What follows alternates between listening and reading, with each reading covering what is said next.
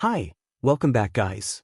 This is your friend, the What If guy, back with another fanfiction. This is the first part of What If Issei Was a Fallen Dragon King? Now before starting, please give this video a like and subscribe to the channel if you want more videos like this. Now let's get into the fanfic. Issei had been planning every detail of the date meticulously ever since Yuma had asked him out. He didn't really know her, but she was incredibly sweet and cute as a kitten. She didn't even care about his reputation if she knew about it. In hindsight, that should have been his first warning, but Issei was so over the moon that he did not see it. The date, for its part, went off without a single hitch, happening almost exactly how Issei had planned it. Yuma seemed to enjoy herself, and Issei managed to be on his absolute best behavior, keeping all his lecherous thoughts under tight control.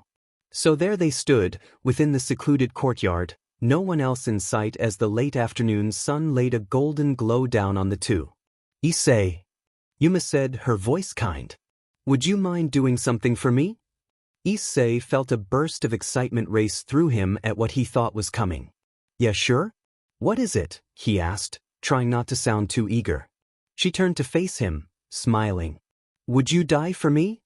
For several seconds, Issei did not move an inch, what she had said simply not registering. That what? I don't think I heard you right. Oh, she said, tipping her head.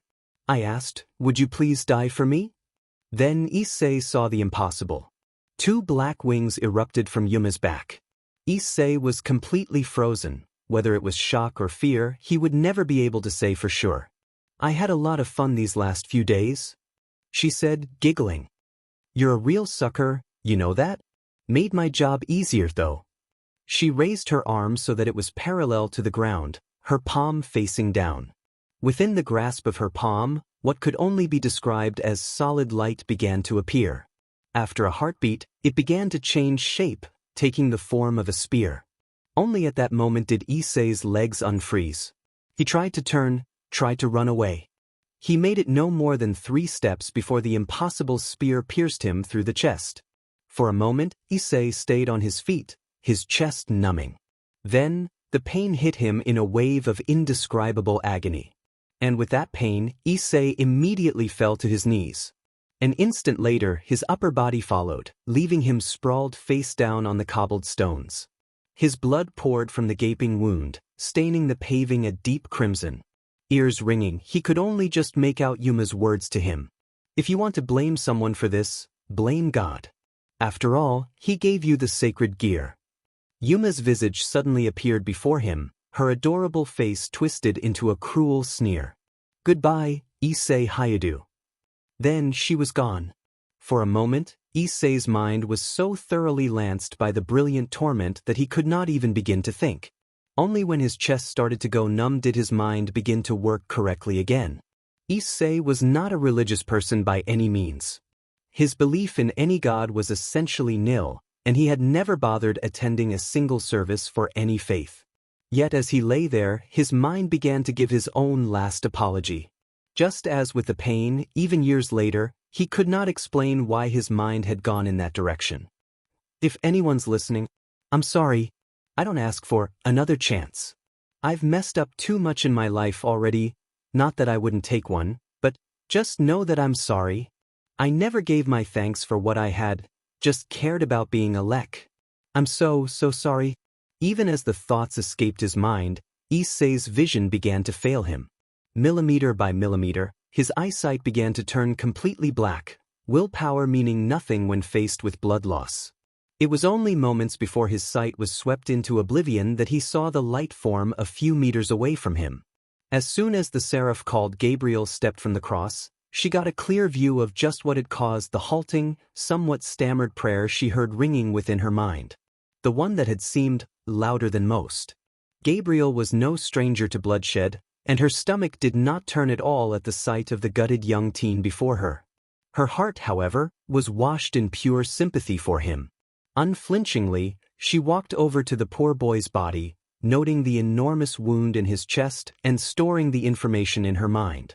A moment later, she knelt down next to the dying teen, laid a hand on his body, and murmured a blessing under her breath.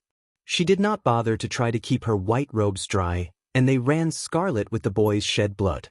Sadness coursed through her, both for what had happened to the boy and being unable to provide him any comfort in his last breaths.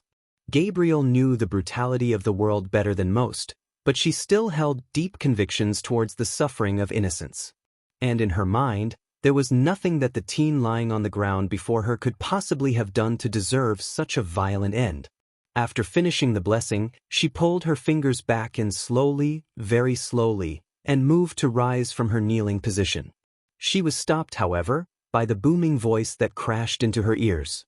Wouldn't have been my first choice or my fifth, but I suppose I can't be picky. It was a voice she had last heard centuries ago, but Gabriel knew she would never forget it. What are the chances? Gabriel murmured. Ah, Gabriel. I felt that aura and I thought it might be you. Let's not waste time with formalities. I want you to keep my host on the mortal coil. I know you possess the strength to do so. And why would you want that, Red Dragon Emperor? I heard his prayer. He deserves better than to die here. As do many who die too young. I cannot interfere in mortal affairs beyond the church without good reason. Do it, please. Do what I think you're going to. A snort came from the boy's body. Fine. You want a good reason? I'll give you one. If you save this boy, then God help me, I will make him into your ally, no matter my own feelings. If you do not. Gabriel sighed, not surprised at the blatant threat but happy it had come nonetheless. Well, Gabriel? We don't have more than a minute. Make your choice and make it wisely. Gabriel shook her head, pretending to be reluctant despite her happiness at being allowed to save the boy. If you wish to play that card, I suppose I have no choice but to accede. However, still kneeling, she withdrew a box from her robes, opened it, and grabbed the first item her fingers touched. To mortal eyes, it would appear an impractically large playing card. To her eyes, it was perhaps one of her greatest tools. That I will be doing that on my terms, Draig. Draig said nothing as she laid the card on the boy's body and watched as it was absorbed into his flesh. A few moments later, the teenager's enormous wound began to seal. Flesh and blood slid back into place against gravity, save for the blood on Gabriel's clothing. The first of the systems had worked. When the wound had sealed, she carefully picked her new saint up, his weight barely registered by her immensely powerful arms. Then she formed a cross. A few moments later, the courtyard stood empty. As soon as Gabriel arrived in the building in First Heaven where her brave saints resided, she was met by one of its only two residents. Griselda had been reading one of the church's newspapers and sipping tea in the entrance hall. As soon as she heard the door open, however, she looked up. An instant later, Griselda dropped into a formal bow. Greetings, Lady Gabriel. Rise, my dear queen, Gabriel said. When she did, the first thing to exit the Queen of Hearts' mouth was the obvious question. Who is this? She gestured to the unconscious boy in her king's arms as she said this. This young man is my newest saint, my Jack, Gabriel explained. She indicated for her queen to take the boy. If you would, please bring him to one of the unused rooms and lay him down, and let me know if he awakens. Griselda nodded. It will be done, Lady Gabriel. So, you've taken a new saint, Michael said dryly. I suppose you have an explanation as to why you broke the rules of reincarnation so blatantly? Gabriel faced Heaven's leader and the other two great seraphim, her own brothers, within Zeeble. After handing her Jack over to Griselda, Gabriel had gone straight to the home of the seraphs to change her robes and then lay out exactly what she had done. Yes, as a matter of fact, Gabriel replied, her tone flat. I do indeed. That boy is the host of the Welsh dragon, and by extension, the wielder of the boosted gear, though I doubt he is aware of it. How would you know, then? Uriel asked, his baritone voice echoing off the halls as he narrowed his eyes. If even he himself knows nothing of the Red Dragon Emperor's presence, then how can you be certain of him possessing the boosted gear? Gabriel shrugged. Very simple, the Welsh dragon himself spoke to me through him. He demanded I save the boy, else I would earn the dragon's eternal enmity towards heaven. That is half an explanation at best, Gabriel, Michael said, shaking his head. It fails to answer why you chose to use one of your cards rather than simply bringing him here for treatment. The latter would have achieved the same result. Perhaps, but I felt that this might be the better way, Gabriel said. After all, if the Red Dragon Emperor was willing to put aside his enmity towards us simply to save his host, perhaps the boy fits at least one of the two requirements for sainthood. So then, Uriel said, your entire justification is based on a shaky extrapolation made based on the actions of a completely separate creature? He raised an eyebrow. I'm not trying to be pessimistic, Gabriel, but I think you may have taken the wrong course of action. Gabriel's teeth clenched. Need I also tell you that whoever attacked this boy was almost certainly not human? If his injury was any indication, it was likely done with some sort of magic. If that person attacked him again, what defense would he have? If he doesn't have the ability to manifest the boosted gear or any knowledge of how to use it, he's nothing more than human, and evidently whoever this was wanted him dead. What would prevent them from trying again? There was no answer from the other three, and Gabriel barely gave them time to give one. And another thing. Yes, I reincarnated him because of the Red Dragon Emperor and wouldn't have done so otherwise. That does not mean I will not care for him as I do my ace and queen. He has much to learn, but it can be done. He can be taught our father's teachings. We shall see, Uriel said, his tone non-committal. Yes, you shall, Gabriel replied. Her head turned to face the leader of heaven. Now, Michael, I have a request. Her brother tipped his head to one side. I ask that you research a certain holy sword so that it might be employed for my Jack's benefit. You know the one that I speak of. It shouldn't be too difficult. After all, most of the work is already done for us, and we can be sure the last living wielder would be willing to help us. I'll consider it, Michael said after taking a long, slow breath. Gabriel frowned, her irritation at her brother's ambiguous reply evident to all three of the other great seraphim. Well then, if you'll excuse me, I have a few things I need to address in first heaven. She vanished into a cross. As soon as Gabriel entered the room where her Jack lay unconscious, Griselda rose and dropped into a formal bow. He has yet to awaken, my lady, Griselda offered, her tone composed and dignified. Gabriel gestured for her to stand. Rise, Griselda, and return outside. I shall take up your vigil. As she stood, Griselda's tone shifted from her normal elegance to one of surprise. So soon, my lady? It's no trouble for me to watch him. Gabriel shook her head. There is no need. He is my brave saint and I shall wait with him until he regains consciousness. I only asked that you watch him in the event that he regained consciousness whilst I was in sixth heaven. Gabriel smiled. Now, as I said before, leave him to me. Griselda nodded, not entirely understanding her king's reasoning but accepting it nonetheless, and departed, leaving Gabriel alone with her new Jack. Gabriel waited for about a minute before turning around and striding to the door and running her hand over it, performing a simple spell. A moment later, the door was sealed to sound and soul. After several seconds, Gabriel walked over to the bed upon which her unconscious new saint lay, and took a seat next to him. I have a few questions for you. The only response she received to this was silence, and Gabriel sighed. You know that I am addressing you, Red Dragon Emperor. Don't pretend you don't hear me. Several more seconds of silence ensued, before the familiar, booming voice answered. Ask what you will, but I will not guarantee an answer. Another sigh escaped Gabriel before she spoke again. Is the boy aware of your existence? No. She was about to ask another question, but the dragon within her saint spoke again before she could, his voice filled with disdain for the female seraph. My turn now. What have you done to my host? You've done more than just heal him, that much I can tell. Indeed, Gabriel replied. This boy is now a brave saint, an angel in heaven's service. How clever of you, Gabriel. I guess it's no surprise that you'd have a trick up your sleeve. It was no trick, Gabriel argued, not surprised in the slightest at the rather mocking tone the dragon took with those words. You demanded that I save him.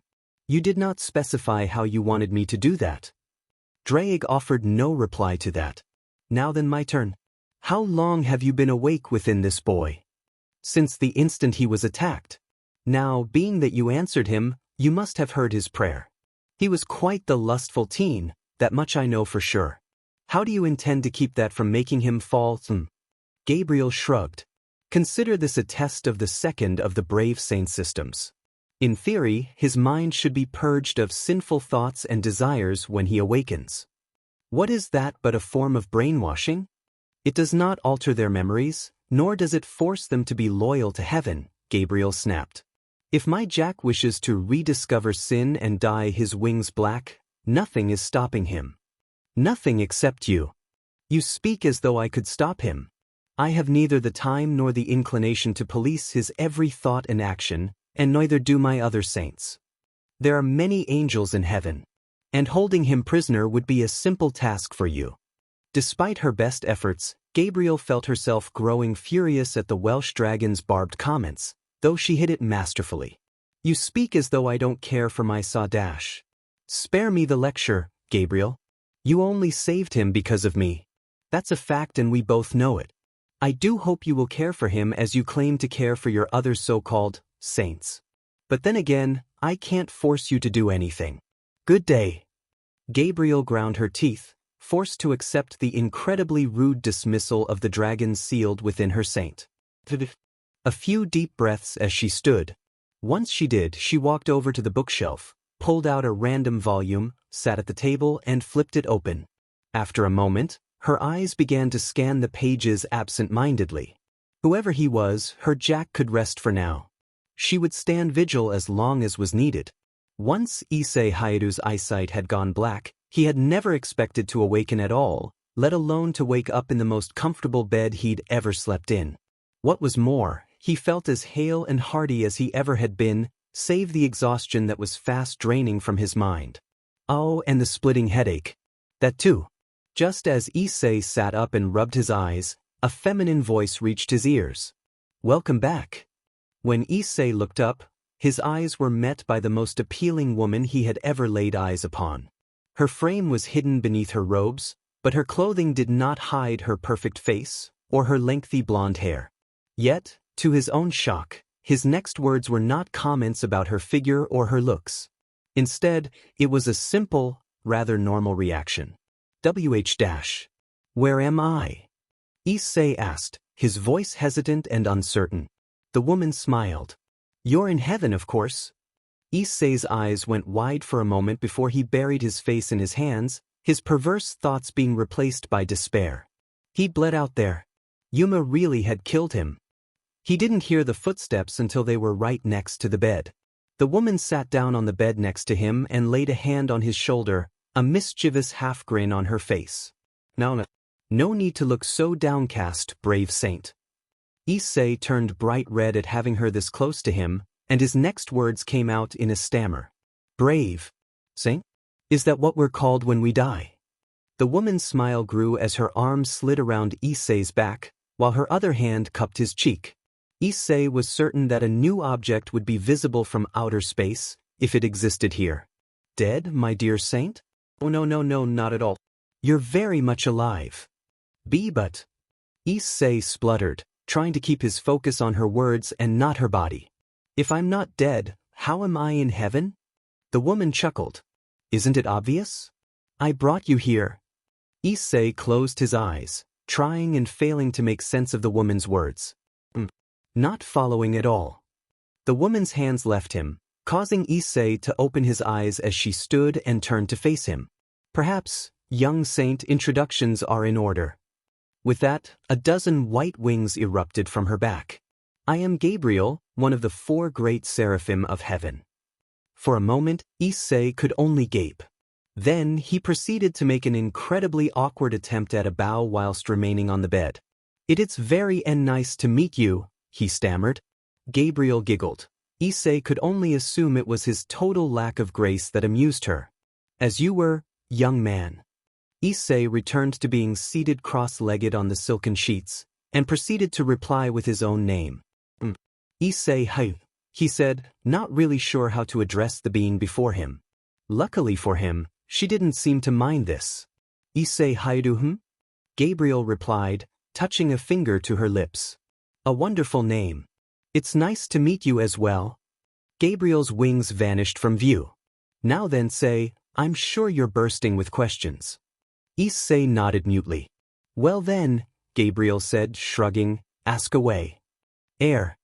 Issei mumbled, settling on the most obvious question first. How am I not dead? Issei ran his fingers across his torso. And where's the hole in my chest? Gabriel's smile disappeared, and her voice strained almost imperceptibly. Sit. When you were dying, do you remember praying? Issei bit his lip. Not really.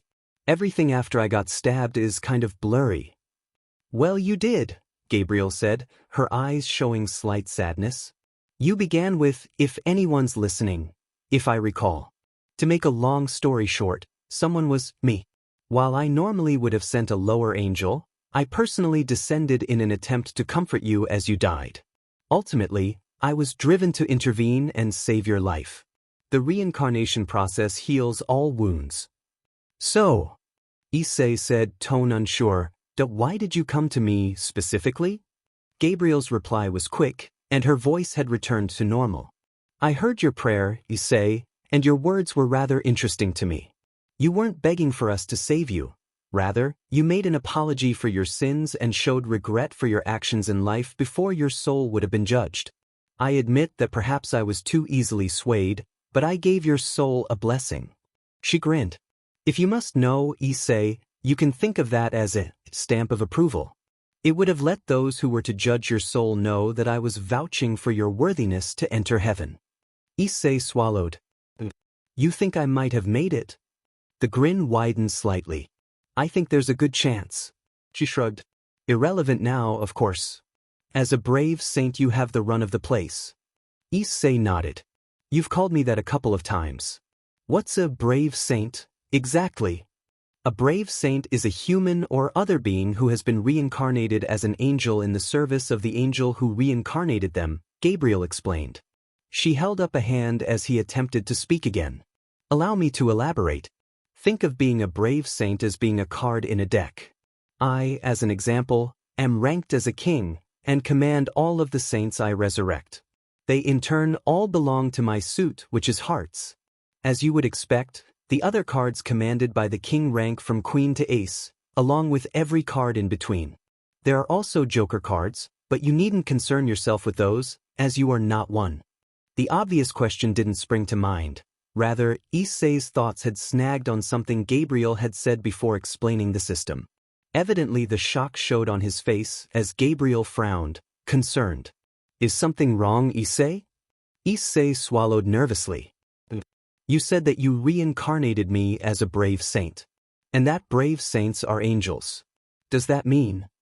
Gabriel nodded, her smile returning at the shock that crossed Issei's face. In a way. There's no way.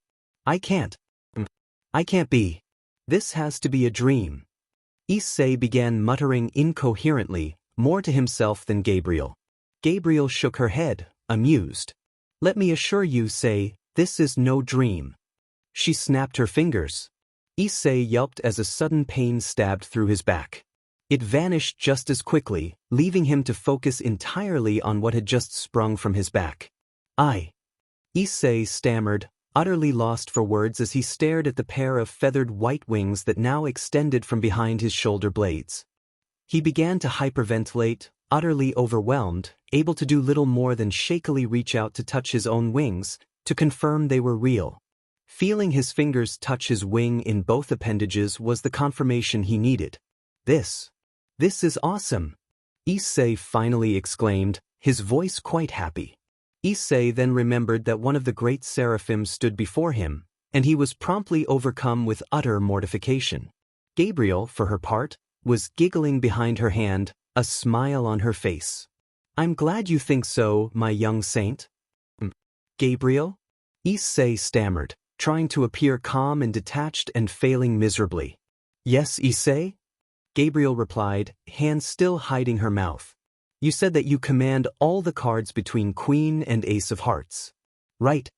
Gabriel nodded, not entirely sure what her saint was getting at. So that makes me your servant? Then? Issei asked, desperately hoping the question wouldn't offend her. Gabriel shook her head. Not exactly. You're less comparable to a servant and more to a person who happens to take direct orders from me. It's closer to the relationship between a high-ranking military officer and an enlisted man. Issei digested this momentarily before the next question spilled out. And what card did you use on me? Issei asked nervously, chewing his lower lip.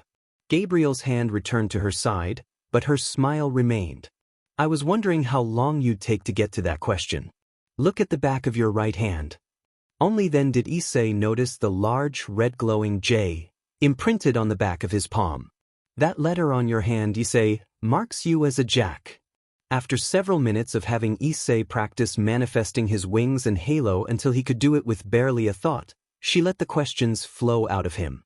The question and answer session went on for several hours, with Issei tossing out hundreds of inquiries regarding the supernatural world in general, how heaven worked, and the exact nature of the devils and fallen angels, all while he did a wonderful job, by his own metric, of avoiding staring at anything but his king's face. By the metric of the average person, he was blatantly staring at her chest half the time. Of particular interest to Issei Hayato was the concept of falling. Now don't misunderstand, simply having sinful thoughts or desires will not make you fall, Gabriel attempted to assure him. If it would, I guarantee that there would not be a single angel in heaven right now. You cannot, however, succumb to temptation and indulge those desires. That is how one falls. Do you understand now? Issei nodded, feeling slight relief wash through him. Gabriel, however, must have known this, given her next words. Oh, and Issei, if you're concerned about your rather lecherous mindset, you needn't be. Issei stared at her, lost for words and redder than a tomato. Gabriel chuckled. For a supposed pervert, you've been remarkably restrained. I suppose it's just proof that the system works. At that moment, it occurred to Issei that, by all rights, he should be all over this woman, and that he never should have been able to hold even the most basic conversation. Yet he had managed to keep his tongue held and his eyes at least somewhat focused. What the? Issei muttered to himself, looking down at his hands. What the heck? What's happened to me? Gabriel shrugged, still grinning. A side effect of reincarnation via the Brave Saint system, something of a purge of your mind's sins. It's meant to be nothing more than a ceremony, though I must think that you would have fallen the moment I reincarnated you if it wasn't in place. She chuckled. You have a blank slate on which to carve your new life story, Issei. Use it well. Or at least, try to be a little less blatant when staring at a woman's chest. Gabriel noted with amusement just how easy it was to get her saint flustered as his face turned crimson once more and he began to stammer out more apologies. After that, however, Gabriel's smirk vanished. Now then, Issei, if you've no more questions, I have a few for you. Issei's mind was yanked back to reality at her words. Anything. Describe the person who attacked you. Issei scratched his head. Well, he said, not sure of exactly where to start. She had wings, kind of like mine. But they were black, so I guess she was a fallen angel. As for anything else, well, the name she gave me was Yuma Amano, but I'm guessing that was made up. Gabriel sighed. I suppose it was a stretch. On another note, do you live in Kuo, where you were attacked? Issei nodded, not sure what the issue was. The seraph before him frowned. That presents a complication, Issei. Issei stared at her, his mind a blank. The area you call home is the territory of not one, but two high-class devils. Both are actually siblings of the 4 devil kings. If you come into their territory without their permission, you could reignite the war. Issei's eyes met the bed. Oh, I see the problem. He blinked before looking up. Wait a minute. If that's their territory, then how come you could go there without causing a problem? Technically, Issei, I cannot. While most devils would not be so cruel as to deny the dying an angel's comfort, it may possibly create problems in the future. I do hope you'll be willing to stand behind my actions in that intrusion. Issei nodded mutely. Gabriel strode over to the bed and laid a comforting hand on Issei's shoulder. Don't misunderstand, Issei, I'm not saying that you'll never be able to return, just that you cannot return right this moment. I'll be getting into contact with both the devil kings this concerns, They're fairly reasonable people and they should understand the situation. She smiled. Off that topic, I think it's time you and my queen met properly. After replacing Issei's torn shirt, the king undid the seal and departed the room, returning a couple of minutes later with another woman. Play nice, you two, Gabriel said, winking at Issei before vanishing once more, leaving Issei to look over the woman he'd been left alone with. She was slightly shorter than Gabriel, but bore an uncanny resemblance to her besides that, save her hair being straight instead of curly. Issei managed to avoid staring at her rather well-built figure thanks to her more concealing robes and much sterner face. I am Griselda Corta, the woman said, her tone pleasant. I am Gabriel's queen. And you are? I'm Issei Hayadu. I'm her jack, I guess. Issei said, stumbling over his words. Oh yeah, real smooth, is it? Great first impression. So, Issei, Griselda followed, completely ignoring Issei's rather awkward words. How old are you? 17. The Queen of Hearts nodded. A rather young age for a brave saint, but I suppose there are no actual age restrictions on the system. So, what role did you serve in the church? Issei tipped his head to one side, confused. Griselda frowned. Well, I was an exorcist. What did you do? Issei shrugged, helpless. Not much of anything, really. I'm not sure I ever even went into a church while I was human. Griselda's mouth dropped open, and stayed that way long enough that Issei was sure she would start attracting flies. Upon finally closing her mouth, Griselda's voice had such to a tone of pure incredulity. Why exactly did Gabriel choose to reincarnate you, of all people? Issei shrugged once more. Ask her, he replied, a slight annoyance entering his tone despite his best effort to conceal it. I was unconscious when she did it. Just after Issei finished, the door opened slightly. Half a moment later, a head of blonde hair peeked through the resulting gap. She's gone? Great. The door swung wide and the figure, revealed to be a young man, let himself in, carrying 3 styrofoam boxes. From the boxes wafted the smell of curry. Griselda pinched her nose and sighed. Dulio, who told you that you could come in here? Dulio shrugged, his face set in an impish half-grin. Nobody. I just thought I'd come meet the new brave saint. All of First Heaven's already heard about him, you know. His head shifted towards Issei, who hadn't moved from the bed for several hours. Dulio Gesualdo, former exorcist and Lord Michael's Joker, at your service. For the 3rd time that day, Issei introduced himself. Well then, hey, Dulio said, his carefree tone a striking contrast. To Griselda's, you hungry at all? Sure, I guess. An instant later, there was a box of curry and chopsticks in his hand, and Issei dug in. He hadn't realized it before, but he was famished. Dulio grinned before offering a box to Griselda. When she refused, he shrugged, sat at the table and began devouring both boxes of curry. Griselda covered her face with her hand. Remind me how you avoid being tossed out of heaven for gluttony, again? Dulio shrugged again. The seraphs like me, he said, his mouth half full. As they ate, Dulio asked the same question about his non-existent time in the church as Griselda. When Issei gave the same answer, however, Dulio's response was very different. Even if you weren't particularly faithful, Lady Gabriel must have had her reasons. I'm sure it'll work out for the best. Griselda spent several seconds staring at Dulio, shocked, before he noticed. His response was a simple, deadpan what? How can you be so flippant about this? Griselda sputtered. What use to heaven is a saint who has not even read the Bible? For the first time since he'd entered the room, Dulio's smile vanished. Griselda, you aren't being at all fair to him, he said, nodding at Issei. Just because he wasn't faithful as a human doesn't mean he isn't willing to serve as a brave saint as well as any believer. Dulio's gaze flipped back to Issei. You are willing to do that, correct? Issei immediately nodded without a second's hesitation. Dulio's grin returned. Well then, Issei Hayadu. Welcome to the deck of the brave saints. For the first time since he'd awoken in heaven, Issei didn't feel horribly awkward about himself. Issei was bathed in flame. Every way he looked he saw fire. And yet he wasn't being incinerated, In fact, he didn't feel the slightest bit hot. He gave several wild looks back and forth, expecting to be swallowed by the blaze any second. Then his circumstances grew even more bizarre, as Issei caught glimpses of something enormous moving within the flame. Issei closed his eyes and shook his head, the sight of whatever it was making his eyes water. When looked at one way, the thing appeared to be shrouded by the inferno. When looked at another way, it appeared to be part of the inferno.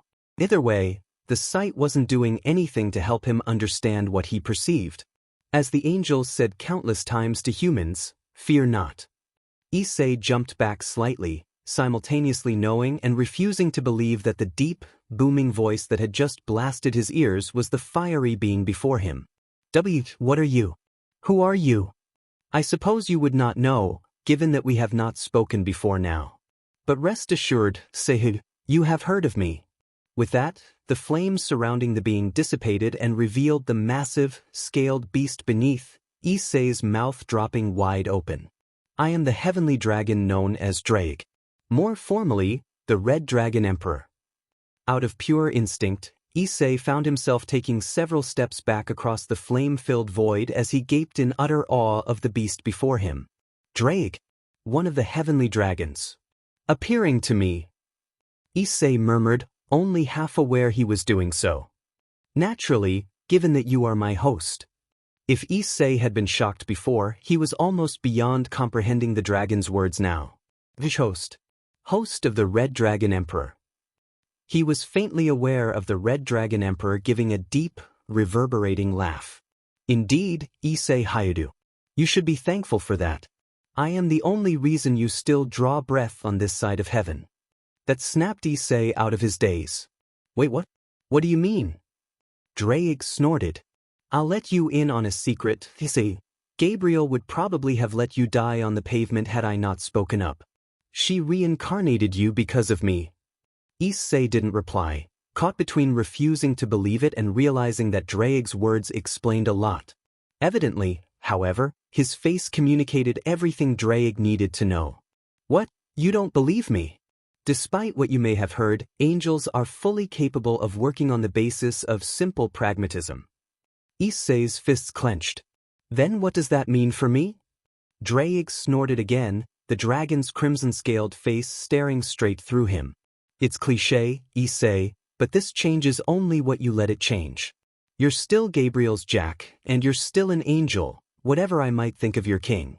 Issei opened his mouth to reply, but Drake cut him off. I'd rather continue this conversation in the real world, Issei.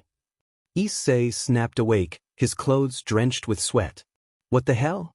Weird, he muttered, his mind still vividly recalling the bizarre dream. What kind of dream was Dash? The kind that wasn't just a dream. Issei's torso snapped upward. What the hell was Dash? This time, however, Issei stopped himself short. He was too busy staring at his left arm. Or rather, the area where he thought his left arm should be. The familiar skin had been replaced by a gauntlet, bright red with spots of green and gold. This, Issei, is the reason you possess an angel's wings. Issei was speechless, totally lost for words in what was becoming a frustratingly common occurrence. Luckily, the voice filled in for him. The gauntlet is the manifestation of the Longinus known as boosted gear. When activated, the user's power is doubled every 10 seconds. No way. I'm the host of... I can't be. Why am I getting déjà vu right now? Sorry. Stuff like this just keeps happening to me. The baritone voice sighed. Back on topic, please. Trying and only partly succeeding in swallowing his total astonishment at the manifestation of the Longinus, Issei tried and failed to keep his next word steady. Why did you never try to talk with me before? It's been a week. I felt I should give you some time alone to adjust to the idea that you are now an angel. I did not want to shock you even more than you already were. Issei's teeth clenched, his shock fading into extreme irritation. Yeah, because making me have nightmares isn't going to freak me out at all. Being snippy with me will get you nowhere. Issei sighed, before he asked the next obvious question. How does the boosted gear work, exactly? The voice gave an amused chuckle. Like this. Boost? The Jack of Hearts felt a sudden wellspring of power flow through the gauntlet, even though he had no idea how he could feel it. 10 seconds later, it happened again. Boost. Then, of course, the voice continued, you have to use this power. It's no good to just boost up. You must put it towards something in order for it to not be a massive waste of time and energy. How exactly would I do that? I shall explain only 2 methods to you for now. The others are far beyond your capability at this point. No offense meant. None taken, Issei said, though his voice was still thick with frustration that the voice proceeded to completely ignore. Well then, transfer. The brown-haired teen blinked for a moment before he realized he could read the book titles on the shelf opposite the enormous room. What the hell? The power that has built up within the boosted gear has been transferred to your eyes. So, my eyesight's 4 times stronger now. He could hear a sigh, as though he was a toddler being lectured by a scolding parent. Not exactly. Didn't you learn that no conversion of energy is perfectly efficient? It applies here. Issei groaned. I studied at science, okay? It might have helped to pay attention to the lessons instead of imagining a woman's biz in your mouth. Shut up, Issei muttered, the voice completely ignoring him. If you're wondering, the effect doesn't last too long. Transfer is most useful for single slide things, such as strengthening your arm for the swing of a sword, just to name an example. Sure enough, within a minute Issei's eyesight had returned to normal. Secondly, there is explosion, which is essentially the reverse of transfer. It simply grants an overall strength and power boost to your entire body. Wait a few moments and I shall demonstrate. Boost? Do you need to shout boost every time it happens? No. It's just fun to shout. Issei sighed. Boost. Then, a moment later. Explosion. Issei's body began to twitch at that word, his sore muscles feeling rejuvenated and revitalized, though he did not move otherwise. Is it normal to feel like I could punch down a concrete wall after you do that? Yes, though I wouldn't advise actually trying it. I'll keep that in mind. So, Drake, right? That is correct. Issei bit his lip. Your power's cool and all, but I gotta ask. Ask away. Did Gabriel really turn me into an angel just to have you as an ally? She claims it was a bonus. I personally don't believe that at all. She didn't take any action towards healing you until I threatened heaven. I'll keep that in mind, Issei said, his thoughts churning. Thanks for the heads up, Drake. My pleasure, but I have to cut this short. An angel approaches as we speak, and I've no longing to talk to them. With that, the dragon sealed within Issei fell silent. Sure enough, an angel entered the room moments later, but it wasn't Gabriel. Rather, it was her queen, and she was obviously irritated with him. Issei, sloth is as much a sin as lust. Get out of dash. She stopped short, however, when she saw the gauntlet covering his left arm, and proceeded to stare at it for several seconds, her eyes wide with surprise and awe. And for once, Issei knew full well why she was shocked. After regaining her composure, Griselda had had him dress and instructed him to wait in First Heaven's main gathering hall, rather than the one of the Hearts building. Apparently, Gabriel would be calling for him soon and had asked that he mingle with the general population for a while. Issei had been seated at a table in the aforementioned hall for about 20 minutes, drawing the attention of every angel in the place and desperately wishing he was back in bed. Given that he was in possession of the boosted gear and was unable to hide it, not to mention that he was Gabriel's newly resurrected Jack, Issei being the center of attention was a frustrating inevitability. The fact that Explosion's effect only lasted a couple of minutes and the soreness in his muscles was fast returning certainly didn't help his mood when dealing with the endless parade of angels who came to ask about the gauntlet.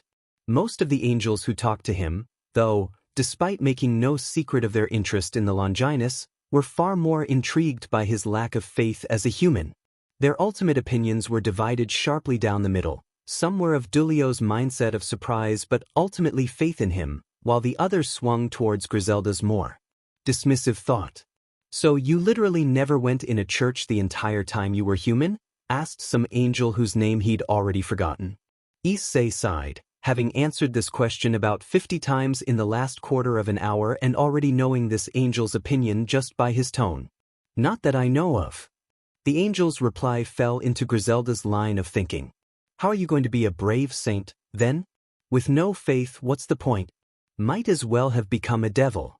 1. Issei said, not even trying to keep annoyance and exasperation out of his voice. I wasn't offered that option. 2. Lady Gabriel didn't ask you or me. Issei was beyond caring at this point, and tuned out everything the angel said afterwards and began thinking on random, unrelated topics. He didn't notice the angel had up and left until a new voice reached his ears.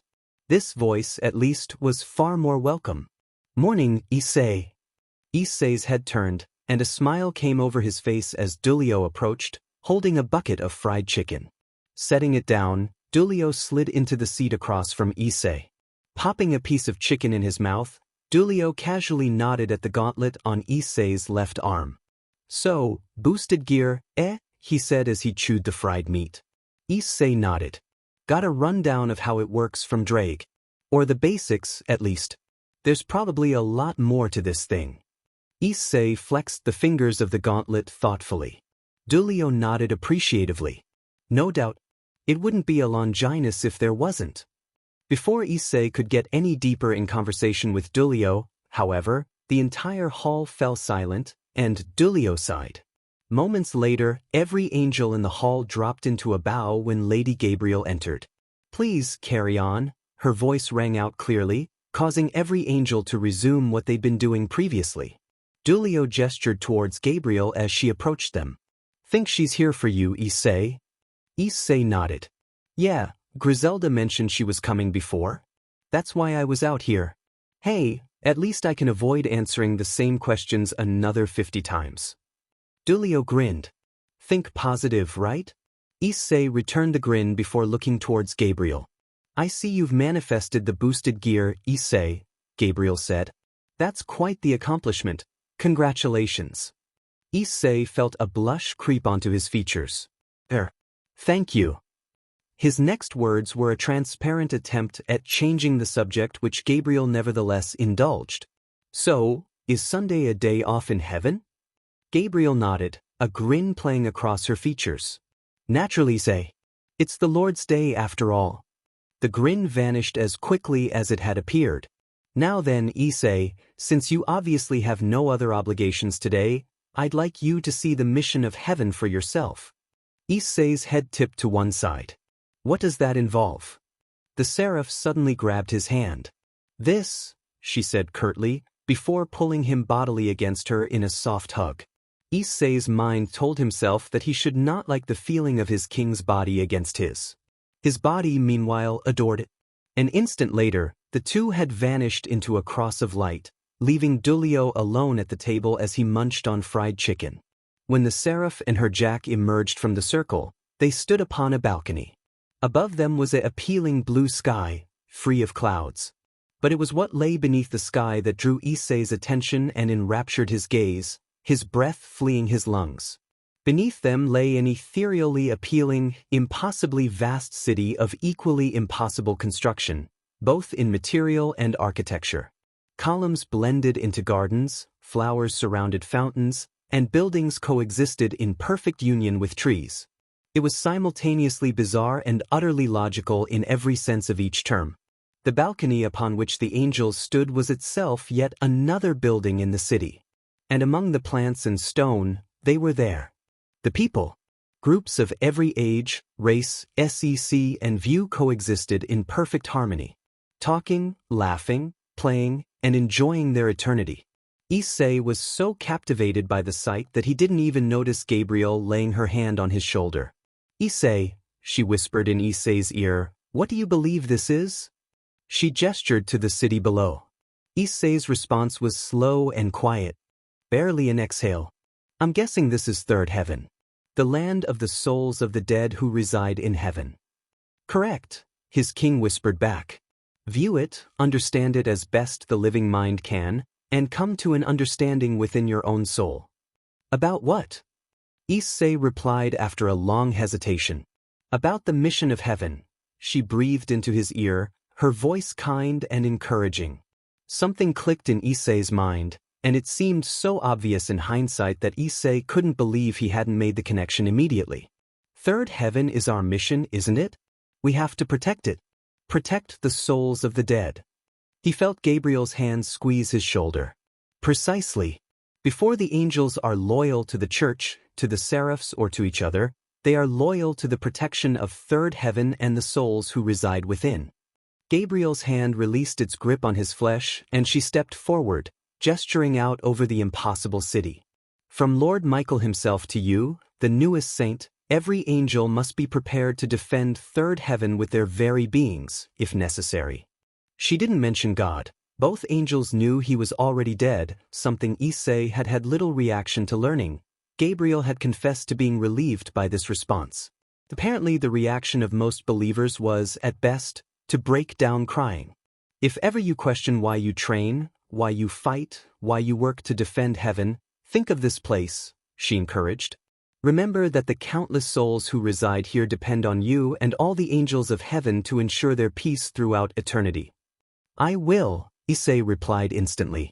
Gabriel gave an appreciative nod.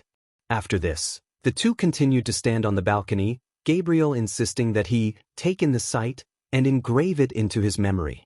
Issei, however, had already done that. Rather, he stared blankly out into the city, considering what Dreig had told him earlier.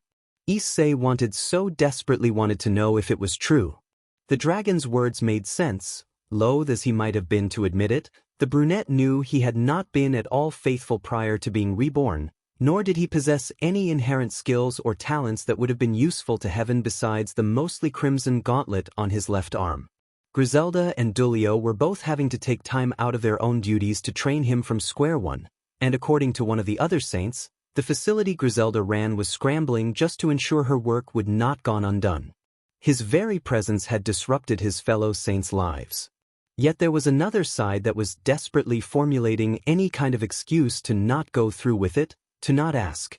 It was a longing formed not by logic or conscious reasoning, but simple fear, comparable to that of a small child who knows that they will be caught for whatever it was they did but wishes to prolong the inevitable anyway.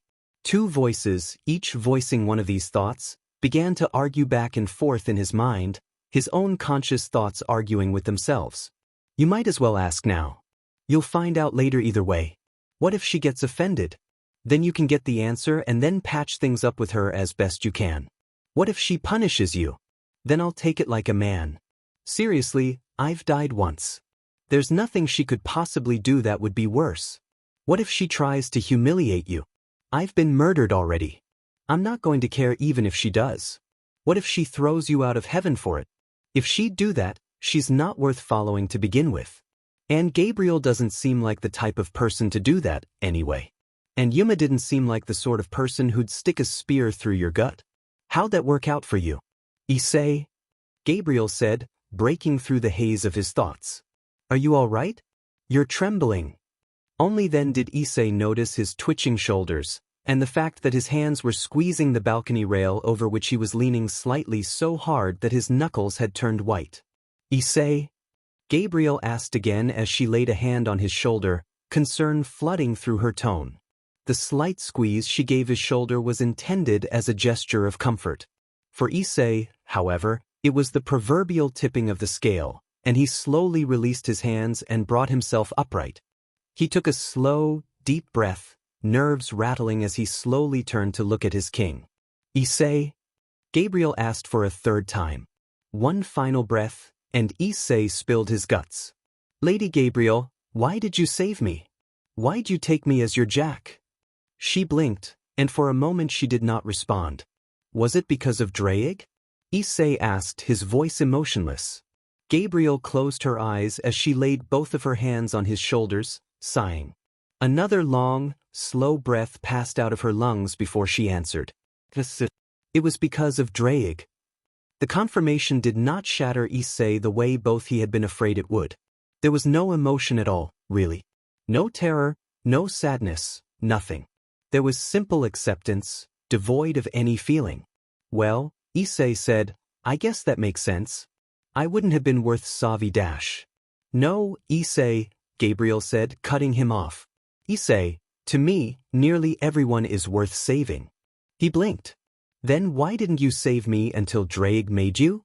Issei felt Gabriel's hands squeeze his shoulders once more, her eyes staring directly into his. Issei, I did not attempt to save you before then because it would have likely caused problems in the future. How? Gabriel sighed. Issei, realize that while I wish I could save nearly all the world's dying, there are very specific rules governing who may be saved. Unfortunately, when I first arrived, you did not meet those requirements. Issei bit his lip, feeling slightly stung by those words. What requirements are you talking about? What I refer to, Issei, the seraph said, is that death is a natural part of life, and the rules regarding our interventions are tightly written. Most of the time, Issei, we're forced to allow the soul to pass on. And it has nothing to do with faith, even the faithful must be allowed to die in most cases.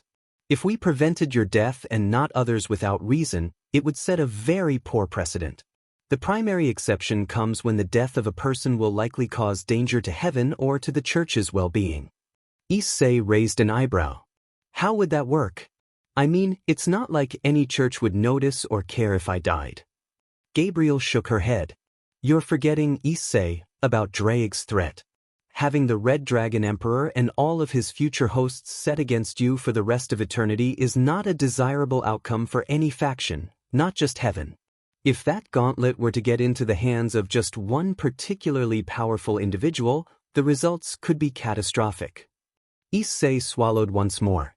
So, if Drake hadn't said anything, you'd have wanted to save me, but you'd have let me die anyway? Gabriel shut her eyes, delaying her answer for a few moments. Yes, Issei Hayadu. I would have let you die there if Drake had remained quiet. And in saving you, I took your humanity and set you underneath heavy expectation. I apologize for both of these things, and if you wish to hate me, if you wish to fall and escape my service, I will accept that. For a moment, there was silence between the two. Issei half-turned, eyes cast over third heaven.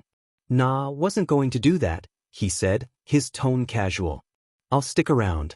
Just wanted to know for sure. Guess why you did it doesn't really matter, you still saved my life. Thank you for that, by the way. For saving me. I don't think I said that last week. Gabriel let out a light sigh. Then, to Issei's surprise and slight chagrin, pulled him into another hug. Lady Gabriel, Issei said, his face turning bright red as his wings likely began flickering.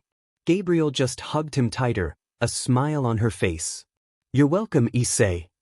As soon as they had concluded their business in third heaven, King and Jack both returned to first heaven to drop the ladder off.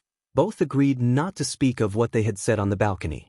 Something I'd like you to do after training concludes each day, Issei, Gabriel said before departing, is to speak with Drake. I assume you're capable of that, given that you've manifested the boosted gear? Issei nodded. Get to know Drake as well as you can, and see if you can get him to instruct you in the basics of using the boosted gear. I admit, neither I nor anyone else in heaven can truly help you with learning to use it. The only one who can is sealed within your arm. I will, Issei replied, failing to mention that he'd already gotten that explanation for fear of being assigned something else. Gabriel gave an appreciative nod. You also remember that we were attempting to arrange terms by which you might return to Kuo, correct? I have good news, we've found that the two Devil Kings' only term is that they wish to meet you in person. Issei swallowed, rather nervous at this development. His king, however, seemed to miss this. Sadly, Gabriel continued, they will not be able to meet with us until next Sunday. Some event or another that neither can get away from. You'll have to spend this week with us as well. Issei nodded again. With that, Issei was left alone with Dulio in the gathering hall and the new worry over how he would handle his meeting with the Devil Kings. For the sake of keeping himself calm, Issei immersed himself in small talk with Michael's Joker, who helped keep his interrogators away while they chatted.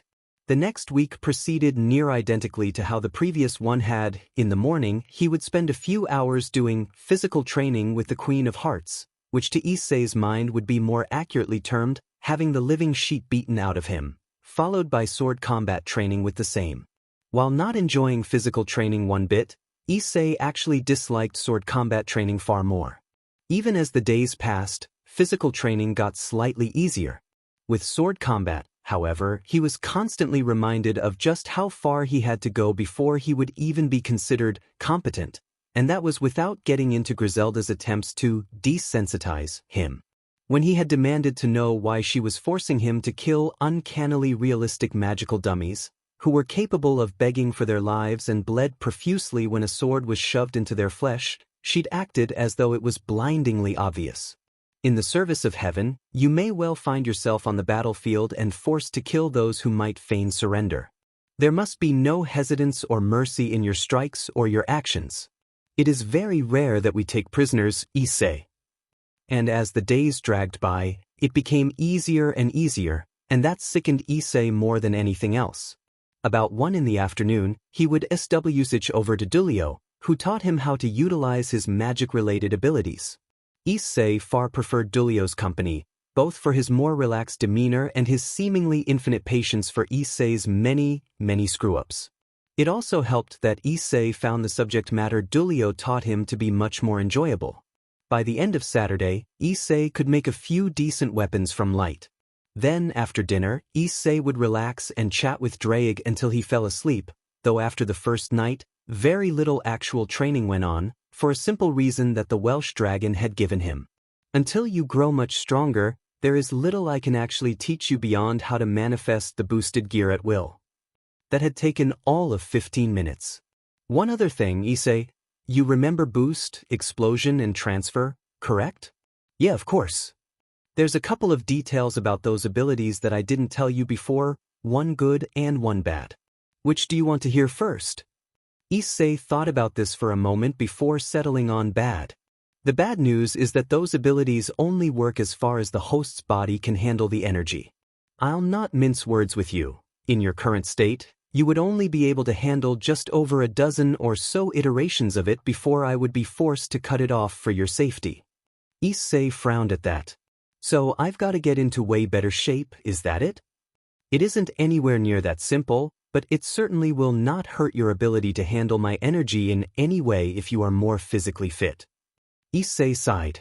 He was quickly getting the impression that nothing about the boosted gear or Dreig was simple. So what's the good news?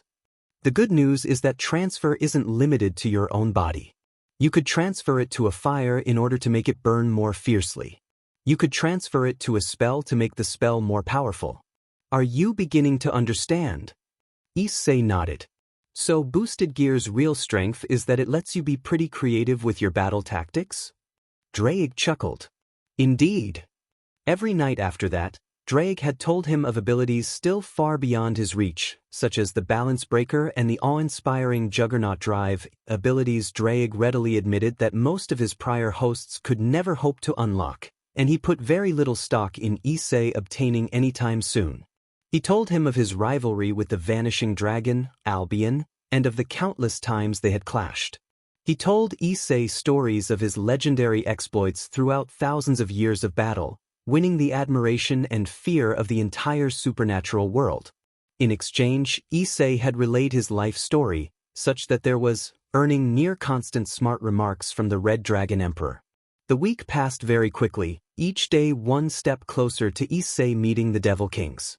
He received specific instruction from Dulio on how exactly to address them, how exactly to dress, and how exactly to behave. So it was Issei that stood in Zeeble, investments very similar to the ones Dulio wore, somehow more frightened than when Reineer had tried to murder him. Even with both Lord Michael and Lady Gabriel standing by in the unlikely at best event that things got ugly, he was still racked with nervousness. And at precisely the appointed hour, 2 bright, red circles appeared, signaling the arrival of the 2 Devil Kings. What Issei was surprised by, however, was who stepped out of the circles. One was a tall man with a thick CRP of red hair and one of the friendliest expressions Issei had ever seen, clothed in the regal, armor-like formal cloak of the Devil Kings. The other was a woman, shorter than even Issei, whose gaze was much more suspicious, and who instead wore a simple green dress. Immediately upon their entrance, Issei bowed deeply before making his greeting. "Greetings, Lord Surzex Lucifer, Lady Seraphal Leviathan." "Greetings," Surzex replied, his face showing a patient smile. I take it that you are Issei, Lady Gabriel's newly reincarnated Jack? Yes, sir, Issei confirmed nervously as he rose. Surzex chuckled. You needn't be so nervous, Angel. Have neither seen nor heard any reason to deny your return to Kuo. Lady Seraphal, naturally, chose this moment to interject. Well, I have. It's a bit suspicious that my biggest rival just happens to be sending one of her cards to the place where my cute little sister just happens to be attending school. Lady Seraphal began invading Issei's personal space, circling him and looking closely at random points on his body with no apparent method to her madness. Surzex simply sighed, obviously embarrassed by the antics of his fellow Devil King. Leviathan, we've been over this. The boy is fully aware of what violating the truce pact will mean for both sides. All he wants to do is get back home to his parents. Not to mention, Gabriel spoke up, we aren't rivals in any way, shape or form beyond being leaders of opposite factions, Lady Leviathan. I refuse. He's not going back there. That isn't your judgment to make anymore, Leviathan, Surzex stated flatly, his voice allowing just a hint of authority to creep into it. The 4 Devil Kings took a vote. You were outvoted, your arguments failed to convince any of us to deadlock the decision, he is to be allowed to return. Lady Leviathan gave an angry snort, but relented, albeit very obviously without wanting to. Fine. A heartbeat later, she repositioned herself directly in front of Issei and began waggling a finger in his face. But if you do anything to my little sister, I will wipe you off the face of earth, heaven and hell. Issei, to his tremendous credit, kept his face neutral. I shall keep that in mind, Lady Leviathan. Without even bothering to say goodbye, the sole female Devil King warped out. Surzex sighed once more. I apologize for my comrade's behavior. She has something of an obsessive love for her little sister. Issei said nothing. Though, Issei, before you return to Kuo, I have a request. Issei blinked. Yes, sir? What is it? Please, Surzex said, his face entirely serious. Try not to stir the pot too much, for both your own sake as well as the sake of our sisters and their peerages. Just go about your business as you would normally while fulfilling your obligations to Heaven and Lady Gabriel. Stay out of the way of the devils in Kuo and they'll more than likely stay out of yours. Issei gave a simple assurance that he would do so, and Surzex smiled before bidding them farewell. But before he left, Surzex suddenly turned halfway. Oh, and Issei? Yes, sir. Issei replied, his voice stiff. Expect to get teased about that prayer in the future. His smile looked quite a bit more mischievous as he vanished. When Issei turned around, turning red in what was becoming an annoyingly common occurrence, both Michael and Gabriel were both wearing similar expressions to the Devil King. Issei blinked before the connection was made in his brain. They heard that prayer I made too, didn't they? Michael nodded, a rare chuckle escaping his throat, before he spoke. Child, the Seraphs of Heaven heard it, the Devil Kings heard it, the Governor-General of the Fallen Angels heard it, from what he tells me. I would be very surprised if the Norse gods and the Valkyries of Valhalla didn't hear it. Issei buried his face in his hands, suddenly filled with the longing to shrivel up and die. Issei, do you remember the schedule we discussed? Gabriel asked, her tone suddenly very businesslike. Issei nodded. You wanted me here in heaven for at least 2 hours each day and all day on Saturday? Gabriel nodded. Although, I'm granting you this week off. Issei's eyebrows raised. What for? That same mischievous smile returned. You'll probably need every hour you can squeeze out of the day to get caught up in school. Issei's eye twitched. But is it too late to just stay in heaven? He asked, only partly joking. Gabriel nodded, the Cheshire Cat grin widening. That night, Issei returned to Kuo with Dulio, who helped gave his mother and father the distinct impression that the latter was a kind young priest who had taken him in for the 2 weeks he'd been gone. After that, Dulio had departed back to heaven. Issei felt horrible lying to his parents, but as fate would prove to often have it in his life, the truth simply wasn't an option. When Issei didn't show up to school the day after his date, most of the class thought little of it. Many were glad to have one day away from the rampaging pervert. The trio of peepers was reduced to a duo for a day, the girls of the academy were able to breathe a little easier, if only temporarily. Matsuda and Motohama, his fellow partners in peeping, shrugged it off, believing their friend's absence to be due to illness or some other mundane explanation. When Issei didn't show up to school 2 days in a row, the girls of Kuo Academy could hardly believe their luck. A few were literally thanking God in the hallways, to the chagrin of a few students in particular. Matsuda and Motohama, meanwhile, had begun to experience the first pangs of genuine worry as they realized he wasn't returning their calls. When Issei didn't show up to school 3 days in a row, there was no longer an atmosphere of thankfulness from the girls, and Matsuda and Motohama were terrified for their friend's safety. After all, they had all walked by the missing posters that had been put up overnight. Nearly every student had recognized the face of the person on them. One of the girls of the Kendo Club weakly tried midway through the day to lighten the mood among her friends. At least Hayudo's not around to spy on us, right? All she received in reply were several looks that could have melted steel. The girls of the Kendo Club may have hated Issei's guts for his lecherous antics, but that didn't mean they wished genuine, lasting harm upon him. Matsuda and Motohama, on the other hand, suddenly cut off their perverted hijinks, too worried about their friend's life to care about peeping. They called Issei's phone number hundreds of times, not ever receiving anything but a voicemail. Calling his house achieved the same result.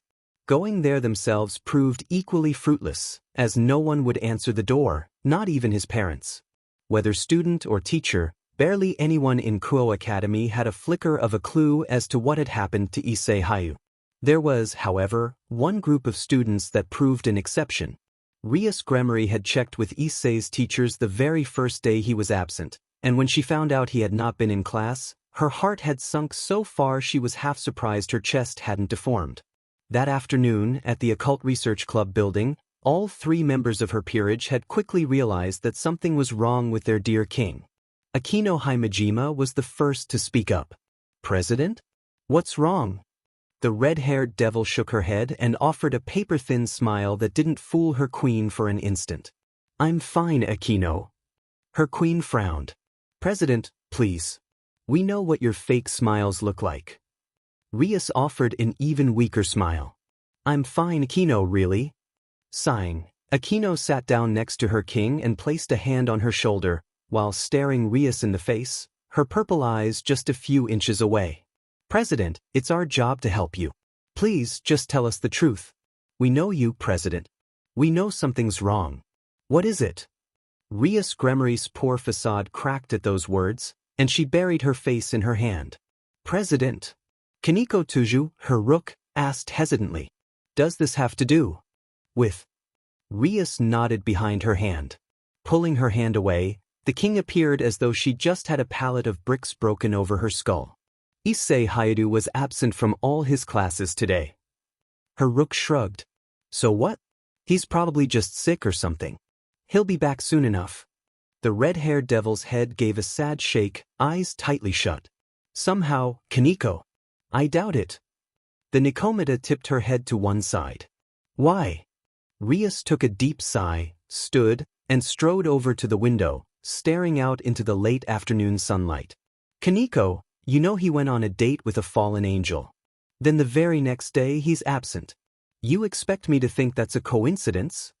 "President," her knight suddenly interjected, "fallen angels spy on humans and then go on their way all the time, no harm done. Why would this be any different?" Rias turned her head towards the blonde devil, then slowly shook her head. "I can't explain it," she confessed. "What you say makes perfect sense, Kiba, but I just can't believe it." Her eyes returned to the scenery out the window and she sighed once more. "I don't know why, but I just know something's happened. I don't know what exactly, but something very bad has happened to Issei. Both Rias Gremory and her evil pieces would ultimately turn out to be wrong. By the time 2 weeks had passed, the evil pieces in the service of Rias Gremory had been forced to accept her viewpoint. Issei had yet to reappear, and all signs pointed to him likely being dead. Rias took no pleasure in being proven right. She would have much preferred the opposite. She would have much preferred that it turn out Issei really had been ill or some equally simple explanation. Other than the disappearance of Issei, which had been continuously gnawing at her. Nothing else about her life had changed. She still had a peerage to run, clients to work with, classes to attend, and the omnipresent problem of the much-despised thing known as homework. It was just before the first class of the day, as she spoke with the student council president, that she saw her knight come running towards her. "Kiba," she called as he approached. "What's going on?" Her knight didn't even bother to stop moving before he started speaking excitedly. "It's him. He's back." "Who?" Sona asked the knight of the Gremory house. Rias, as one might expect, already knew the answer to that. Her eyes went wide with shock. "Issei Hayudu. Hard to believe it's only been 2 weeks since I left. Feels like forever." Issei cracked a half grin, his mind trying to ignore the soreness in his muscles. It was quite nice to be back in school, not being physically trained by the Queen of Hearts. All around Issei, people were pointing fingers, whispering, staring. It didn't take a genius to figure out what the conversation was about. "Holy shit, Issei Hayudu's back." The Jack of Hearts chuckled. "Well, better they gossip about that than about me staring at the girls while they're half-dressed. Only took getting a spear stuck through my gut to wake me up." The grin vanished, replaced by gritted teeth and a furious shake of his head. "Don't think about that, knight. Don't FNG think about it." Issei forced the thought out of his mind, crushing it under the weight of a new worry. "What am I going to do about all that work I missed?" Issei shook his head again. "Guess I'll have to figure that out when I get there." Issei entered his homeroom casually, as though he'd been present every day for the last 2 weeks. As soon as he walked in, however, the entire class seemed to freeze in place. While it certainly didn't escape Issei's detection, he pretended not to notice as he sauntered over to his desk, put his bag down, and began getting out his supplies.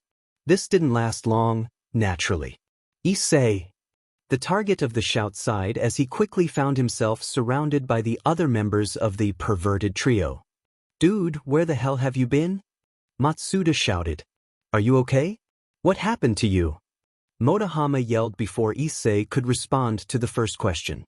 This repeated itself several times over, with the same question being phrased a dozen different ways before Issei finally spoke. "Can I talk?" Matsuda and Motohama stopped their shouting instantly and began listening intently, as though Issei was about to reveal the meaning of life to them. Not that these two would care about it. Issei thought to himself. Yeah, you too, I've been gone a couple of weeks, I get it. Not that big of a deal, okay? Matsuda countered that statement instantly. "Issei, we called you God knows how many times and you never once picked up. Where the hell have you been?" Issei chuckled. "Going through some self-improvement, having a few paradigm shifts, that sort of thing." "Well, now that that's over, I've got some new magazines that I picked up while you were gone," Motohama exclaimed, sure that Issei would start begging to see them. The lecherous teen couldn't wait to see the expression on his friend's face as he showed him the latest hentai magazine he'd bought. In truth, Issei would have quite liked to see just what his friend had to offer, but the higher part of his brain thought better of it. Instead, Issei gave him a half-smile and a simple reply of, "No thanks." If the classroom had been quiet before, one could have used it as a simulation of deep space flight after Issei said those words. One of the 3 most perverted students Kuo Academy had ever seen had just refused an offer of pornography. Motohama, after unfreezing from the sheer shock, immediately raced over to his bag, yanked out the offending magazine, and moved it into Issei's face, trying to elicit the reaction he expected from his perverted friend. For his part, Issei's mind was flooded with curse words. One part of him wanted to look at the magazine. It wanted to yank it out of his friend's hands and take in every single image on the pages. But after some hesitation, Issei took a deep breath. Then, looking at his old friend instead of the magazine, pressed one finger against the pawn and pushed it away. "Not interested, thanks." Matsuda and Motohama were promptly yanked away by about half a dozen girls as they swarmed around his desk, all shouting questions. "Who are you and what have you done with Issei Hayudu? Where were you the last 2 weeks? When did you stop liking pawn? When did you start wearing a cross around your neck?" Issei buried his face in his palm, growing exasperated with the barrage of demanding words. "One at a time, please." Silence reigned the classroom once more. All right, Issei sighed, pointing to one of the previously shouting schoolgirls at random. You're up first. Okay, she said, seemingly suffering from stage fright when put on the spot. Where were you really these last 2 weeks? Where were you staying? Issei chuckled. Well, I suppose there's no harm in saying. I bolted off from my parents' house after we got into a fight, and like an idiot I wound up taking a bus out of town. A pastor found me near one of the old Catholic churches and took me in. He opened my eyes a bit, you might say. Learned the teachings of Jesus from that pastor. God bless him.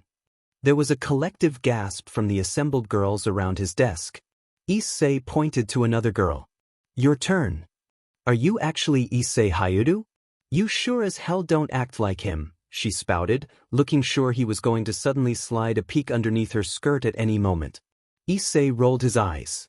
Oh no, my cover's been blown, he drawled in a tone-dripping sarcasm.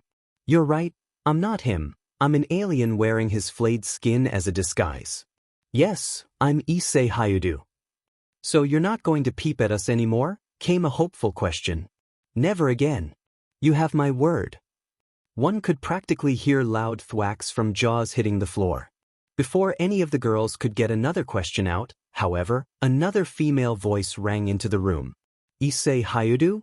Turning his head, Issei could see one Sona Citri, student council president, standing in the doorway. Yes? Can I help you? Sona nodded. If you would follow me please. She promptly turned and left, and after stuffing the cross into his shirt, Issei followed her, ignoring the entire class staring at him. Let me just get right to the point, Hisahiru, Sona said in her usual stoic tone, her face betraying nothing. Where have you been for 2 weeks? And don't feed me the lie you gave the girls in there. Issei stood before the student council president's desk, in the student council office. Around her stood several other members of the student council, while off to his right stood Rias Gremory and the other members of the Occult Research Club. Issei was very careful to keep a laser view on Sona as he shrugged. Why do you care where I've been? Sona stared him down before continuing, her voice never once changing from its cold tone. I care because you have 2 weeks of unexcused classes to explain. If you do not, it will go straight to the school board. And you do not want that, believe me. Issei chuckled. Sona's eyes narrowed. Care to explain what you find so funny, Issei? Now, don't be shy, I could use a good laugh. Sona, Issei said, unable to keep the grin from his face, if you want someone to be truthful, it's polite to return the favor, you know. What are you implying, Issei? Issei's smirk didn't waver for an instant. I'm saying that you're… How did you put it? Feeding me a lie, was it? Sona huffed. I have no idea what you mean. You have severe truancy to explain, say. Issei sighed for the second time in 5 minutes, the smirk leaving his face. Sona, cut the CRP. We both know this has nothing to do with my absences being unexcused or whatever. Sona shook her head. On the contrary, Issei, hey, that is all this is about. Issei pinched his nose, eyes shut. All right, Sona, since you won't come out with it, I will. I know that every last one of you is a devil. Now Sona's visage cracked. Her head instantly jumped to meet Rias, and their expressions were both a mixture of shock and fear. Every member of each of their peerages wore similar countenances. Looking back at him, Sona's hands squeezed the desk until her knuckles turned white, and her next words were a low hiss. How do you know? Issei raised a hand in a gesture of appeasement. Relax, all of you. I'm not gonna say a thing, I've gotta help keep that stuff secret too. Issei folded his arms, his casual relaxation the complete opposite of every other person in the room. If you want to know where I've been though, well, I've gotta get something out of that deal. Sona seemed to tense up even further at that, but she kept her voice under control with her reply.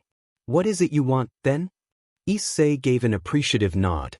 I need you to excuse the last 2 weeks of absences and get me the assignments I missed. Pretty sure you can do that. Sona looked over at Rias, who gave an annoyed and simultaneously dismissive wave of her hand. Done, she said, her voice laced with suspicion. Now explain yourself. Issei shook his head, his lips never once changing from the smirk they'd been locked in for quite a while. Not right now. Send one of your servants to fetch me to the Occult Research Club building after school. We can talk there. Sona started to protest, but the wailing of the school bell cut her off, and Issei winked at her. Now if you'll excuse me, I have a class to get to. He could feel every devil in the room glaring a multitude of tiny holes in him, but they let him leave. Fortunately for Issei, Rias had fulfilled her end of the bargain and gotten him his makeup work. Unfortunately for Issei, Rias had fulfilled her end of the bargain and gotten him his makeup work. To say there was a lot of it would be roughly comparable to calling an atomic blast noisy. Issei sighed. Looks like I won't be sleeping tonight. Or the rest of the week, for that matter. The final bell of the day had just rung, and Issei didn't have to wait long for his Issei hai, called the unmistakable voice of Yudo Kiba. Without a word, Issei gathered up his mound of papers and followed the blonde devil out. When they arrived in the meeting room of the secluded Occult Research Club building, Rias and Sona were already there, their entire peerages present and accounted for. Rias, behind the wooden desk, was staring him through his face. Will he say? No need for formalities. Where have you been? Issei snorted. Rude. Her stare didn't change. If you'd like to be coy, I can easily rescind our deal. Issei shook his head, half a grin on his face. Alright, I'll talk. After a quick stretch, Issei sighed and came out with it. I was in heaven for the last 2 weeks. For several seconds the room was silent as a crypt. And then Ria spoke, her voice beyond icy. When we made our deal, Issei Haidu, the understanding was that you would be telling us the truth. Perhaps I didn't make that clear enough for you? As soon as the words left her lips, any humor was drained from Issei's face and demeanor as his arms slid to his sides. Oh, my word isn't good enough for you? Issei asked, his voice thoroughly annoyed. How about this then? With that, Issei revealed his wings and halo. As soon as the white, feathered wings erupted from his back, there was a loud, collective gasp from the 2 kings and their peerages. For just a moment, he stared Rias Gremory in the face, before swinging his head from side to side, amused at the stupefied expressions on the faces of the devils. None of them, evidently, had been in the room with an honest-to-God angel before. After he returned his eyes to Rias, he spoke, his words measured and deliberate. I am a reincarnated angel, granted new purpose in the service of the great seraphim Lady Gabriel. Then, as suddenly as he had made them known, the teenager's wings and halo disappeared from sight. A few moments passed, the room dead silent once more, most of the devil's mouths agape at what they had just seen. Once those seconds passed, Issei turned around, went to the table, and began gathering his belongings. Wait! Rias cried, her voice no longer hostile in the slightest. Since when can angels reincarnate humans? That dash. No, Issei replied, his voice back to normal but still housing the prior annoyance from before he revealed his wings. Our deal has been fulfilled, Rias. With that, Issei Haidu left the building, leaving behind a swath of confounded devils. Issei had been working on the enormous pile of makeup work for approximately an hour when it occurred to him that he hadn't handled the situation at school with much grace. While he could still feel pangs of annoyance at being accused of lying in hindsight, there was little reason for him to have been as spiteful as he had been. Well, guess all I can do tomorrow is try and start again with them. If they're willing to talk to me, that is. Be fair to yourself, Issei, Dreig suddenly interjected. They were the ones who got confrontational with you. I know, Issei replied. But I sure as hell didn't make the situation any better by being a smartass. I can at least apologize to Sona. You owe them nothing, not even an apology, Dreig said firmly. His host ignored this, and Dreig did not speak again for the remainder of the evening. It rather amazed Issei just how much time his newfound inner tranquility bought him. Without the constant, overwhelming longing to search up porn or read his magazines, though he would have very much liked to anyway, he made a significant dent in his schoolwork, albeit at the cost of his entire evening.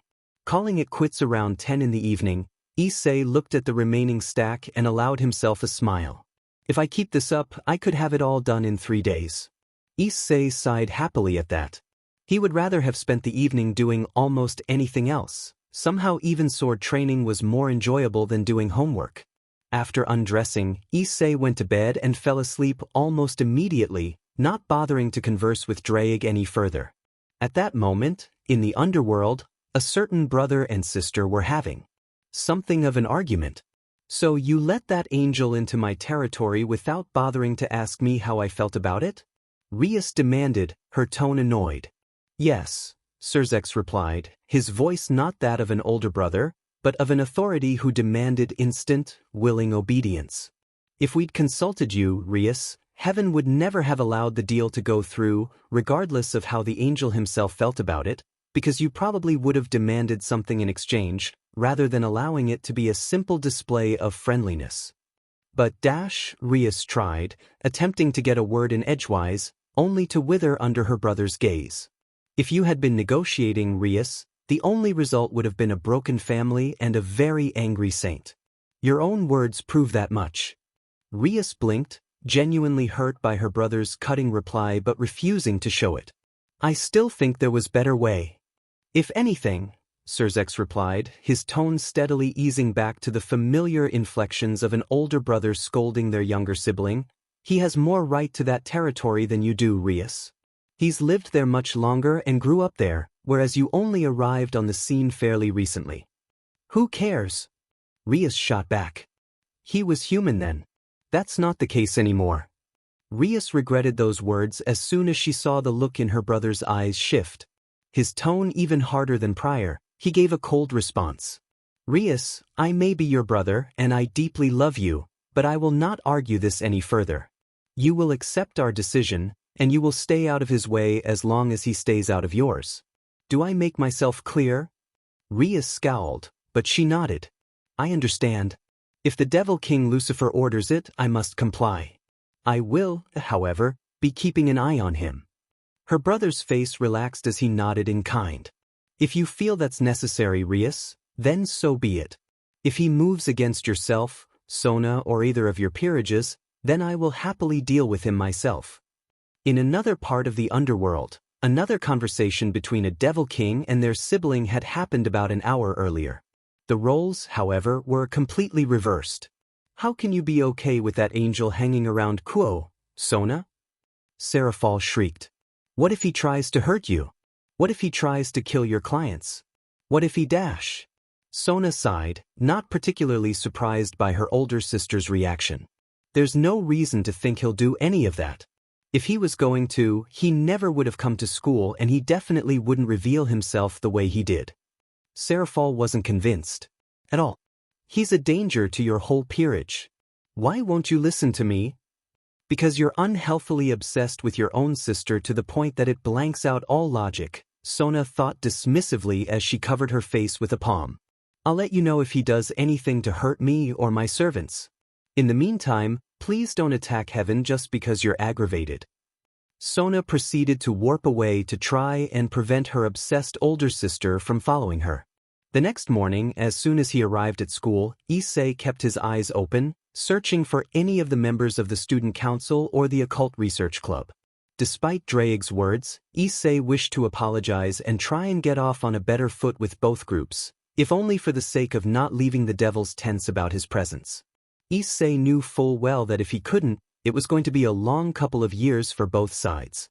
It didn't take very long for him to pick out Tsubaki, who he knew to be a member of the student council, chatting casually with another female student outside one of the classrooms. She swiftly noticed him as well, at which point she turned and darted into her classroom, leaving Issei grinding his teeth in annoyance. "This is pointless, Issei." "Dreig, not now." He thought back, though he was unsure if Dreig could hear it. "Well, guess I'll just have to keep looking. Maybe it's just her."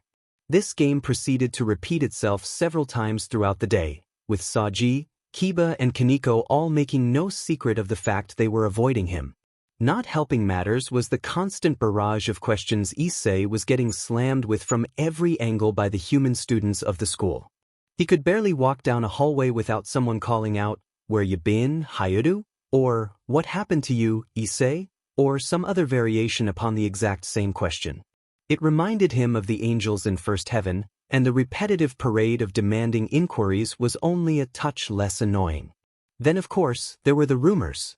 Most notably, "Bet you it was Kiba," one of the girls whispered, blushing furiously under the misguided impression that Issei hadn't noticed.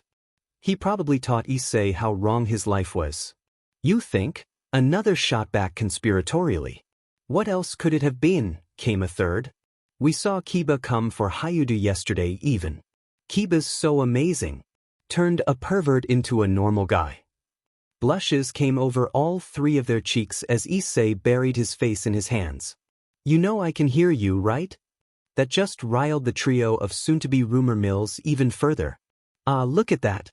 Embarrassed that your secret's out, Hayudu?" "That's not what happened. Hey!" One of the girls said to another passing gaggle of students, "Did you hear what happened between Hayudu and Kiba?" As soon as that particular bit of gossip flared up, there was no stopping it. Issei would have had better luck trying to put out a wildfire with jet fuel.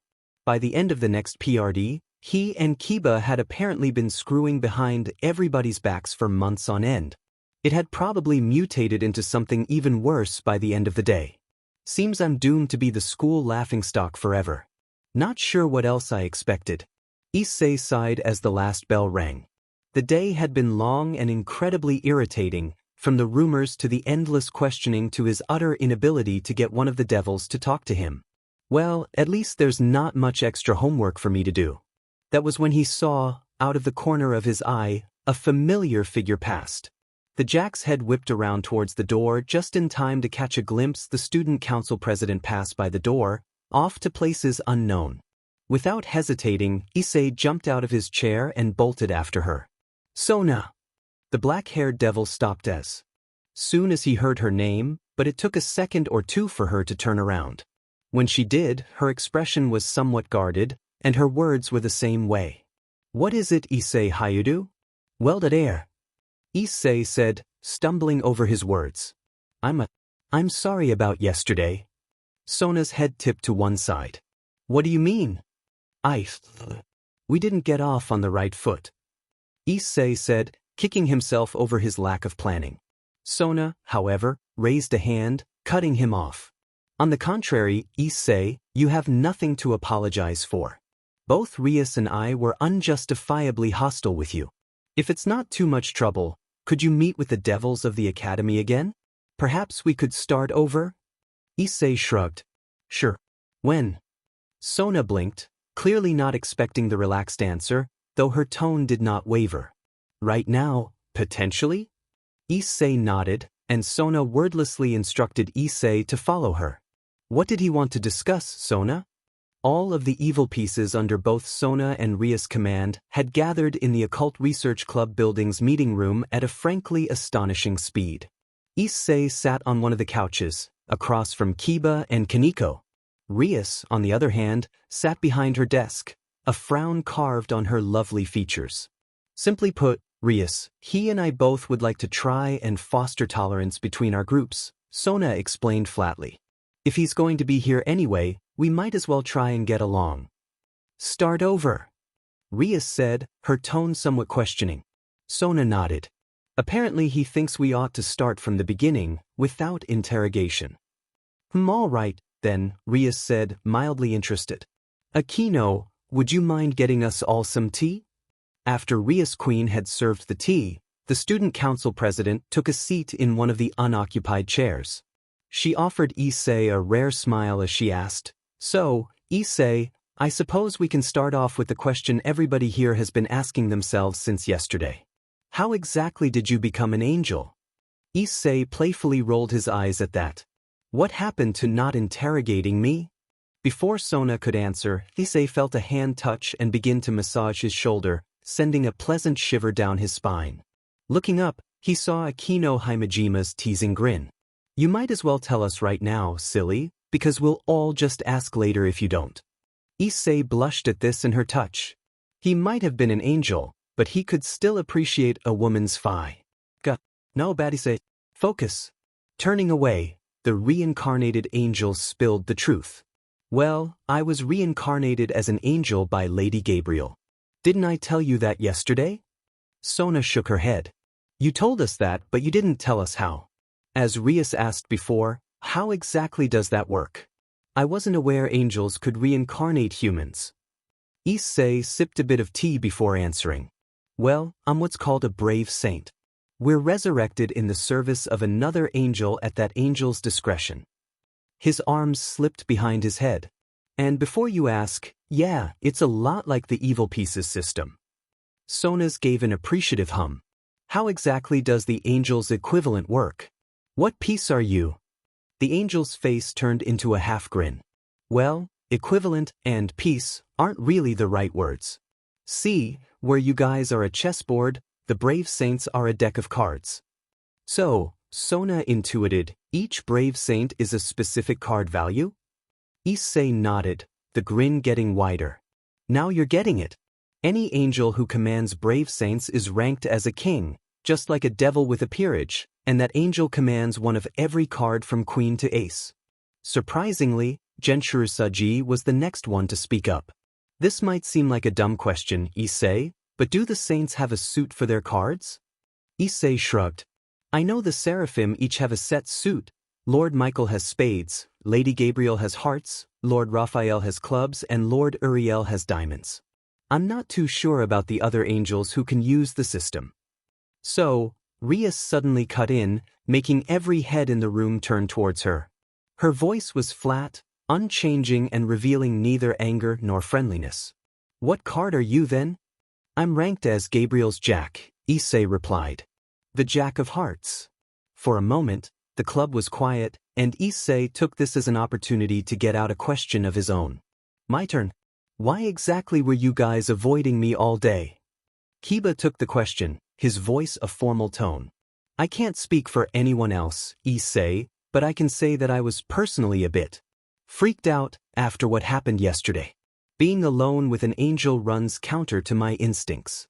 Sorry about that. Seemingly encouraged by Kiba's admittance, Kaneko, Saji, and Tsubaki voiced similar responses. Issei nodded at each one of them, though he didn't speak until they had all finished. Well, guys, put it this way, I don't want to fight with any of you. Heads nodded all around the room. Kaneko was the next person to question him, in her usual blunt manner. So why did Gabriel pick you, all of people? Shouldn't you have fallen by now? Issei shrugged. Why'd she pick me? She decided I was the right person for the job. As for how I haven't fallen yet, well, reincarnation as an angel has some interesting effects on the mind, as it turns out. Kaneko didn't respond, realizing that he would just continue to blatantly evade her questions. After several more rounds of back-and-forth questions, nearly everyone in the room had relaxed. Perhaps one or two people were still tense, but for the most part the devils had realized he was fairly nice. Once that had been accomplished, Issei stood, preparing to leave. Well, it was good to talk to you guys, but I've got a ton of missed work I've got to finish. Just before he could get out the door, though, Rias called out to him, her voice having melted from its prior coldness into something resembling neutrality. Issei, would you be willing to do something for me? Issei turned and looked at her. Depends what it is you want. Rias gave a wave of her hand. Don't worry, I'm not asking you to throw away your allegiances or anything. I'd just like for you to join the Occult Research Club. Why would you want me to do that? Rias shrugged. Well, that way we can break the ice a bit further. Issei chewed on this for a moment. Put that way, maybe it's not such a bad idea. Issei, despite this thought, ultimately shook his head. No. I know it's a big question for an angel to be associated with devils. Wait, what? Rias had plowed on ahead, and it evidently took a few seconds for Issei's answer of point-blank refusal to sink in. When it did, Rias' lips turned downwards in a frown. Why not? Issei's pair of white wings and halo suddenly became visible, the red J glowing on the back of his hand. I'm an angel. I'm not part of your peerage, and I'm not your servant. More to the point, Rias, your brother asked me to stay out of you guys' business. The only reason I came here and answered some of your questions was to defuse any hostilities before they start. Beyond that, there's no reason for us to get involved with each other. The brunette's eyes flicked over to Sona. And if you were going to ask, no. I won't join the student council either. Reineer took a deep breath, remaining silent for a few moments before responding. If that's your answer, say, so be it. The brunette's second year simply nodded, hit his wings again, and departed. Let me guess, Aquino said after the Jack left, you wanted him in the club to keep an eye on him? Reineer nodded. We don't know for sure if he's really here for what he claims. It could be something a bit more nefarious. Or, Sona cut in, her voice its usual deadpan, you're simply being paranoid, Reineer. Reineer sighed. Maybe, Sona, but that's not a risk I want to take. Issei managed to surprise himself once more the next night when he managed to complete the rest of the work, once again by spending his entire evening on it. Looking at the massive pile of work, he felt a trickle of satisfaction run through him. Drake promptly proceeded to ruin it, naturally. Was shooting down that offer a good idea, Issei? Issei shook his head, annoyed. Is this a trick question? You heard Surzex. He said to stay out of their way as long as they stayed out of mine. Yes, but there's no reason to be hostile to the idea of friendliness. As long as you're not stopping their work as devils, are you really in their way? Listen, Drake, Issei replied, his voice tired. I just want to get through the last couple of years of school with as little hassle as I can, okay? Joining that club would have just complicated things. I've got enough to worry about already. Your judgment was too needy if you ask me. I didn't, Issei shot back. So be it, partner. Issei sighed. Drake, can I ask you something? You can ask whatever you like of me. Whether or not I choose to answer is a different matter entirely. Issei frowned at that, and stayed silent for several seconds before finally letting the question out. Drake, why'd you talk Lady Gabriel into resurrecting me? Drake was silent for a long while at that question, but just as Issei was about to give up waiting, the Red Dragon Emperor gave his reply. I felt you deserved another chance at life. Issei's eyes turned downcast at that, and his voice was low for his next question. Do you regret it? Drake's response this time, however, was neither delayed nor what his host expected. Not for an instant. Issei blinked back a tear at that. But why not? You're forced to serve the heaven that took your body away, stuck inside a weak host, and dash. Stop criticizing yourself, Issei. Issei jumped, taken completely aback at Drake's sudden forcefulness. Yes, you are weak, naive, foolish, idealistic, and prone to snap judgment. I won't deny those things. Yet you possess a kinder soul than most know and are in a position to grow in strength, possibly more so than any host I've yet had. But if you constantly kick yourself, beat yourself down and tell yourself how weak you are, you will never improve. Your words will become a self-fulfilling prophecy, and you will remain weak. Tears sprung from Issei's face at the dragon's words. You are Gabriel's Jack, are you not? Whatever her reasons for making you such were, you are in her service for the foreseeable future. You know as well as I do that many of heaven's angels doubt you. They don't believe you could possibly serve as a saint because of your past. Prove them wrong. Make them regret ever doubting you. Become the saint that all of heaven is proud to call its ally. Make the angels on the battlefield say, thank God. The Jack of Hearts is here. Do I make myself clear to you? Issei nodded, feeling the embers of confidence within him glow a little bit brighter at Drake's words. I will tell Drake. I will. Issei settled into bed, and fell asleep as he replayed Drake's words in his mind. And cut. When he awoke on Thursday morning, Issei briefly considered trying to skip school, his body still incredibly sore from the catch-up Griselda had put him through.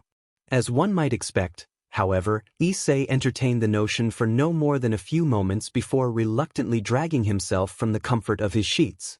He went through the motions of his morning routine like a programmed machine, his mind distracted by exhaustion. He didn't remember changing into his school uniform or when he finished packing his homework away. He barely tasted his breakfast and didn't remember anything that he said or ate during the same meal within 5 minutes of it finishing. He didn't even recall saying goodbye to his mother and father. On his way to school, however, Issei came across something he'd recall to the end of his days. About halfway to school, within the throng of people traveling to their respective daily grinds, there was a girl in a nun's habit. She was desperately asking for directions from the passers-by, who seemed to be ignoring her or giving her strange looks. Issei carefully made his way through the crowd, getting within a few feet before addressing the lost girl. "Hey, do you need help?" She evidently understood him, as she immediately spun around, eyes wide. "Oh, thank God. Someone who understands me." Shortly after, she noticed the crucifix hanging around his neck, identical to the one printed on her habit. "And one of the church." "Thank you, Lord." Issei nodded, somewhat embarrassed, not bringing up the fact he'd never read the Bible or attended church in his life. Guess she's speaking a different language. That must be why no one can understand her. Issei had found this attribute of being an angel to be a slightly double-edged sword. It was certainly nice to be able to speak to everyone in the world, but it meant that he'd had to start fudging his foreign language classes, too. "Yeah, so, what are you trying to find?" The girl's hands clasped in front of her, she looked down at the pavement as her next words left her. "Do you know where I can find the church in this town? I know it's stupid, but the church sent me here and I don't know the language very well." Issei didn't need to rack his brain for once, because he already knew exactly where she was trying to go. "Yeah, I know where the church is, helps that there's only one."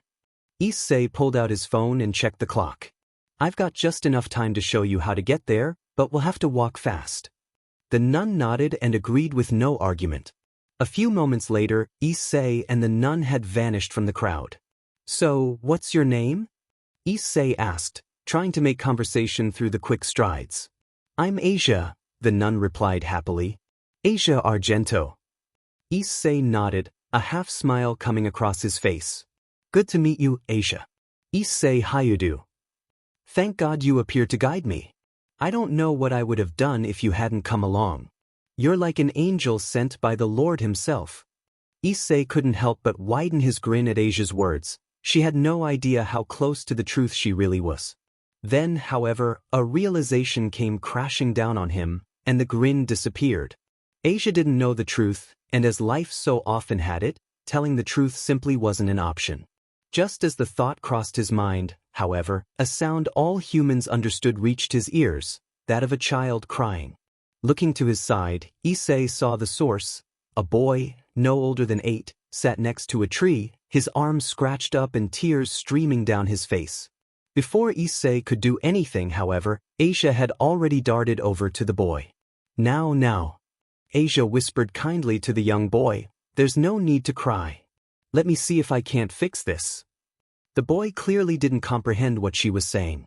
What he did comprehend was the green glow that erupted from the nun's palms, sending both his and Issei's eyes flaring open.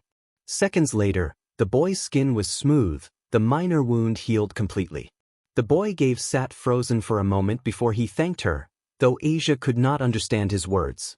The person who came along looking for the boy, however, was not so grateful. "Yoshi, where did you go?" she scolded the boy worriedly.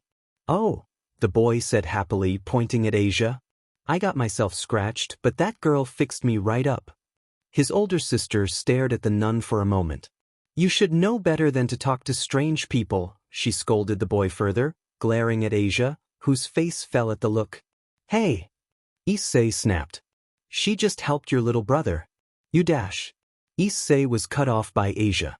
It's fine, Issei. Please don't make a fuss." The girl sneered at both of them before yanking her brother around and walking away, looking as though she had stepped in something filthy. Issei looked at Asia. "Did you understand any of what they said?" Asia shook her head. "Like I said, I don't know the language. But I know those eyes." Issei wanted to ask her more. He wanted to know the truth behind this obviously painful subject. But he did not prod her. Instead, he simply made mention of something more innocuous. "Well, if it makes anything better," he said thank you. Asia gave a slight smile at that, at least. A few minutes later, they arrived at the old church. Issei turned to her and offered her a grin.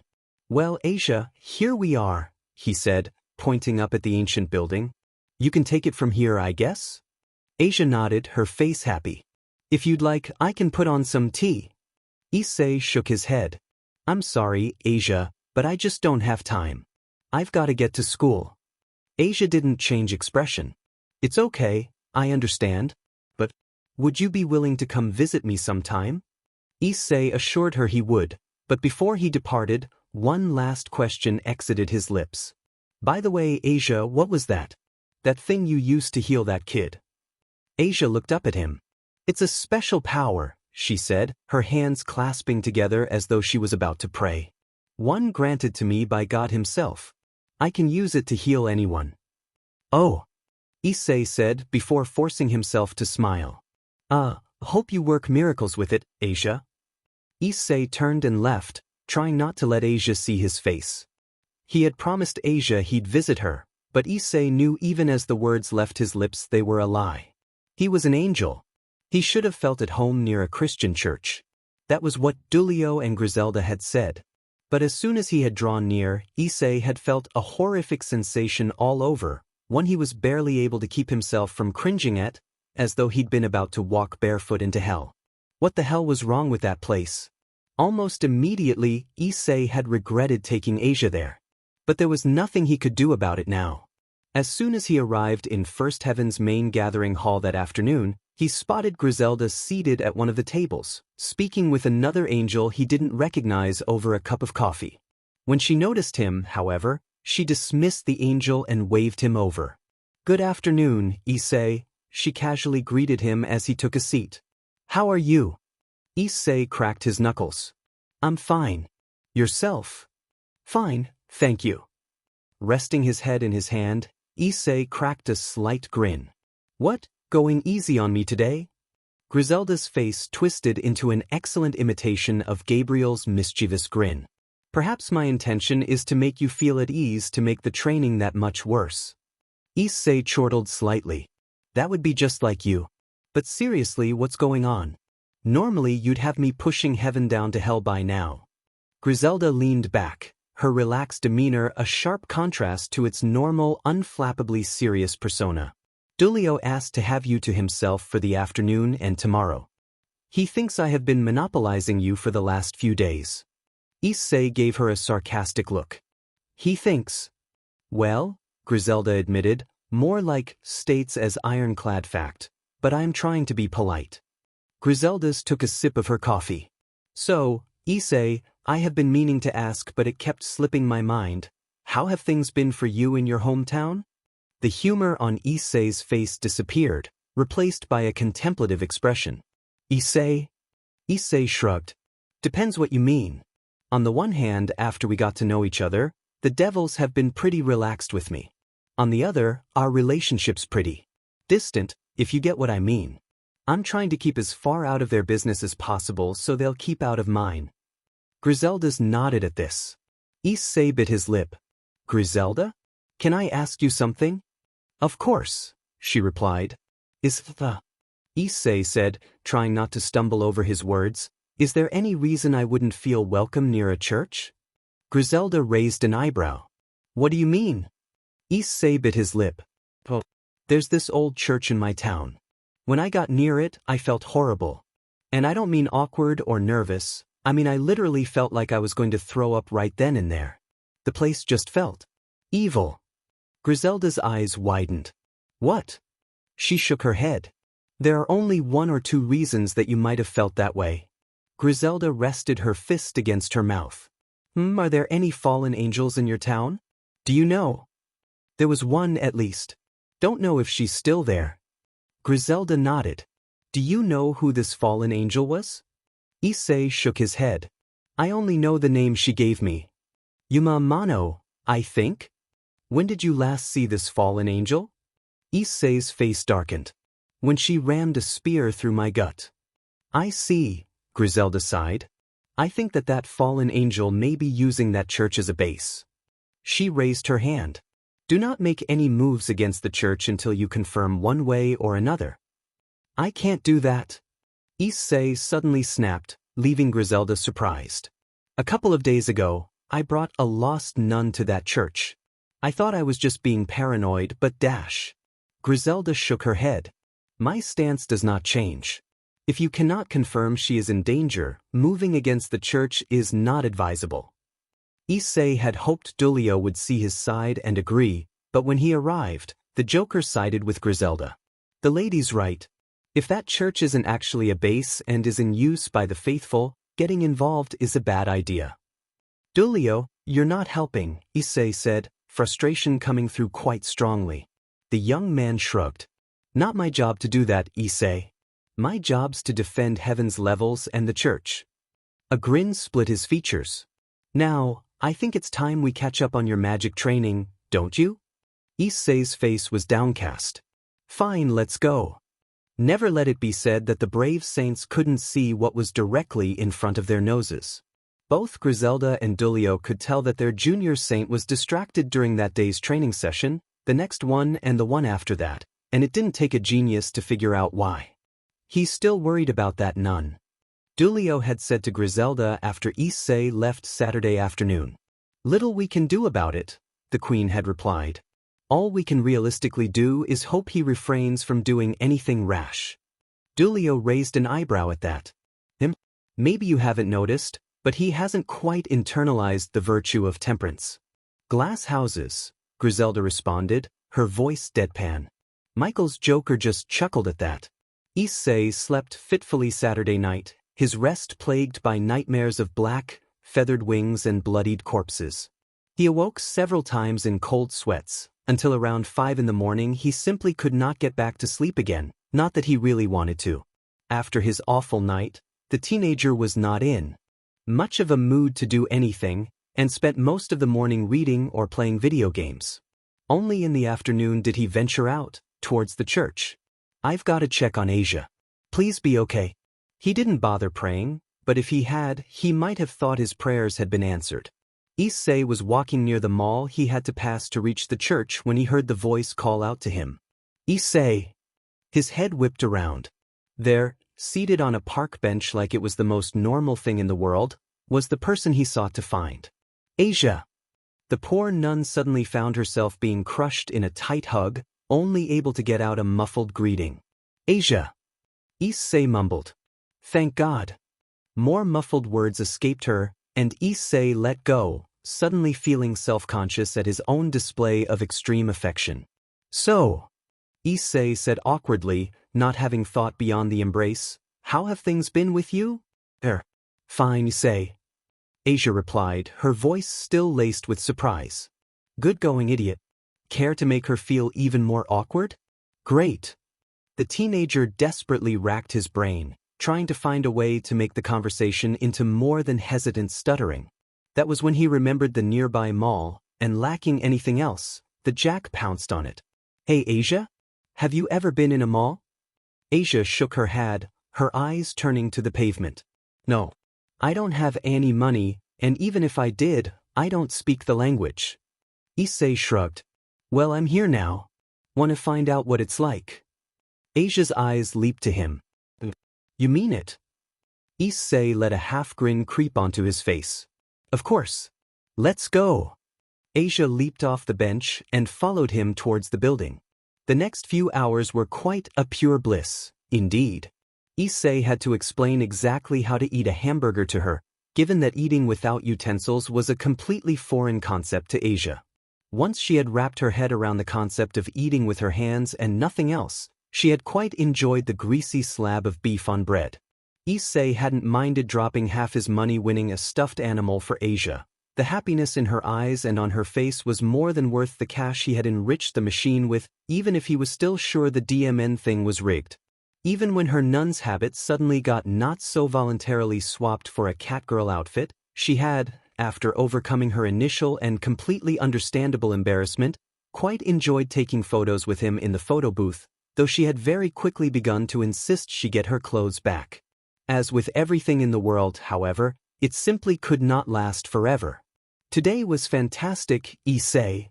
Asia squealed happily as they sat on a secluded park bench, watching the setting sun. Issei smiled at that. Thanks, Asia. You have fun. Asia nodded, her face ecstatic. Issei's grin widened as he took another bite of his second burger of the day. Maybe I really was being paranoid. She's fine, after all. For a moment, the two were silent as they gazed upon the orange glow of the fading day. Then, Asia broke the silence, her voice trembling. Issei. Issei turned, surprised not by her tone, but by her face. The young nun looked as though she was about to cry. Yes. I have a confession to make. Issei shrugged. What is it? Asia was struggling to hold back tears as her next words left her lips. I'm not actually part of the church anymore. Issei's eyebrows raised, but that was all. So? Asia looked incredulous, but continued anyway. I was excommunicated, she said, her voice emphasizing the last word as though it's some secret so terrible that she thought he would leap back in fear and disgust. Issei's expression didn't change, nor did his response, only his tone varied, to one more quizzical. So? You're part of the church, shouldn't that matter to you? Issei shrugged. No, Issei said nonchalantly. I don't care about any of that. In or out of the church, Asia, you're still my friend. Really mean it, Issei? Of course, Issei replied easily, not quite grasping why the nun was reacting this way. That was nothing compared to his confusion, however, when Asia suddenly began bawling and pressed her head against his side, her arms wrapping around his torso. After a moment, Issei responded in kind. Asia? Issei said, worried at the sudden change in the young nun. What's wrong? Are you all right? For several seconds, Asia continued to let the tears soak his shirt, before pulling back to stare at him with eyes that were already turning puffy. It's always been my dream to have friends, Issei. Thank you. It was Issei's turn to be incredulous. You're telling me that you've never had friends before? Asia shook her head. I was raised in the church, she got out between sniffles. I was 8 when they found out I could heal people. After that, they made me a saint. Her head found his shirt again, and when she retreated from the cloth, she wasn't even trying to hold back tears anymore. Everyone treated me different after that. I was revered, but I was alone. I healed so many people, but I never had real friends. The little arms on the nun squeezed tighter. But now, I have you say, please don't ever leave me. Issei tightened his grip as the nun once more hid herself in his shirt, and they remained that way for several minutes. Once they finally pulled apart, Issei made only one comment to her. Never, Aisha. Looking down at his lap, he realized that the burger had fallen onto the soil and been covered in dirt. Tossing Asia a sheepish grin, he picked up the fast food and walked over to a trash can about 20 feet away. Touching. Issei froze solid, the food in his hands dropping to the ground. That voice. The teen whipped around. On the bench, next to Asia sat the fallen angel who had impaled him. She had one arm wrapped around the nun's shoulders, the fallen angel's chin casually resting on Asia's clavicle, a sadistic grin on her face. Asia appeared as though the world had just crashed down around her. Well, the fallen angel said casually, this is a surprise. You're still alive, huh? What the hell do you want? Issei snapped, a sword of light magic instinctively forming in his hand. Reineer, however, wasn't even slightly fazed by this, and simply formed a spear in hers. It, however, did not point at Issei. It pointed at Asia. Come near me with that and the nun loses her head. Reineer, Asia said, terrified of Reineer and shocked at the sword that Issei had summoned. Please, leave Issei alone. Let her go or you die, Issei growled. Reineer, however, was evidently aware of the fact that she held all the cards in the situation as she stood, roughly dragging Asia to her feet. Please, Issei. Asia said weakly. I'll go with her. Forget about me, save yourself. Bishop, no. Issei screamed. No, Issei, Reineer replied, choosing each word to hurt the angel as much as possible, knowing he couldn't take any action against her thanks to her hostage. Do as she says. Run away and I won't kill you. Issei was trapped between a very, very hard rock and a very, very hard place, and could do nothing as Reineer squeezed Asia a little tighter. Come, Asia, Reineer said into the nun's ear. Let's get back to the church. After tonight's ritual, all your problems will end. The spear, however, did not disappear, and Issei was utterly helpless to stop the fallen angel as she flew off with the nun he'd come to call a friend. Issei stumbled into First Heaven's main gathering hall agitated and enraged. something that did not go unnoticed by those near the hall's entrance. After several heads turned, a voice called out, one Issei did not recognize.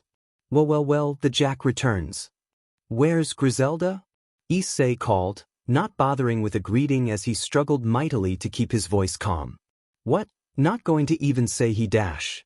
Where is she? Issei let some edge into his tone. Judging by the way the seated angel's expression changed, perhaps a bit too much. What are you so dash? Where is she? Issei had stopped bothering to restrain his volume level, ignoring the fact that many more angels were now staring at him. The seated angel raised their hands. All right, calm down, he said, taken aback by the sudden fury pouring out of Gabriel's Jack. She's in the Hearts building, said she didn't want to be bothered.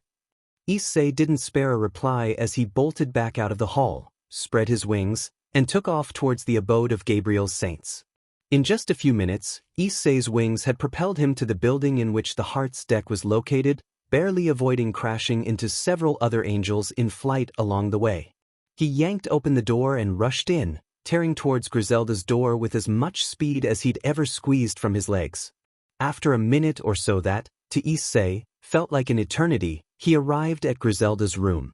He didn't bother to even take a breath before he began pounding on the door like an angry gorilla. A few seconds passed, each one crawling by in the way an hour does when one is staring directly at a clock. Then the door opened. Griselda's annoyed visage was normally something Issei feared. Yet he felt nothing except his fury towards Reineer guiding him at that moment. Did no one inform you I did not want to be disturbed, Issei? Griselda questioned, the tranquility of her voice doing nothing to hide her irritation. I don't care, Griselda, Issei fired back, his voice defiant. This is really fing important. Griselda pinched her nose and sighed. Vulgarity. Issei's teeth clenched and his hands balled into fists. Are you going to hear me out or not? Griselda's hand returned to her side, and she fixed him with a stony expression that he immediately returned. Is this a matter of life and death? It is, actually. Griselda did not speak for a moment. Then her hand moved, waving him into the room. That had better be the truth, Issei. The door had not even closed fully before words began fleeing Issei's mouth. You wanted me to find out for sure if that fallen angel was using the church before I did anything? Well, I just did. Can I do something now? Griselda folded her arms. Is this to do with the nun? Issei nodded grimly as his eyes studied the stone floor. I spent a while with her today. Then I turned my back for 5 seconds, and that fallen angel has her. Put a spear to Asia's throat and threatened to kill her if I didn't stay back. Said something about a ceremony tonight. If Issei's fingers had had untrimmed nails, his hands would have been running red with his own blood. Griselda nodded, her face expressionless. I doubt you could have done anything to help her, Issei. That's why I have to now, Issei replied after a moment, his voice a hoarse whisper. I've got to help Asia. That fallen angel's gonna kill her tonight, I know it. Tell me, Issei, Griselda cut in, do you know anything about this church that you believe this fallen angel to be using? Issei shook his head. Do you have any idea if the fallen angel is working with anyone else? Once again, Issei admitted he did not know. Your plan, then, is to waltz into a church being used as a base by at least one fallen angel without any information and hope for the best? It is, Issei snapped. I'm not letting Asia go without a fight. Griselda rolled her eyes. Courageous and also unbelievably stupid. I thought a few weeks with me would be enough to teach you that much, at least. You're not gonna stop me. Griselda sighed. Your plan is tantamount to a suicidal charge, Issei. I don't care, Issei shot back through gritted teeth, sounding far braver than he felt. Yet his anger, towards both Reineer for taking Asia and himself for being helpless to stop her, refused to let him back down. Griselda shook her head. Issei, your obstinate mindset is both your best and worst quality. Another sigh escaped her before walked past him and moved towards the door. I have to go find someone. If you're going to get Gabriel, I'll be gone before you get back. Griselda's head turned to look at him as a grin crept across her lips. Lady Gabriel? No, actually, I was planning on seeking out Dulio. If anyone will help us, he will. Issei opened his mouth to reply, but it never left his lips. His mind was too busy shifting gears as it processed the word Griselda had used. Us. Griselda nodded, a slight chuckle escaping her. I will be accompanying you, Issei. We will extract that young lady from the fallen angel's clutches within the hour.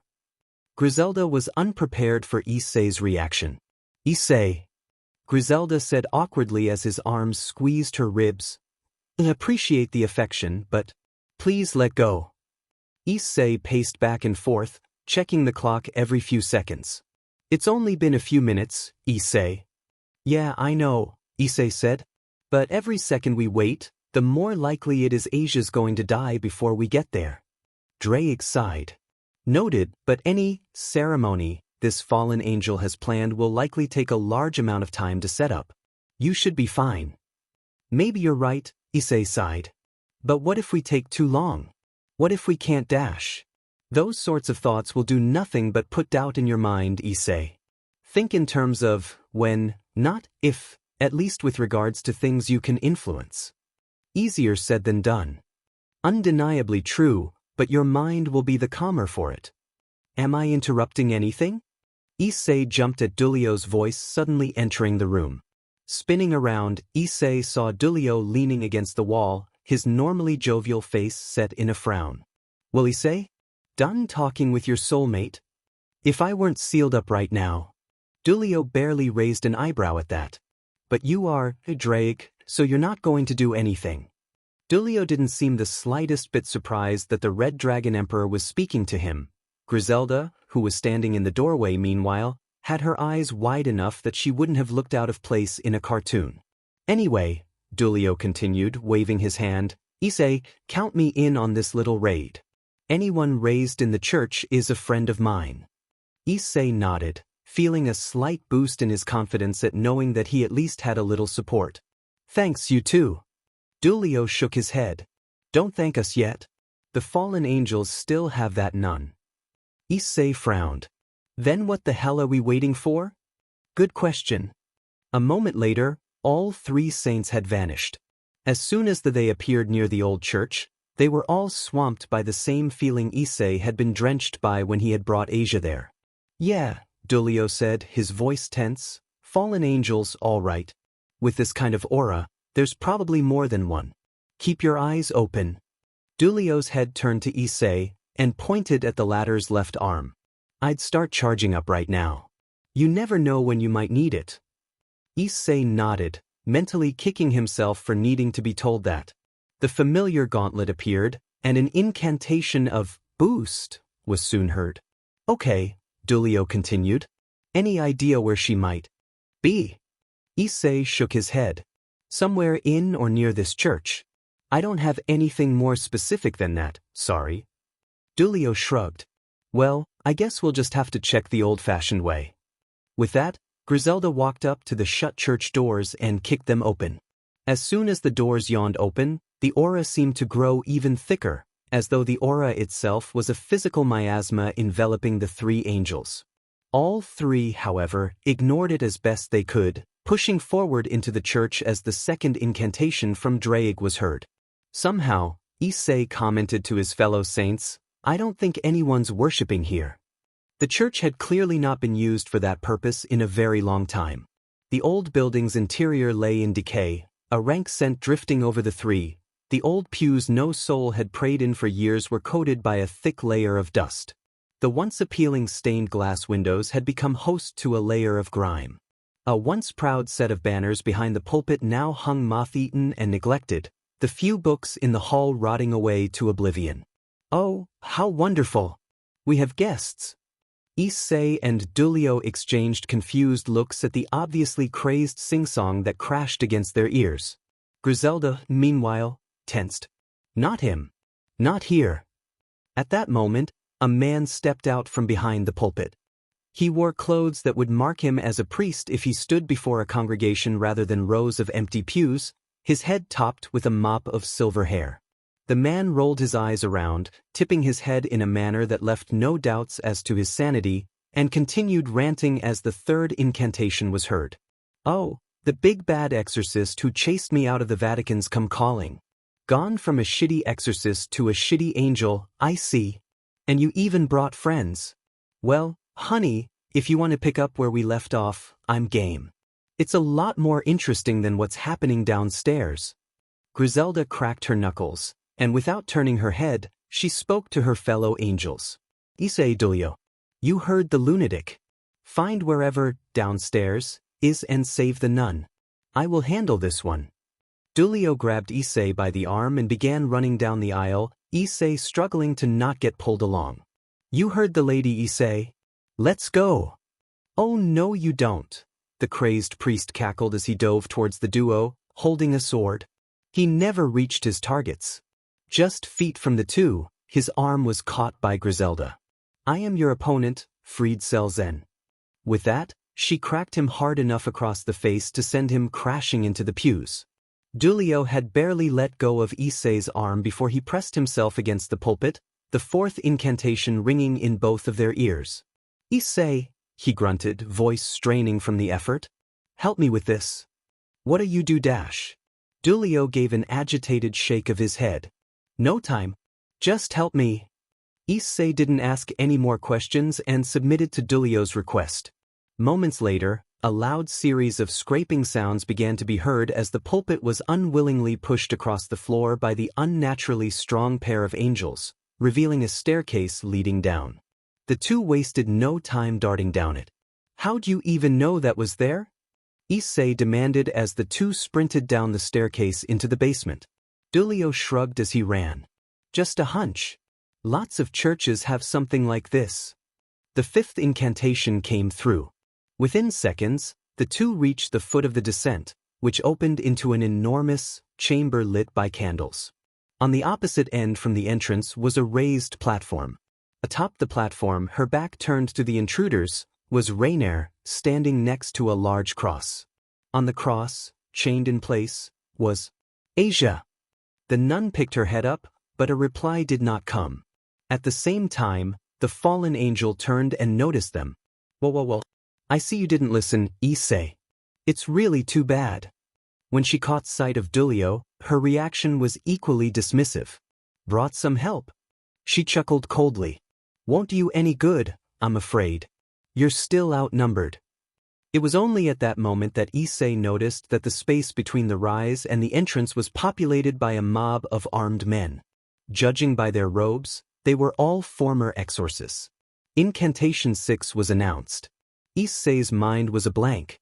He had no way of getting to Reineer as things stood. He wasn't anywhere near good enough of a swordsman to take on this many opponents at once, and even if he was, he had no way to get Asia away from Reineer. When he looked at Dulio, however, he was suddenly puzzled. Dulio's face, unlike Issei's, was set in a confident grin as he gave a single snap of his fingers. Issei's eyes then went wide as the swath of guards began to scream in agonizing pain, their bodies steadily being encased in ice that had sprung from nothing. A moment later, every guard in the room was encased completely in the grip of an icy tomb. Neither Reineer nor Issei had any time to take in this development before Dulio gave another finger snap. The frozen guards quite literally shattered. Reineer and Issei wore identical expressions of shock as they stared at Dulio, whose grin widened. "You were saying, fallen angel?" Reineer seemed to snap out of her confused daze at that, and readied a light spear to kill Asia with. Dulio just chuckled and gave a final snap.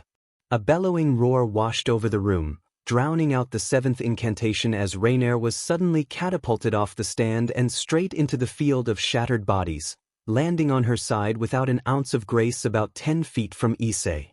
She did not, however, stay down, and quickly began to pick herself up, her face fixed in a murderous glare towards the two angels. "Issei," Dulio said, his voice tranquil, "I'll get the nun. You deal with the fallen angel. Got it?" Dulio's words wrenched Issei back to reality, and he nodded. "Will do." Dulio nodded before sprinting towards the platform. This did not go unnoticed by Reineer, but before she could start to move, Issei grabbed her by the shoulder, spun her around, and sank his fist into her nose. It didn't break, but Reineer clearly felt the blow, as her hateful gaze fixed on him and she shoved him several feet away from her. "You piece of shit!" she screamed as a familiar spear formed in her hand and she revealed her wings. Issei's face was etched in a grim look as he summoned his sword of light and momentarily revealed his own wings and halo. "Bring it!" Reineer leaped at him like a savage animal, attempting to simply impale him once more, a move Issei easily sidestepped. When he attempted to punish her seemingly major opening, however, she proved nimble enough to deflect his sword to the ground. He was barely able to roll beneath her spear's follow-up sweep, narrowly avoiding having his arm cut off in the process. That, however, made the cut to her arm all the sweeter, though the 8th incantation also helped. Reineer screeched in pain and fury. The wound was a minor cut, nothing that Issei would have paid much mind to, but Reineer was clearly running on irrational rage at this point. Both fortunately and unfortunately for Issei, that translated into an insanely aggressive opponent. Reineer came at him again, trying to stab him through somewhere, anywhere. Issei managed to deflect or avoid the shots, but he was completely unable to counterattack as he was pushed backwards. Issei had to keep stepping back to avoid the stabs, and he knew he had only a few more of those steps before he hit the basement wall. Then, Reineer's stab was a slight bit wide, and Issei snatched the chance. Dodging around it before she could pull back, Issei's sword bit deep into the side of Reineer's torso. This, however, did not stun Reineer despite her tortured cries, and Issei realized a fraction of an instant too late that he had not left himself enough time to avoid her next shot. Excruciating pain lanced through Issei's shoulder blade as Reineer's spear pierced it. Issei let out a scream, but forced himself to focus through the agony as he was put back on the defensive himself. Yet again Reineer charged, her spear stabbing wildly once more. And once more Issei found himself deflecting shots and giving up ground as the 9th incantation blasted his ears. Then, Reineer made the error that would decide the battle. She leaped towards him once more and rather than stab, she swung her spear from right to left in an attempt to decapitate Issei, misjudging the length of her spear by a few inches. Those few inches made it very easy for Issei to lean back to dodge the swing, and then pin the spear at an incredibly awkward angle. Reineer realized her error and attempted to reinforce the spear with her other hand. Unfortunately for her, she had not taken one final factor into account, not quite grasping within her anger-fueled mind what the incantations were referring to. Now or never, Drake. Do it. Transfer. The light spear disintegrated beneath the force of Issei's sword as his arm suddenly gained a monstrous increase in strength. The sword, however, did not stop there, and Reineer suddenly found herself missing not just most of her left hand, but most of her left wing as well. A deafening shriek echoed through the entire room as Reineer fell to the ground, writhing in agony as blood spewed from her injuries. Moments later, she fell unconscious, to the mercy of the ears of everyone else in the room.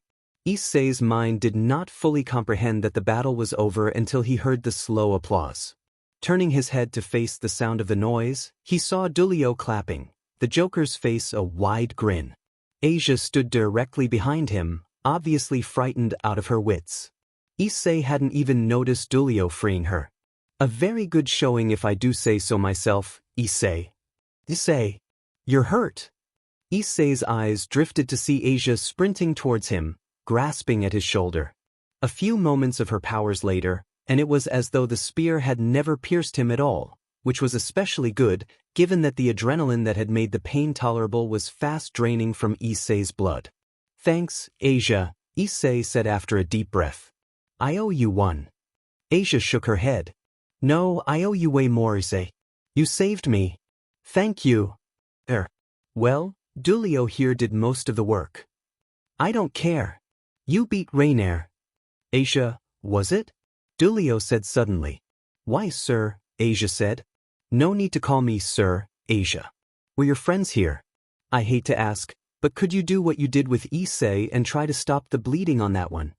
Dulio pointed at Reineer's limp body. Evidently, Dulio noticed Issei's incredulous look because he addressed his concern immediately after. We need her alive, Azazel's got some explaining to do. Issei said, blinking. Azazel? Who's that again? I remember the name, but nothing else. Governor General of the Fallen Angels.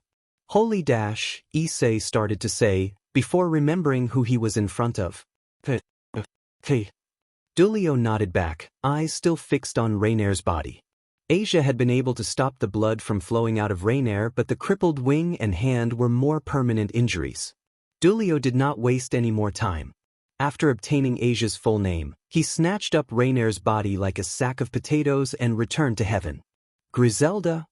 Issei called up the stairs as he and Asia ascended them, a quiver in his voice. Are you okay? After a moment, her reply came down the steps. Your concern is touching, Issei. A moment later, Issei and Asia reached the top of the stairway and saw Griselda seated in the sole undamaged pew. Touching, but unnecessary, Griselda said casually as she pointed towards the quartet of corpses strewn around, not just the priest, but 3 more fallen angels. Each was covered with innumerable tiny wounds, while Griselda didn't seem to have a scratch on her. Griselda nodded towards Asia. The nun, I take it? Issei nodded back, and Griselda's eyes turned to Issei's companion. What is your name, dear? Griselda asked, her voice patient and kind. Asia. Asia Argento. Griselda nodded, her eyes shutting. Griselda Quarta. Asia was silent for a moment before she seemingly found the courage to ask the next question. Griselda? Griselda's eyes opened. Yes. I saw that Issei had wings and a halo. Is he an angel? Griselda nodded, a smile creeping across her face. Indeed he is. As am I. Griselda then stood and showed her full angelic form to the excommunicated nun, something which Issei had also never seen. Asia took a sharp breath, while Issei noted with an odd dismay her half-dozen wings. For several moments, Asia was frozen. When she did finally move again, she dropped into a bow, and her next words were desperate apologies, effectively for making them rescue her. Griselda chuckled at this. Rise, Asia, and take heart. You have done nothing to apologize for. I do not even cast fault with you for seeking the help of fallen angels. She nodded to Issei. Return to heaven with Asia when you're ready. Griselda then joined Dulio. With that, Issei and Asia were free to embrace each other, tears flowing from Asia's eyes. For several moments, Issei and Asia remained locked in an embrace, both incredibly happy just to have the nightmare end. Asia had once more buried her head in Issei's shirt, clinging to him as though he was about to disappear forever. Issei was only too happy to oblige her, his chin resting on her head and his arms wrapped around her frame. Both ignored the ruin around them. They were simply content to remain as they were. Eventually, however, they pulled apart. Well, Issei said to Asia, his face a smile, you ready? Asia swallowed nervously, then took a deep breath, evidently trying to steel her nerves and not fully succeeding. I'm ready. Issei gathered Asia in his arms, but just as they were about to go, Asia suddenly cried out, no. Wait. Issei let her go, confused. What's wrong, Asia? Asia darted away from him. I forgot something. Issei blinked, trying to think of what Asia might have forgotten as she dug around the pulpit, her face screwed up in worry.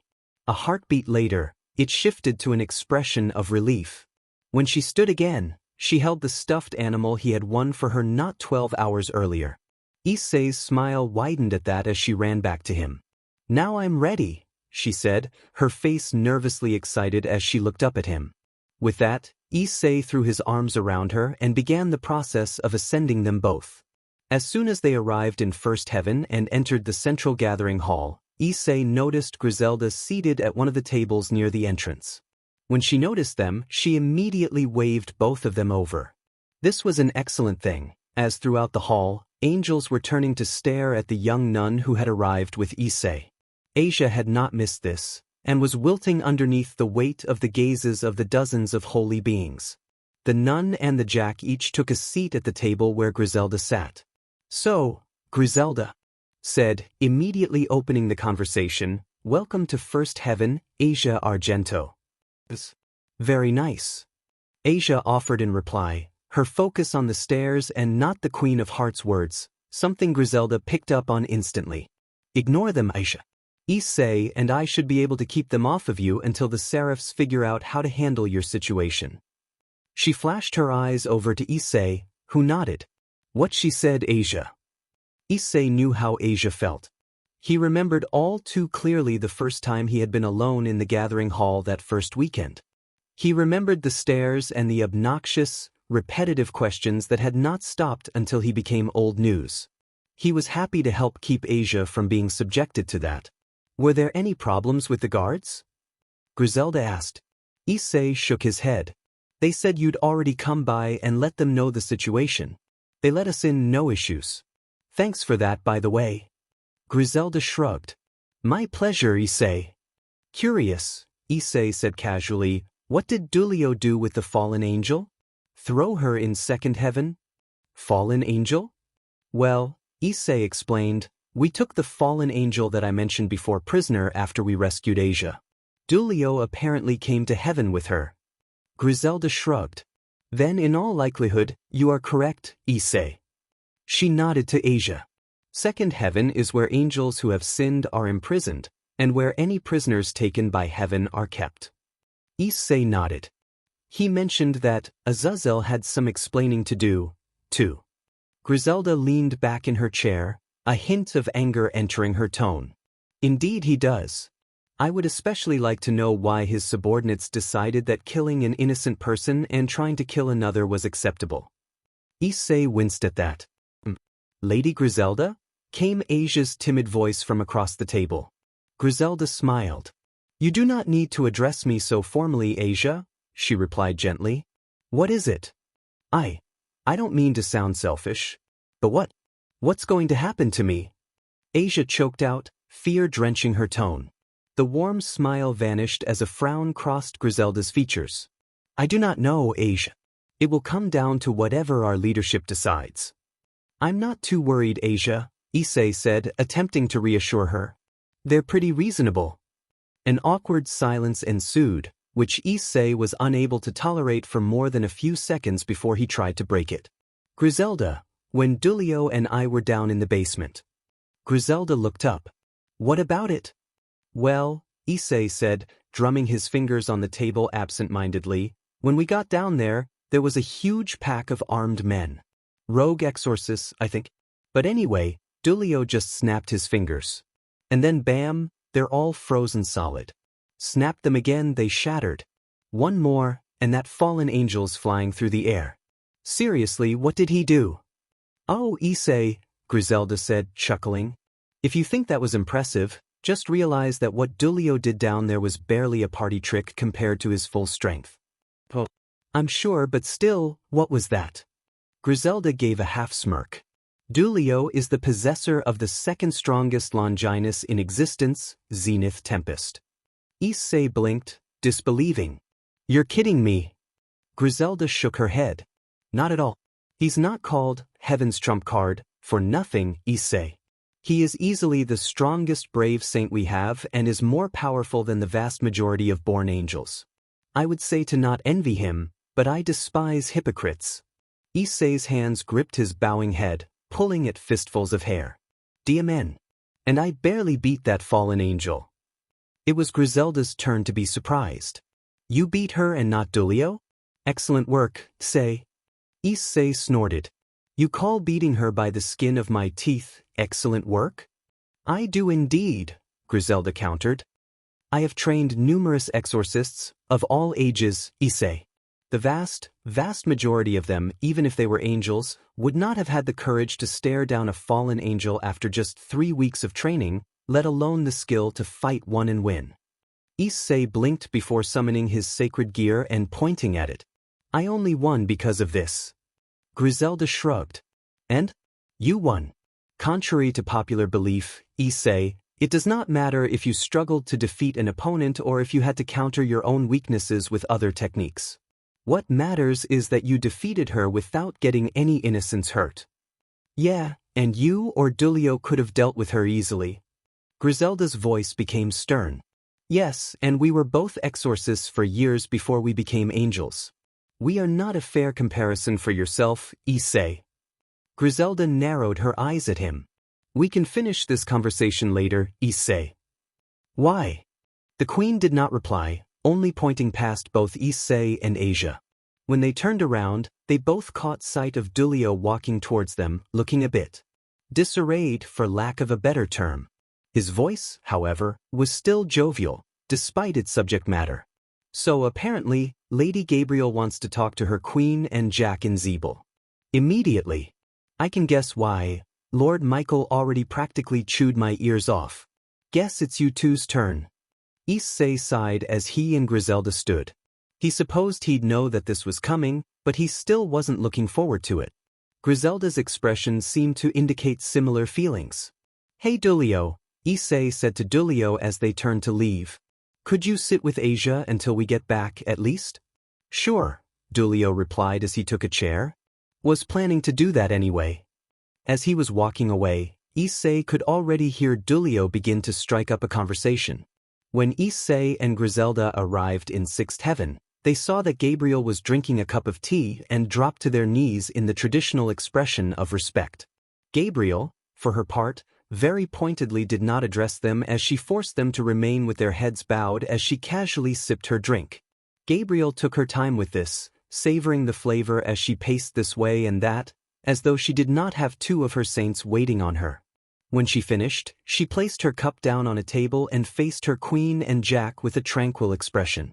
So, what do you two have to say for yourselves? Neither had a response. Rise. Both did so, remaining silent. Gabriel took a deep breath. Griselda, why did you not come to me? Perhaps I could have talked sense into him. Issei shook his head, not letting Griselda get a word in. Lady Gabriel, I can tell you right now that even you wouldn't have been able to stop me. Yet she agreed to go with you, Gabriel shot back, ignoring Griselda's shocked gasp. She made no attempt to stop you or inform me of the situation. I suppose the question, then, is thus. What were you thinking, Issei? Issei had no answer, but Gabriel wouldn't have let him get one in even if he had. You should know better than any of us that that area is the territory of devils. You've risked reigniting the war with what you did today. Gabriel evidently realized she was shouting here, because her next words were spoken at a more normal volume, though her voice was still a mix of anger and worry. Only you can be in Kuo without breaking the truce, yet you brought two of the strongest brave saints we have along with you. I don't know if you've realized, Issei, but there is no chance that your actions today have gone unnoticed by the devils. Do you have a plan for dealing with that? Or did that even occur to you? It hadn't and he didn't, but Issei's expression did. Not change. I wasn't about to let an innocent girl die because I was too worried about what the devils might think to do something. Gabriel's countenance turned sad. I don't claim that there was an easy answer here, Issei. But you should have come to us rather than just dashing off without thinking. Issei's fists balled up ever so slightly at those words, and he struggled for about the third time that day to keep his voice relaxed. Lady Gabriel, there was no time for that. Those fallen angels were going to kill her in just a couple of hours. I didn't have time to come up with a plan. If I'd thought I could handle it without dragging Griselda or Dulio into the whole mess, I would have. Gabriel frowned, her eyes shifting to Griselda. From what I was told by Michael, you didn't have to do much dragging. Griselda's eyes shut. I apologize, Lady Gabriel. I acted in error. Gabriel seemed to accept that, before her eyes shifted to Issei. After a deep breath, Issei gave his apologies as well. It was Gabriel's turn to sigh. Rise, both of you. They both obeyed, but neither dared look Gabriel in the eye. Not until Gabriel had laid a hand on each of their shoulders did they even look up. Despite everything I've said, I am still proud of both you for saving this young woman. Please think ahead next time. Gabriel gave a wave of her hand. You both are dismissed. When Issei stumbled back into his home, he felt as though it had been an eternity despite the fact he had last been there that afternoon. After being chewed out by his parents for missing dinner, he returned to his room and flopped down on the bed. Well, that went better than I would have dared hope. Issei didn't bother to remove his head from the pillow with his next words. Yeah, Asia's safe. That's all that matters. However, that still leaves the problem of how to deal with the devils. Gabriel is right, you know, there's no way that it escaped their detection, especially with you using transfer. You know I was trying to use explosion, right? Funny, that's not what I heard. What I heard was, now or never. Do it. Not, use explosion. Not to mention. Issei sighed. What? You shouldn't need me to use that ability for you. You said you couldn't teach me anything else. That does not excuse you from practicing on your own. Issei sighed once more. Yeah, I know. But my life's turned into one problem after another lately. First the training, then the devils, then this whole mess with Asia, and now the devils again. Almost never get a spare second anymore. After several minutes, Drake spoke up again, having jumped subjects. By the way, Issei, did you ever finish that assignment you were complaining about? Luckily for Issei, Griselda wasn't there to hear the long string of language that escaped his throat as he dragged himself off the bed. She probably would have cut out his tongue. It had been Tsubaki who had felt the shots of energy coming from the old church, due only to her proximity to it. They were slight enough that she almost didn't bother investigating. Only duty forced her to move.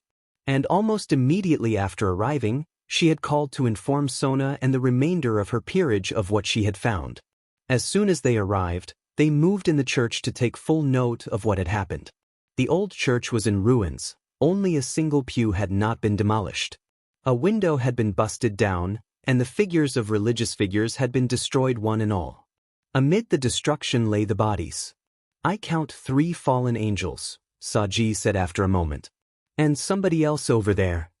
Sona turned her head to look at her pawn. What is it, Saji? The blonde teen was pointing at a 4th body. Looks like a rogue exorcist. Guess this was a bit more elaborate than we expected. The priest, whoever he had been, had suffered a brutal death if his body was anything to go by. Numerous wounds covered his body, his robes tattered. The fallen angels had met similar ends, by the looks of things. Well, Tsubaki said, pointing towards the staircase the pulpit had covered, guess that just leaves that down there. Immediately upon coming to the foot of the descent, Sona knew for certain that whatever had happened quite recently. In fact, they had probably just missed whoever it had been that had done this. This, being the pile of half-frozen blood and guts that were strewn all over the floor. Nothing in the room had escaped whatever had happened. Sona and her peerage took in the sight with varying degrees of stoicism. Sona and Tsubaki barely blinked, while her knight ran away to vomit. At the other end of the room, next to a raised platform, hung a raised cross, chains meant to bind a person dangling from it. Well, Sona said slowly, that about wraps things up here. I'll handle the report. You can all return home. Steadily, the other members of the peerage warped away until only the king and queen remained. President?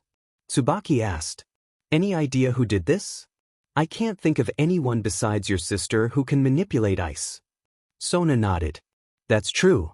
That just leaves one other person who might be behind it. Tsubaki sighed. Looks like we'll be having another discussion with Hayudu in the near future. Sona nodded.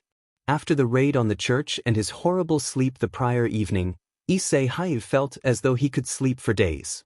Unfortunately, the night only allowed for a paltry 8 hours or so, and the harsh sound of his alarm clock blared through his rest long before he was ready.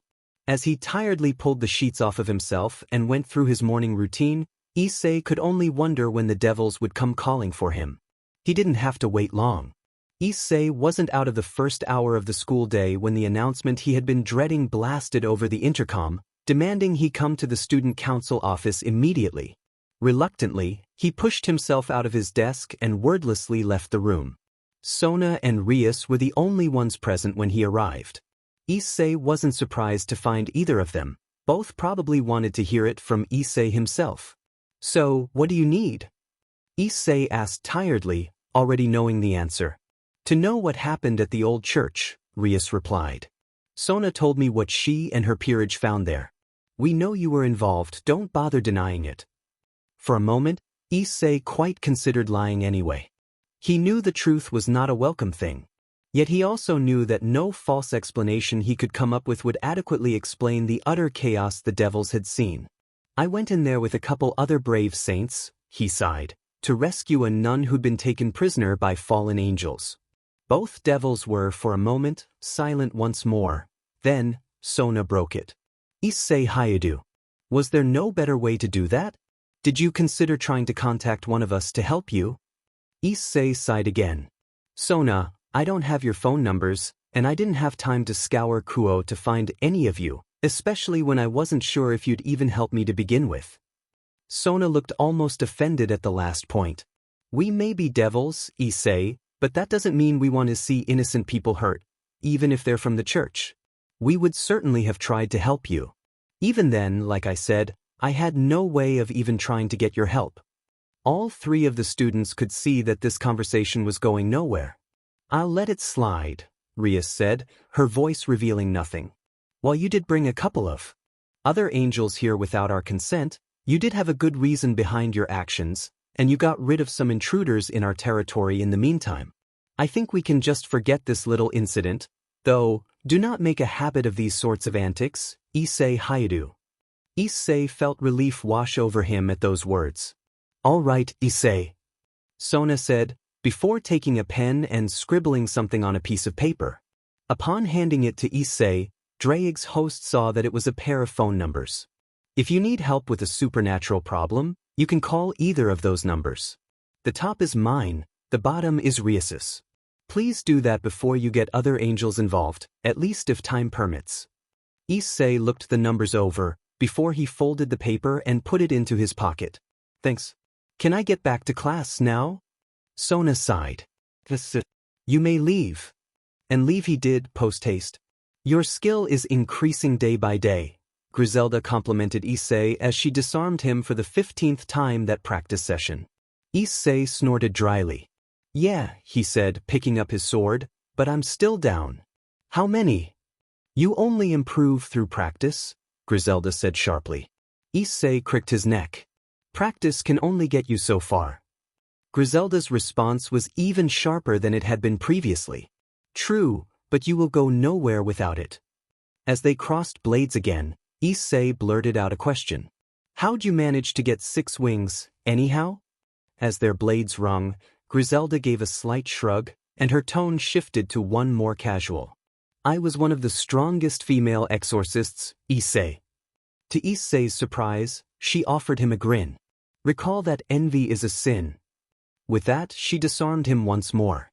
If practice is not enough, Issei, she said as indicated for him to pick up his sword yet again, find another method. Step out of your comfort zone.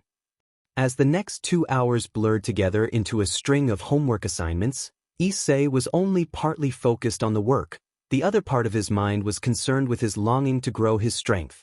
What the hell can I even do? His training with a sword seemed to be progressing. His defeat of Reineer proved that much to his own mind. His training with magic, on the other hand, seemed to have stalled. Beyond light weapons, what else can I really do? Issei closed the last textbook. DMN. What else?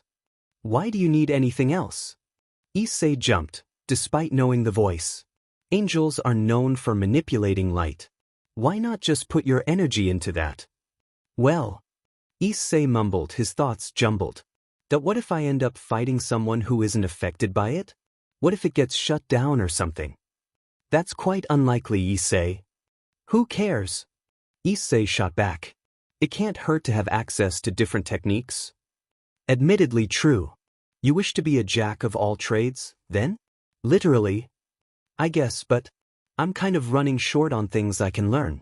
I mean, I'm already hitting the limit on what I can do with my light magic. Weapons seem to be the main thing I'm good at, and there's only so many of those. Why not ask Michael's Joker? Issei rolled his eyes. Well, duh, of course I was going to do that. Thing is, I've got no idea what to ask about. Just realize that no type of magic will come nearly as easily to you as light magic did. As an angel, you have an instant affinity for light that makes it very easy to bend it to your will. You will not have this advantage with any other element. I don't care. I'll learn whatever I have to anyway. Easy words to say until you start slamming your head into a metaphorical brick wall. Your support is quite appreciated, Issei said, his voice snidely sarcastic. Thank you for the vote of confidence, It does wonders for my longing to not leave you bored in there. I speak from experience, Issei. I invented new magical techniques, thank you. What did you do before that? Didn't we go over this? I burned my enemies with fire, a fire that would not extinguish until ash was all that remained. At those words, it was though a door in Issei's head was forced open, a door he had not even realized was there. Fire, huh? A few puzzle pieces began to come together in Issei's mind as he remembered what he had read on Zenith Tempest. Gives the user to control elements. Fire being one of them. He felt a smile come across his face. Hey, Drake. Issei said to his hand, his voice a sing-song. What? Drake's voice was deadpan. I think I just figured it out. Thanks a lot, buddy. You're welcome. Now shut up and go to bed. Issei's face scrunched up. Yes, mother. Upon his arrival in the now familiar gathering hall of First Heaven the next day, he noticed Dulio, Griselda and Asia all seated at a table near the entrance. As soon as the trio saw him, they all stood, Dulio waving Issei over. Issei started to greet them, but the words died in his throat when he noticed the grim looks on the faces of his fellow saints and Asia's red, frightened eyes. Wait, am I in trouble? Griselda shook her head. No, Issei, but we will not be training today. Why not? What's going on? Azazel's arrived, Dulio said, and he apparently wants all 4 of us present while he interrogates his subordinate. Interrogates her? Issei asked. He claims that Reineer was acting against his orders, Griselda said. She shrugged. Quite convenient, I know. Issei's lips set in a line as he took a deep breath. What are the Seraph's orders? The 3 of us are to accede to the request, Griselda replied. Asia is free to stay out of it if she wishes to avoid it. But I'm going too. Asia piped up, sounding quite a bit more confident than she looked. Issei sighed as Asia darted into his arms. Well then, let's get this over with. Once the 4 had arrived in Second Heaven, they were immediately greeted by Gabriel, who motioned towards the person she had evidently been speaking with. He, for his part, started the conversation, his voice friendly and relaxed. So, I take it you 4 are the witnesses? The man was tall, towering over everyone else in the room. His hair was a clashing mix of color. The spiked bangs he possessed were dark yellow, while the rest of his hair was of a color similar to Issei's. He was adorned in a red overcoat and dark breathes, his overall outfit and demeanor a relaxed, unassuming contrast to the female seraph with which he had been speaking. Yet this was all countered by his aura, felt by every angel in Second Heaven, that utterly dwarfed whatever Asia's rescuers might have felt at the church. There was no mistaking the man's identity. Indeed we are Azazel. Dulio had been the one to speak. Azazel nodded. Well then, why don't we just get to the point? Just a few minutes later, the Governor-General of the fallen angels, 3 brave saints and a human nun were within a cell. The cell was perhaps 30 feet by 20. Its furnishings, Spartan in nature and all pressed against the wall furthest from the heavy metal door, consisted of a bed, a toilet and sink. The walls were a drab gray that promised no comfort to those confined within. The entire block of cells was locked down with a series of spells explicitly designed to prevent anyone from teleporting in or out. Within the space between the door and the bed, there were 2 chairs directly facing each other. In the chair with its back to the door, Azazel sat, one leg folded over the other and his arms laced over the back of the chair. In the chair that faced the cell, the crippled Reineer sat, her tense posture the opposite. Of the Governor-Generals, whether that had to do with her boss' displeased expression or the daggers being glared through her by the 3 angels and nuns scattered along the walls, only Reineer could say. Her wounds had been bandaged, but Reineer was otherwise disheveled, her face smudged and her hair a tangled, uncombed mess. Azazel was the one who started the conversation. Hello, Reineer. His words were anything but friendly. Why yes. Yes, sir. It's good to see you too. Reineer stammered. Curious, Reineer, Azazel offered, mind explaining to me what exactly happened on your last mission? Reineer tensed up even further and did not reply. Do I need to get forceful with you? No. Reineer's voice was crushed and defeated, the same tone Asia had taken when Reineer had snatched her. Well then, get to it. Reineer gulped. I went to Kuo just like you told me. Azazel's expression was quickly shifting to one of annoyance, as he motioned with his hand to continue. I asked Issei Hayudu out on a date. Tried to get closer to him. And then? Then, once I was able to confirm he had a sacred gear, You what? Azazel snapped, his tone a dangerous one. She killed me. Both fallen angels turned towards Issei at that, as did Asia. Azazel's expression revealed nothing. Reineer's was terrified, while Asia's was one of pure shock. Did what? The nun whispered to him. I'll explain later, he replied quietly. Azazel, meanwhile, had turned back to face his subordinate, once concealed rage becoming evident in his features, though his voice was calm and controlled. Perhaps there was a misunderstanding of your mission orders, Reineer. Reineer could not even bring herself to look her leader in the face as he thundered on. Your mission, as it was given, was to confirm or disprove our intelligence that claimed he had a sacred gear within him. If he did, you were supposed to try to recruit him. You were only authorized to kill him if he tried to attack you or anyone else. Azazel's elbows came to rest on his knees, his fingers interlocking as he laid his chin on the tops of his knuckles. What part of those orders sounded like a straightforward, kill Issei Hayudu to you? Reineer had no answer, and Azazel was too busy piling on the demanding questions to give her the chance even if she did. And then, not only that, you decide to try and victimize a nun who you knew had absolutely nowhere to go. Let me guess, you wanted her sacred gear? Reineer nodded. I suppose you're going to try and tell me that you didn't know that taking her sacred gear would kill her? Reineer shook her head. Azazel gave a hum. Okay, Reineer, put the puzzle pieces together for me because I'm not seeing it. What exactly was your plan here? Did you think I wouldn't notice that the person we'd been watching had suddenly died under suspicious circumstances when he didn't seem to be dangerous? Or that you suddenly seemed to possess quite the powerful sacred gear after a nun you took in wound up dead? Did you think I wouldn't put two and two together and figure out what you'd done? Reineer remained silent. Well. His subordinate had begun to weep as her next words were choked out. It was all F for you, Lord Azazel. No. For the first time since the conversation had started, Reineer's eyes rose to directly meet her superior's. You didn't do it for me, Azazel snapped, his volume back to normal. You did it because you wanted power and to shirk responsibility. If you're going to try and run a line of CRP past me, at least try and make it not smell like sheet. With that, Azazel stood and turned to the angels. On that note, I've heard everything I need to. I offer my sincerest apologies for all of the trouble my subordinate has caused all of you.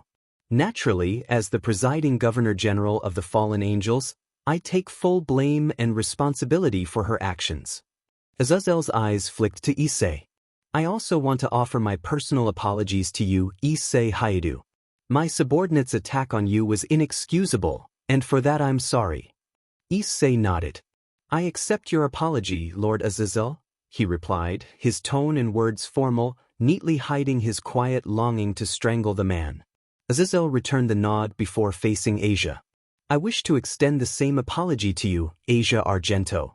My subordinate nearly forced you to endure Issei's fate, and I can only ask for your forgiveness. It was a testament to the sheer kindness Asia possessed that she immediately accepted his apology, something that brought a genuine smile to the Governor General's face. Azazel turned to leave, but before he could do so, Reineer's voice called out to him. What are you? Lord Azazel. Please. Azazel, near the door, turned halfway at those words, before his voice rang clear in his subordinate's ears. It's not me you need to be begging, Reineer. You're a prisoner of the angels. They'll deal with you as they see fit. He snorted. I wouldn't expect begging to get you much of anywhere, but then again, you and I both know that. After he said this, Azazel simply left.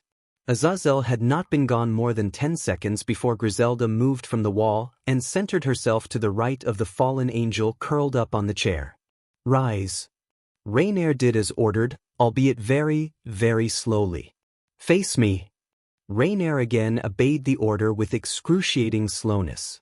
For a few moments, Griselda stared hatefully into the eyes of the fallen angel, whose gaze exuded pure terror at the wrath of the enraged angel before her. Then, almost too fast for Issei's eyes to follow, Griselda's hand clamped around the fallen angel's throat. Reineer's eyes bugged out in a way that was almost comical, her one good hand weakly striking the arm holding her to absolutely no effect as she tried desperately to get air into her lungs. After nearly 10 seconds of holding Reineer in place this way, the words left Griselda's lips. "This is not comfortable at all, is it, fallen angel?" she snarled, each and every syllable soaked in a raw, seething fury that Issei had believed her incapable of. Reineer tried to speak, but the slender fingers wrapped in an iron grip around her throat made it impossible to get out anything more than a sound like a strangled duck. "Just realize," Griselda continued, her voice still consumed by anger, "that what I am doing to you right now is truly sublime compared to what you did to Issei and what you were planning to do to Asia."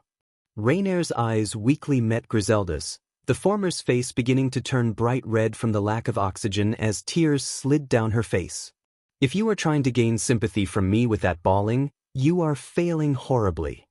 Griselda pulled Reineer towards her, the angel and fallen angel's faces mere inches from one another as Griselda spat her next words.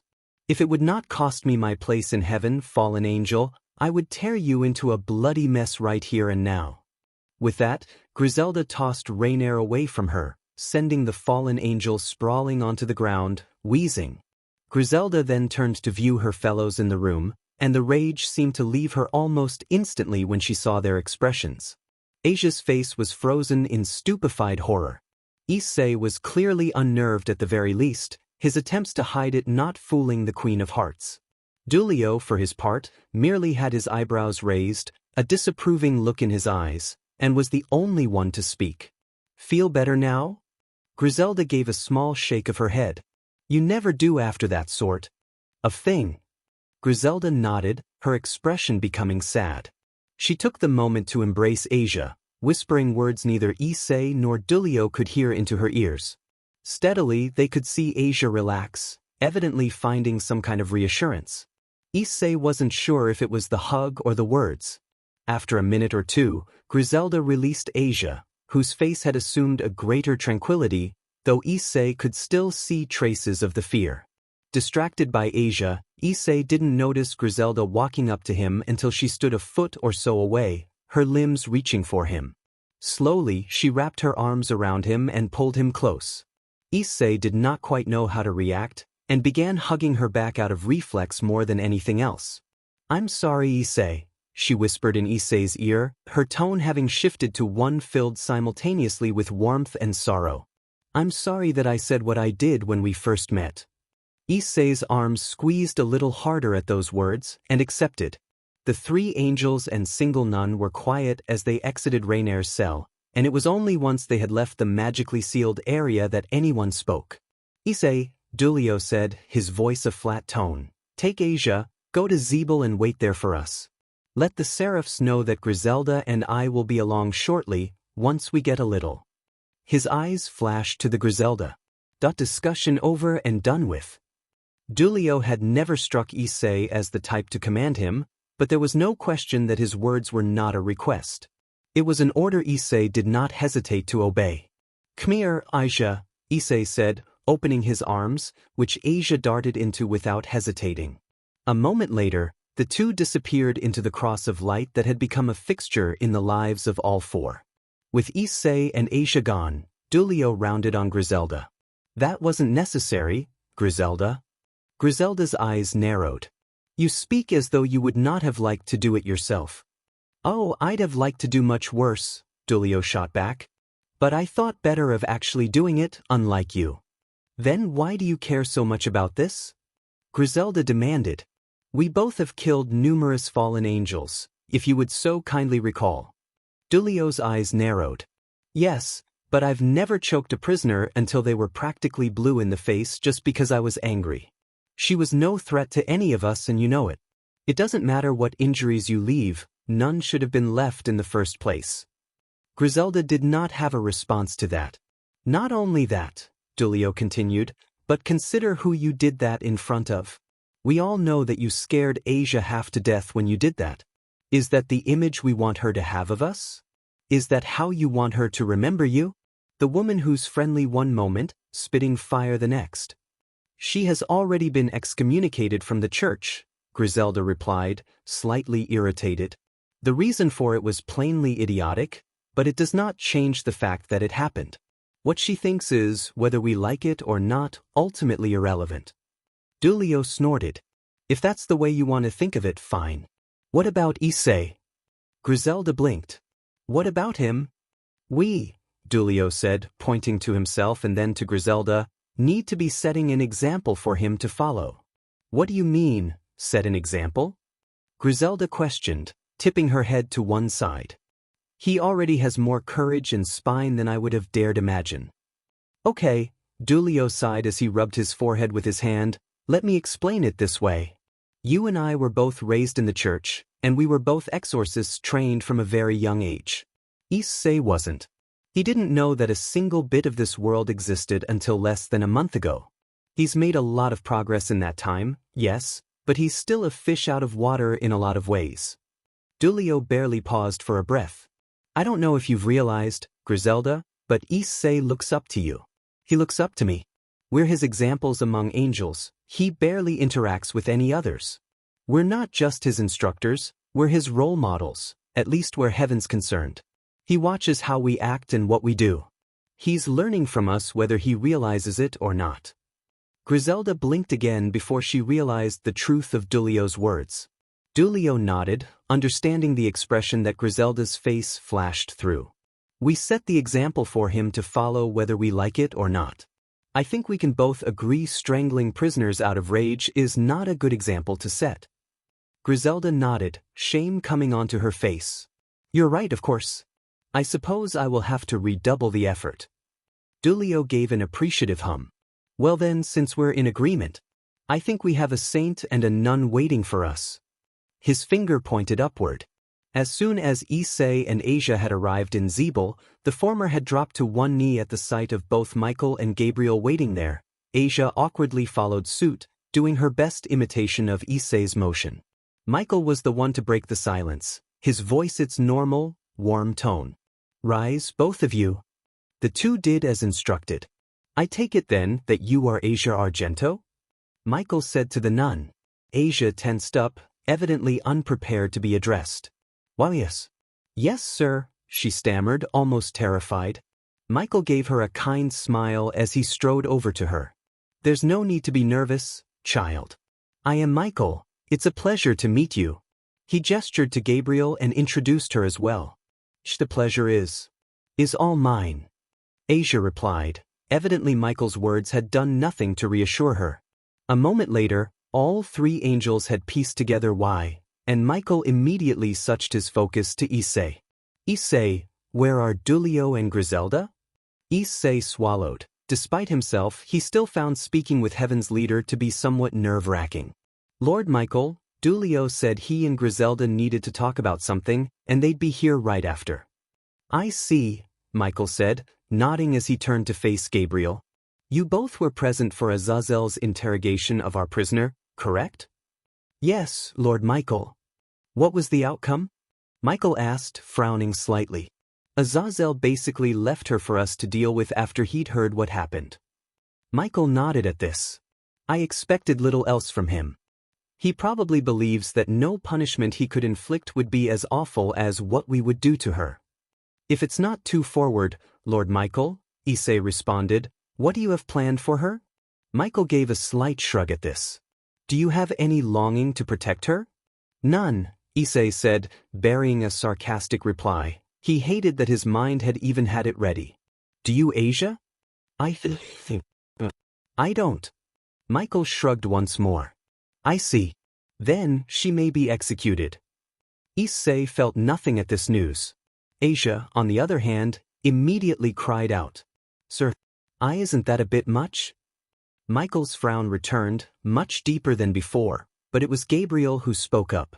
She has killed a person and made an attempt on the life of another, all while breaking the truce between her faction and the devils. Death is a punishment she has well earned. But Issei's not.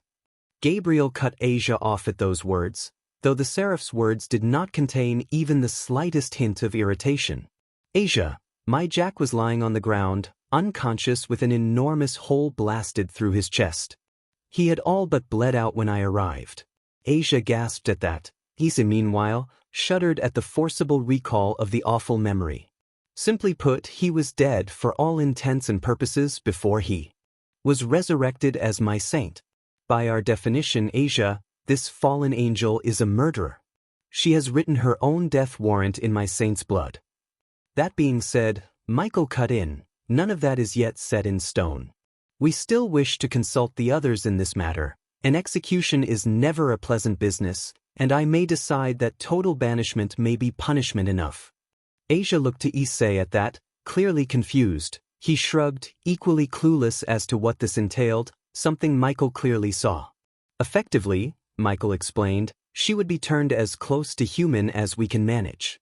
Her remaining lifespan would be cut down to 1 century, her wings would be removed and her magical abilities would be permanently sealed away. She would, of course, Gabriel added, be blacklisted by all the major factions, meaning no reincarnation by devils to get back her near immortality.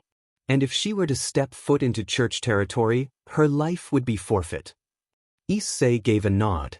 So technically, the punishment is death either way, just one version takes longer? Gabriel shrugged. More or less. Did we miss anything? Came Dulio's voice. The 3 angels and single nun turned and looked behind them as Dulio and Griselda appeared in twin crosses of light and bowed. Rise, both of you, came Michael's voice. Both obeyed.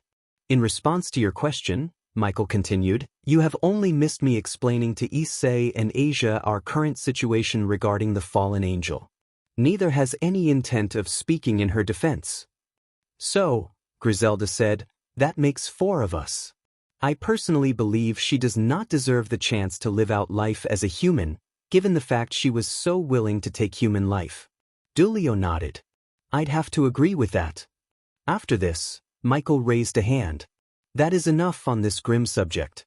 We have another, altogether happier matter to address, and it concerns you, Asia Argento. Asia tensed up at this. Why, yes, sir? My Joker, Gabriel's queen, and the seraphs have pooled our thoughts on what we wish to do for you. It has been decided that we will bestow upon you the same gift granted to them, if you wish it, of course. Asia's face was a blank, to which Michael cast an annoyed glance at the 3 brave saints in the room.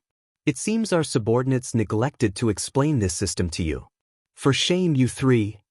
Our apologies, Lord Michael, Dulio said, his tone formal. But we didn't want to get her hopes up or create unrealistic expectations. Besides that, Issei has barely had a chance to speak to her since she came back. Griselda gave an innocent whistle at the veiled snipe. Well then, Gabriel said, giving an amused roll of her eyes, there is no one more fitting to explain the situation to Asia than the one who led the raid on the church, don't you agree? All eyes suddenly darted to Issei, who suddenly felt very self-conscious. Well, Issei began awkwardly as he turned to face Asia. The thing is, Asia. Out of us 5, only Lord Michael and Lady Gabriel were born angels.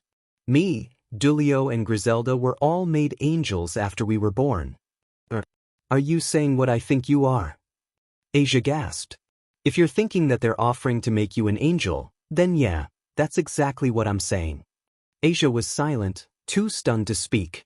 Gabriel pulled a thick box from her robes, opened the top of it with a loud click and filled the quiet with her warm voice. I, Gabriel, one of the 4 great seraphim of heaven, wish to extend the offer of reincarnation to you, Asia Argento. You have served the church nearly since BRH. You have had so much asked of you, time and time again, and yet you gave yourself wholly to our Lord's teachings despite never receiving anything in return. Your soul is kinder than most could possibly imagine, and you still follow our Lord's words even after your service to the church was ended under less than positive circumstances. We believe it only fair that we reward you where the church did not. Gabriel withdrew a thick playing card from the box. It was about the size of her palm and more than an inch thick, with a completely blank white back that hid the card's value from the saints and Asia. If, of course, you would have me as your king. That snapped Asia out of her stupor, and she dropped to her knees in a near-perfect imitation of the formal bow that she and Issei had performed when they had entered. "It would be my honor," Asia stammered, overwhelmed by the sheer generosity she was being shown. Gabriel gave a smile at that. Issei noticed immediately, however, that it was not a happy one. "Well then, Asia, I have one final question for you, and it will make or break your decision." Asia looked up, confused once more. Gabriel gave a heavy, sad sigh. "Asia, would you still choose to serve heaven as a saint and as an angel, even if you knew that God was dead?" For several seconds, Asia did not react, as though she did not comprehend Gabriel's words. Then she spoke, her previous nervousness sounding altogether calm and collected by comparison. Lady Gabriel, I don't think I heard you right." "You heard me perfectly," Gabriel replied, her eyes shut. "God is dead and gone, Asia, and he has been for a very long time." Asia rose shakily to her feet, her gaze turning wildly to burn through the saints and seraphs. Her voice was steadily becoming crazed. No, it can't be. God can't be dead." The expressions of 4 of the 5 other people in the room reflected sadness. The 5th's reflected surprise. Issei tried to speak up, but was cut off by the nun wrapping herself around him, tears forming in her eyes as she looked up at him, utter desperation evident. "Issei, it's not true, is it? Please tell me it's not. Please tell me this is all a sick joke. Please." Issei wrapped his arms around Asia and gently pressed her head against his chest, trying to soften the blow of his next word in some small way. "Asia, why would the seraphs lie to you?" Issei met Asia's gaze, and he could see in her eyes her entire world fall apart. A heartbeat later, she buried her head in his chest as muffled wails erupted from her. Issei held Asia close as she bawled her eyes out, freely using his shirt as a giant tissue. At first, he tried to comfort her, but he had been stopped by Dulio laying a hand on his shoulder. "Issei, she's just found out that the God she had spent her entire life serving has been dead since before she was born. Griselda and I both had similar reactions. I don't mean to be harsh, Issei, but I doubt you can relate, given that you weren't too faithful before you were reincarnated. Let her cry, she's got more than enough right to." Issei flinched slightly at those words and turned away. Asia's tears did not stop for even a moment throughout all of this. Asia cried until Issei's shirt was completely soaked with tears, and even once the tears finally stopped, the nun's head remained in his shirt, as though trying to hide from the awful truth. It wasn't until perhaps 20 minutes had gone by that Asia finally pulled her head back from the cloth, her eyes bright red and puffy. "If God's dead, then..." She never got a word past then. Issei couldn't be sure why that was, but he could guess either the thought had been banished from her own mind in horror, or she herself didn't know where her thoughts led. He could believe either. Issei took a breath before looking to the seraph leading heaven. "May I show her something, Lord?" "Michael?" he asked, as one of his fingers, on an arm wrapped around Asia's back, pointed downward. A few breaths later, Asia realized that they were no longer standing in Zeeble. Zeeble had a ceiling, not a sky of a purer blue than she had ever imagined. Her head began to whp about wildly. "Say where dash." She stopped short, her breath and sobs frozen in her throat, when she caught sight of the city below the balcony.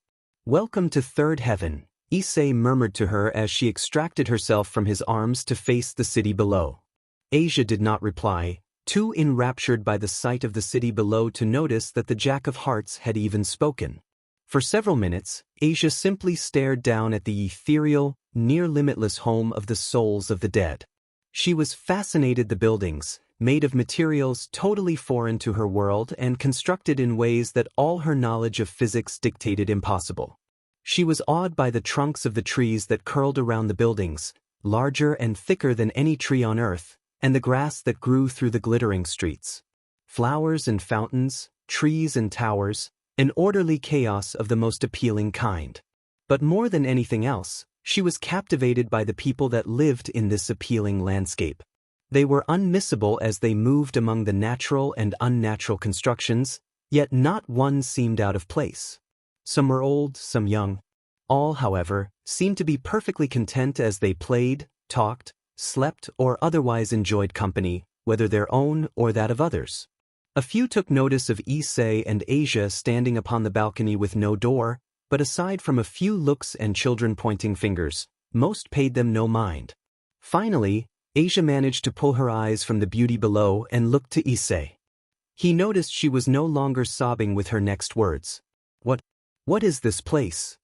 Issei looked her over, his expression neutral. It's third heaven, where the souls of the dead who've been brought here reside.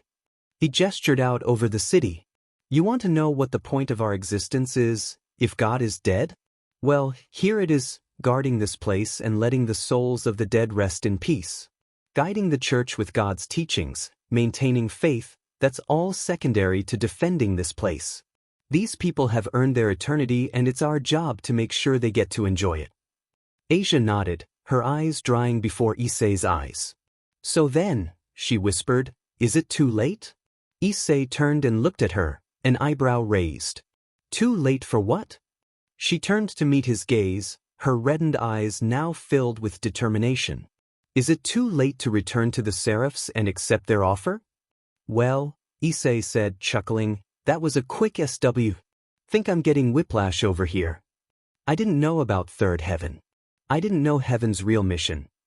Asia took a deep breath, evidently steeling her nerves. Even if God is gone, I want to be part of this, Issei. I want to help all of you. If I can do that at least. At least? Asia shook her head. Never mind, Issei. Just, please, can we go back? I want to tell them I accept. Please. She was, by this point, grabbing and tugging the front of his shirt as though it might make him concede a little quicker. All right, Issei said with a good-natured laugh. Come here.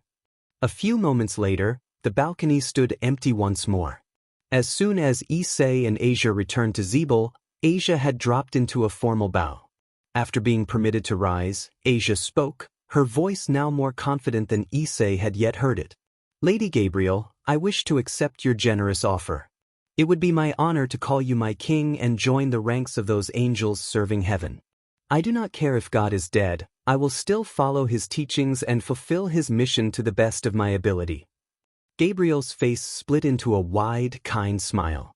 Excellent. If that is your decision, step forward, child. The blonde nun took a deep breath, then took several steps towards the seraph, stopping feet short of Gabriel. The process is a simple one, Gabriel encouraged. And it should be over within a minute. All I need you to do is stand still. Asia took another slow breath, trying her best to not fidget as Gabriel pressed the card against her bosom, all while wrapping an arm around her shoulders. Ever so slowly, the card was absorbed into Asia's chest, enveloping the seraph and the nun in a golden glow. For a moment, all of existence seemed to freeze. Then, Asia's hands raced to her head. She was only prevented from dropping to her knees by Gabriel's arm. A moment later, Asia's palms left her head, her eyes looking into Gabriel's in confusion. Is that it? Is it done? Gabriel whispered something in the nun's ear in response, Asia nodding. Understand? Gabriel asked. Yes, Lady Gabriel. With that, Asia's eyes shut, squeezed tight in concentration for a moment. A pair of white, feathered wings erupted from her back, and a circle of light appeared above her head. The process was complete. For a moment, Asia simply stared at her own wings, struck by awe at the new addition to her body the same way Issei had once been. The next moment, Asia had practically tackled Gabriel in a hug. Gabriel didn't seem to mind the affection, gently hugging Asia back. More whispers were exchanged, but Issei was too far away to hear what was said. A few seconds later, Gabriel separated from Asia, and it was his turn to be embraced. What am I, a walking pillow? He teased, earning a chuckle from Dulio and an amused sigh from Griselda. Thank you, Issei, came the reply, causing Issei's slight grin to fade from his face. For what? The brunette asked, genuinely confused. For everything. Asia squealed, hugging the Jack of Hearts as she looked up at him, her wings wrapping instinctively around his shoulders. If it weren't for you, I'd have died in that church. I'd never have met Griselda, or Dulio or anybody else. I have these wings thanks to you. Issei gave an embarrassed chuckle. Well, I'd never have been able to do any of that if it weren't for Dulio and Griselda. You really ought to thank them, not me. Issei, Dulio piped up behind him. She's right. She's got you to thank. We only knew it was happening because of you. And from what Griselda tells me, you were ready to go in there alone to try and pull her out if we wouldn't help you. Even if it got you killed. Michael smiled at those words. I had heard, Issei, that you had asked for help, but not that you were willing to lay down your life to save Asia's. Most impressive, say Haidu. I thank you sincerely. I thank you as well, Gabriel added. Thanks to your actions, an innocent life has been saved and reborn to new purpose. Issei blushed beneath the weight of the compliments and did not respond. Instead, he looked down at the nun in his arms, who had since begun nuzzling her face against his chest.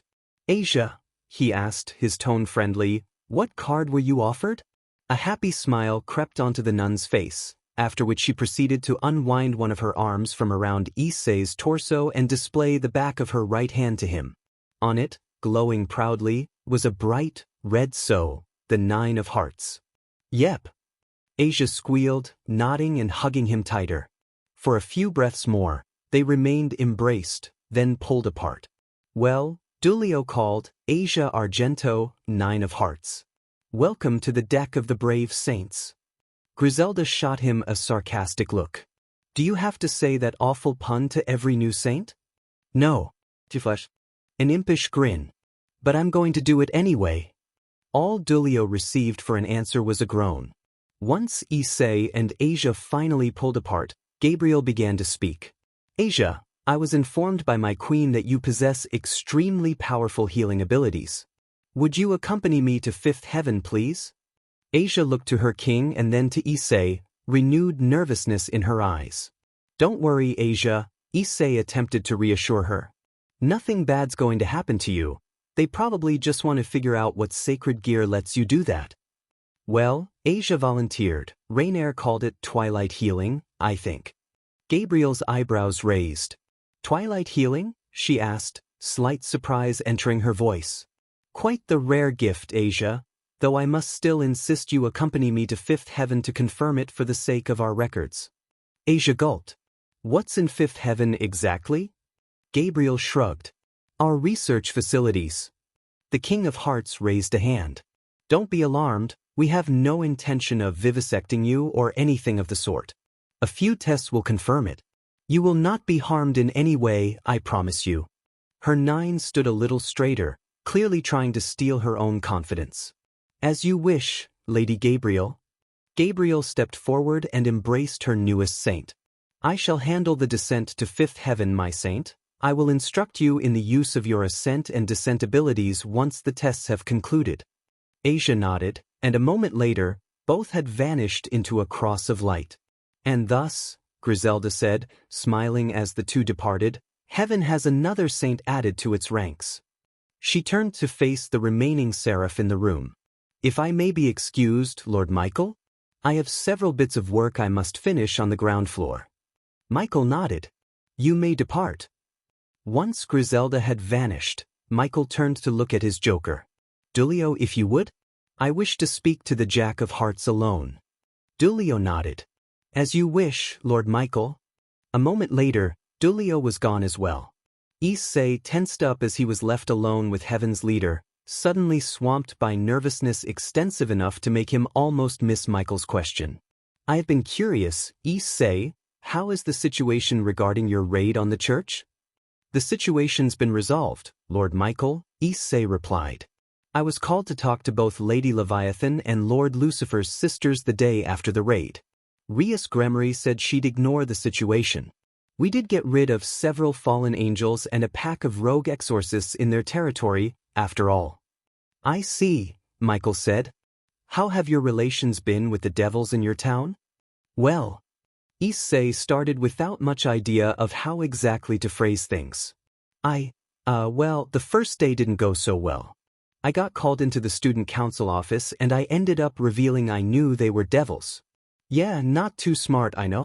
Anyway, They called me to the old school building where Rias runs her own club. Once I got out there, I told them where I'd been and, well, they didn't believe me until I showed them my wings. Everyone left in a bad mood, I'll just put it that way. The day after, I happened to catch Sona after the last bell. We headed back to the club room and we pretty much started over with each other. We chit-chat, got to know each other, that kind of thing. Issei was careful to keep his terminology vague, not entirely sure if he should reveal that he had explained the brave saint system to the devils there. Michael gave an understanding hum. What happened? Well, once we'd loosened up with each other, Rias invited me to join her club. I refused. Michael's eyebrows raised. Why was that, Issei? Issei felt his chest tense up, and fear that he might have done something to anger Michael jumped through his mind, irrational though it was. But I remembered that her brother asked that we stay out of each other's way. I figured that getting mixed up with them, even just for a club, would probably just cause issues later down the line. Do you think I should have gone with it? Were I in your position, Issei, I likely would have joined in an effort to bridge the gap between heaven and the underworld. However, it was not my choice to make. As a brave saint, you have more autonomy than you might believe at first. Oh Lord Michael, I don't know what you mean. Michael allowed a slight smile to crease his lips. Issei, so long as your choices do not endanger heaven or innocence, your choices are yours to make. We seraphs have neither the longing nor the time to enforce our will on the saints in our decks. In this case, your reasoning against accepting her offer is perfectly valid, though I must warn you that it likely created some repercussions. Issei's head tipped to one side, unclear as to what Heaven's leader meant by this. As it stands, Michael continued, I severely doubt that any of the devils genuinely trusted you even before your raid on the church. Now, they most certainly do not. They will be watching the actions you take with interest, Issei. Issei gulped, which Michael noticed. Jack of Hearts, I say this not to frighten you, but to caution you. You were very lucky with your actions regarding our newest saint. That luck will not always save you. Do not take action in haste if there is time to thoroughly consider your options. Issei nodded quickly. I understand, Lord Michael. Heaven's leader smiled. You are dismissed, Issei. The next school day was a quiet one, given that Issei never even saw any of the devils, save a quick glimpse of Sona's queen. Issei was almost looking forward to the brutal but mindless physical training, but when he arrived in First Heaven, Griselda was nowhere to be found. Dulio, however, was there, seemingly waiting for him. Issei slid into the seat across from him, and barely got through greeting himself before, "Where is she?" came blurting out. Apparently, Dulio said, you get today off if you want. Griselda's tied up with some church business, as it were. I suppose we could keep up training with forming weapons, but you've pretty much got that down pat, and I'm terrible at sword combat. Issei was surprised at that. I've seen how good you are with weapons dash. I'm good at forming weapons. Actually using them? I'm basically hopeless. I fight at range, thanks. Those words tripped a trigger in Issei's mind, and he cursed himself for forgetting. Oh yeah, Issei said, that reminds me. I've been meaning to ask you this, but what do you know about fire magic? What? Dulio chuckled. You really want to expand your repertoire that badly? The humor vanished when he realized that Issei was being entirely serious, and Dulio replaced the humor with a more careful tone. Sorry to disappoint you, Issei, but I don't know much. I mean, I can manipulate fire without an issue, but that's not because I know fire magic. It's because of Zenith Tempest, and I can't exactly teach you how to use that for. He gestured to himself. Obvious reasons. Well, I guess it was a long shot, Issei said with a sigh.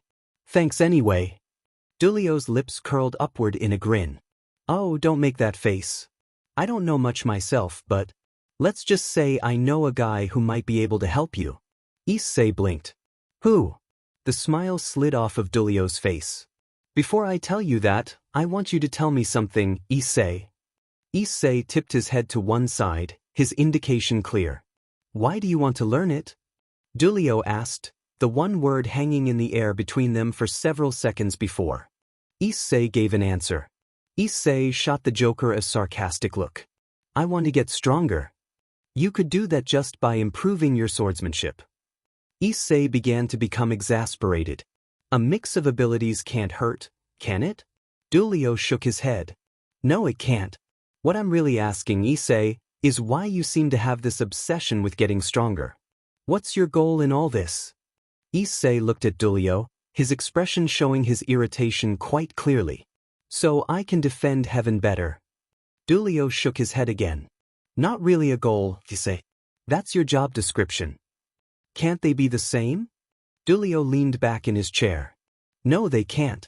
You have to defend heaven. That's your duty as an angel. Your personal motivator is what keeps you going underneath that weight. Issei, you do realize that all of us had selfish motivators for accepting reincarnation, right? Issei blinked, surprised. You didn't do it for the honor? The former exorcist chuckled. Not a chance. Sure, it was an honor to be offered the chance, but we all had our own reasons. Even Asia's told me that she wanted to prove she wasn't a heretic in addition to her own faith. You had one too, you wanted to redeem yourself, right? Issei nodded, biting his lower lip at the painful memory flooding back to his mind. Unfortunately, Issei, earn redemption isn't much of a goal, it's too vague. What's your personal motive? The reason you put the effort in and push yourself? After several seconds, Issei gave a vague, I don't know. Well then, Issei, you ought to figure out what that is. Are you going to tell me who that guy you mentioned before was or not? Michael's Joker shook his head. No. Not until he agrees, at least. I'll be back in a few minutes. Dulio vanished into a cross of light. For several minutes, Issei sat there, staring at his own left palm. Issei's words had been a lie, something to pacify those who'd ask those sorts of questions of him. In truth, his goal was exceptionally simple, but he could never admit it to his fellow saints. How could he ever tell them how afraid he was? How could he ever tell them his fears of being how he saw himself? So, did he agree? Issei asked as Dulio reappeared. Dulio nodded. Yes, and he said he'd like to start right now. Shall we go? Where are we going? In response, Dulio grabbed his arm. You'll see, he replied, the normal, mischievous Dulio having returned in the meantime. A few moments later, Dulio had dragged Issei along in another cross. A few precious breaths later, Issei found himself standing in Zeeble before Michael. Both he and Dulio immediately bowed. Rise, both of you, Michael said warmly. And you may leave, Dulio. Dulio vanished almost instantly, and once more, Issei was left alone with Heaven's leader. Issei was spared from starting the conversation, thankfully, when Lord Michael spoke. My Joker tells me you've taken an interest in fire. Yes, sir, Issei answered, his voice nervous. And why is that? Michael asked, his voice curious. Well, Issei replied, I realize that as useful as it is, Lord Michael, light is still just one ability. And after I talked with the Red Dragon Emperor, I decided that it would make sense to learn something else, just to make sure I have multiple options available. I see. Well then, Michael said, are you ready to begin? Issei blinked as he realized the implication behind Michael's question. As soon the expression crossed Issei's face, Michael began to chuckle. A few seconds later, he raised a palm. Another second, and Zeeble was drowned in flames. Issei's head darted every which way, watching the blaze snake all about sixth heaven. Paralyzed by fear, Issei's rational mind refused to work. If it hadn't, it might have noticed that the flames stubbornly refused to touch him or Michael, nor did they actually seem to be burning anything. Michael's face, set in a half-grin, took in the Jack's fright with the amusement of a parent watching their young child become terrified by something harmless. Then, after a few moments, the seraph waved his hand once more, and the flames vanished as quickly as they had appeared. It took several seconds for Issei to catch his breath as nervous sweat trickled down his face. Once he had composed himself, his head turned to take in Michael's smirking visage. Only then did he realize what had happened. Lord Michael, that was not funny. The grin widened. I would have to disagree. Shouldn't Heaven's leader be above stuff like that? Issei muttered as his eyes cut sideways. That is for God to decide, and since I am currently acting as such, no. Isn't pride a sin? No more so than lust. Issei gave an annoyed groan as he tried to come up with a comeback. Give up, Issei. You won't win a sarcasm contest with Michael. He's far better at it than you. Michael's grin had yet to waver. I see one of you has some sense. Now, does the other? Whatever, Issei sighed. A wise decision, child. Could you sound any more smug? Issei shot back, not able to keep one last quip from getting out. If you would like. At that, Issei buried his face in his hands as the sounds of Michael's chuckling rang in his ears. Issei, why do you smell singed? Ich just worried. Issei was back in first heaven, after several hours of training from Michael, seated at a table with Asia. Well, I've been trying to learn to use fire magic. Lord Michael's a great teacher, but it ain't easy to learn this stuff. As soon as he had finished laughing at Issei's expense, Michael's calm demeanor had returned, and the lesson had begun. Issei had surprised both Michael and himself by actually managing to summon a small flame in his palm in their first lesson. Michael had admitted that he had expected that Issei would fail to manage that for several lessons yet. This, naturally, had turned out to be the easy part. It was as Michael healed his injuries for the 5th time in 15 minutes that he had made what was already obvious clear. Summoning fire is not the difficulty faced by most. It is convincing the flames to follow your command that makes most turn from this Dieston. Issei looked at Asia. Let's just say that fire's kind of temperamental. He could summon the fire, but as soon as he did, the tiny inferno would then jump to something at random, against his attempted commands, and burn it instead of his intended target of a block of wood. And 9 times out of 10, was Issei's arms.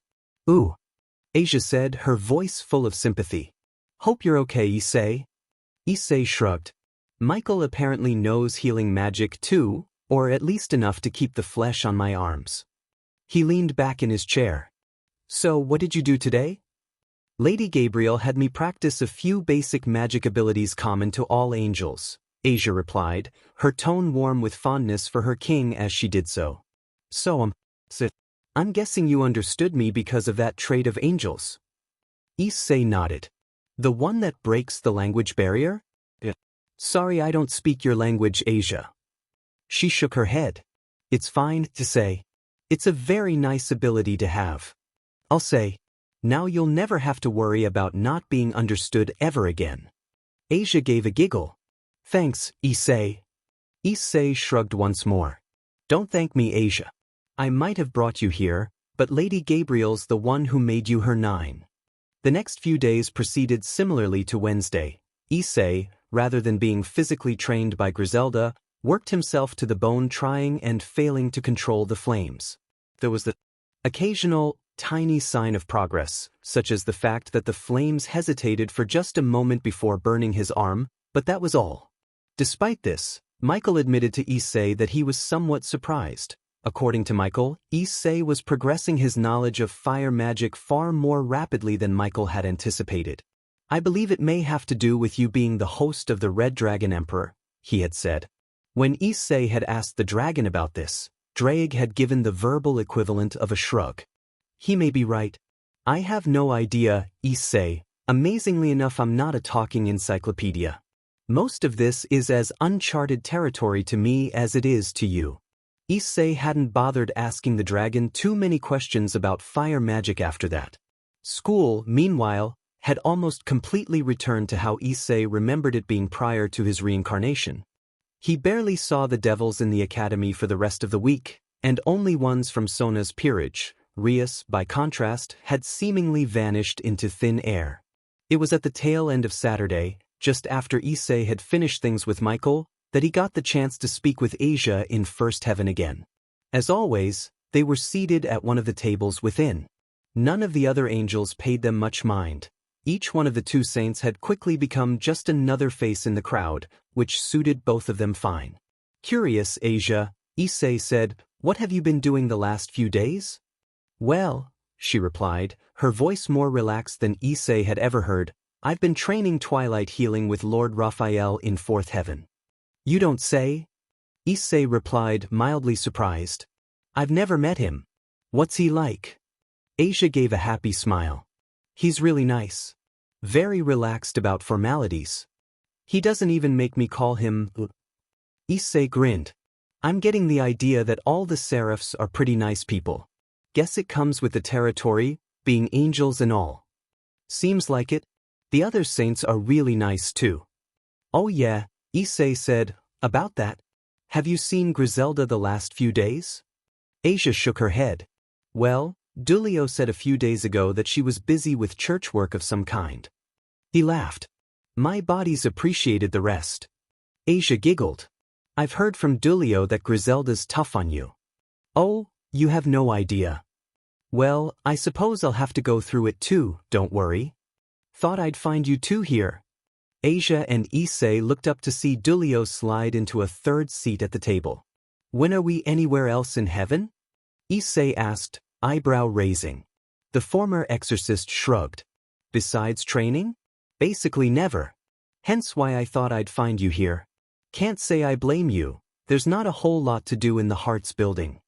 Issei didn't bother to deign that reply with a smart comment. Hey Issei.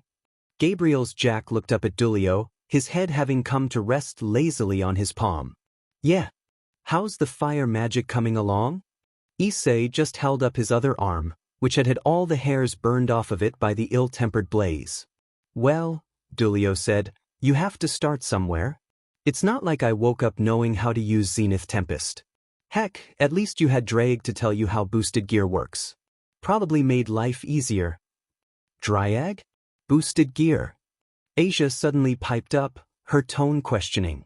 Dulio casually tossed a look at Issei, one that basically said, I don't feel like explaining this, you do it. Issei sighed. Well Asia, it goes like this. You know how God created the sacred gears? A nod. Well, you see, you and Dulio aren't the only ones who wound up with one. I've got one too. One of the 13 Longinus. Asia's mouth dropped open. I was born with boosted gear, this. Gabriel's Jack continued as he summoned the gauntlet for a moment. Lets me continually double my strength and use the built-up power for different effects. A massive overall enhancement, a single heavy strike, strengthen someone or something else, that sort of thing. So, Asia began after several seconds, what sacred gear does Griselda have? Dulio chuckled. None as far as I know. It was Issei's turn of the three to be surprised. Really? Didn't know that. Well, she was one of the strongest female exorcists, Dulio replied nonchalantly. She's pretty skilled at fighting. You don't need a sacred gear or anything like that to climb the ranks as an angel, you know. All you need is training, a bit of smarts and commitment to Heaven's mission, if you're really that concerned about increasing your wing count. Do keep in mind that it's unbecoming of an angel to be vain. Dulio winked at Issei at that.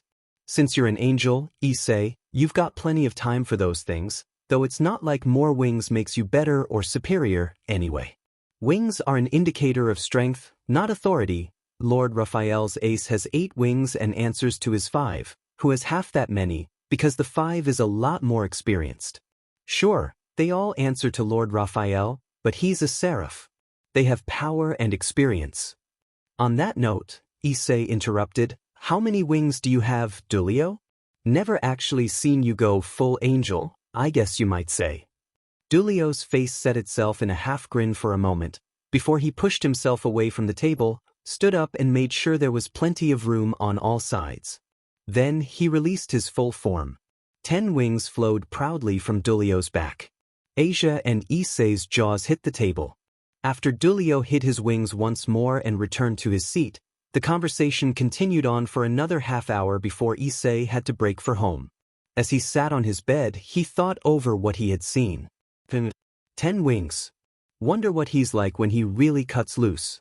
Why are you so concerned with comparing yourself to others? Issei's eyes looked to his left hand. I wasn't, Drake. How strong do you have to be to get 10 wings? That puts him almost on the level of the seraphs, you know. A slight grin cracked his visage and he chuckled. Wonder how close I could get? Perhaps you'll do more than chase him. Perhaps you'll eventually run side by side with him in terms of power. Perhaps one day you'll surpass him. It's not impossible, Issei. Issei chuckled. I doubt it, Drake. I mean, not that I won't try, but Dulio's. Well, the deck is a bit stacked in his favor, pardon the pun. I'm a guy with a Longinus and some lessons on weaponry. He's a guy with a much stronger Longinus and years of training and combat experience under his belt. He's probably going to stay ahead of me no matter what. Didn't I tell you to stop criticizing yourself? Issei rolled his eyes.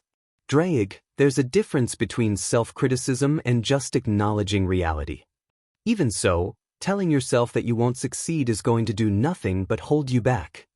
I'm being serious, Drake. I really don't think it's possible that I'll ever catch up. He's got too much of a head start. 3 centuries ago, humans would have said that it was impossible to construct a machine capable of flying. Today such machines are a banal fact of everyday life. What's your point? You sound like my grandmother. My point is that one does not grow or progress by believing something to be impossible. Drake, I can't even get fire to do what I want, Issei said flatly. Dulio can make nature itself bend to his will. Can the Joker increase his power exponentially on a whim? Issei didn't have a reply to that. Issei, you and Michael's Joker have 2 very different sets of abilities. Will never be able to control the elements the way he can. He will never be able to do the things the boosted gear lets you do either. Develop in your own way and carve your own path. Issei didn't bother going to heaven that Sunday. Instead, he decided to just spend it like a normal teenager, one who wasn't an angel bound into the service of one of the most powerful beings in existence and the host of a second creature of similar description. He slept in. He played some video games. He made sure his homework was done. He talked with his family. He did all the non-perverted activities that he'd come to neglect since entering Gabriel's service, sans his homework. Drake seemed to sense Issei's desires, because he did not speak to his host even once that entire day. When Issei arrived in heaven on Friday afternoon, he was mildly surprised to find Griselda waiting for him in the gathering hall. As soon as she saw him, she stood and ushered him over, before they walked out of the hall and took flight towards the training building. Where have you been? Issei asked as they landed. Haven't seen you since last week.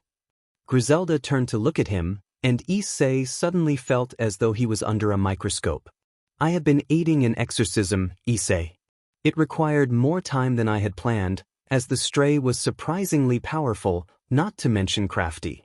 Issei gulped. Did you win? Everyone get out okay? Griselda nodded, and Issei felt an odd relief wash over him, even as the opposite emotion filled Griselda, the former exorcist recalling what Dulio had said to her before her junior saint arrived. You believe him to be seeking power for its own sake? Griselda asked, not enjoying returning to bad news about one of her best students. Dulio nodded, seated at the table in Griselda's room across from the ladder.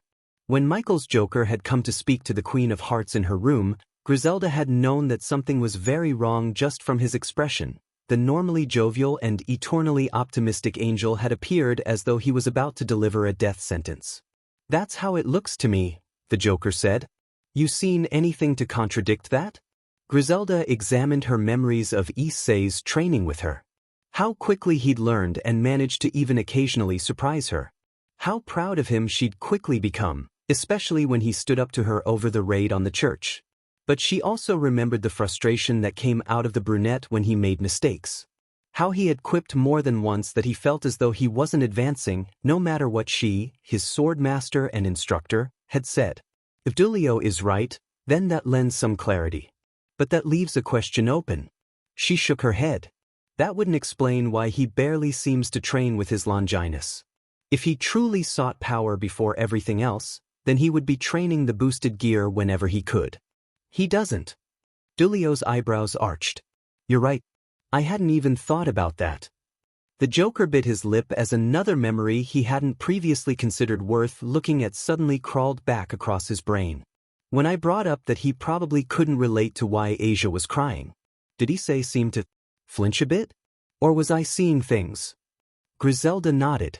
I noticed that as well. For a few seconds, Griselda left the silence hanging as a few puzzle pieces came together. Then, when they did, Griselda buried her face in her hands. It was Dulio's turn to be surprised. "What's wrong? Lord have mercy on all of us," Griselda whispered, before her hands left her face and folded in front of her. Dulio tipped his head to one side, and he gestured for her to continue. "Dulio, place yourself in Issei's position for a moment. He is a completely normal boy who, from what I can discern, was murdered by the one girl who ever pretended to be affectionate towards him, but only after he spent an entire date fawning over her. He wakes to find himself as an angel in the service of a world that he had no idea existed. He then learns that he holds almost no common ground with the others who have been reincarnated.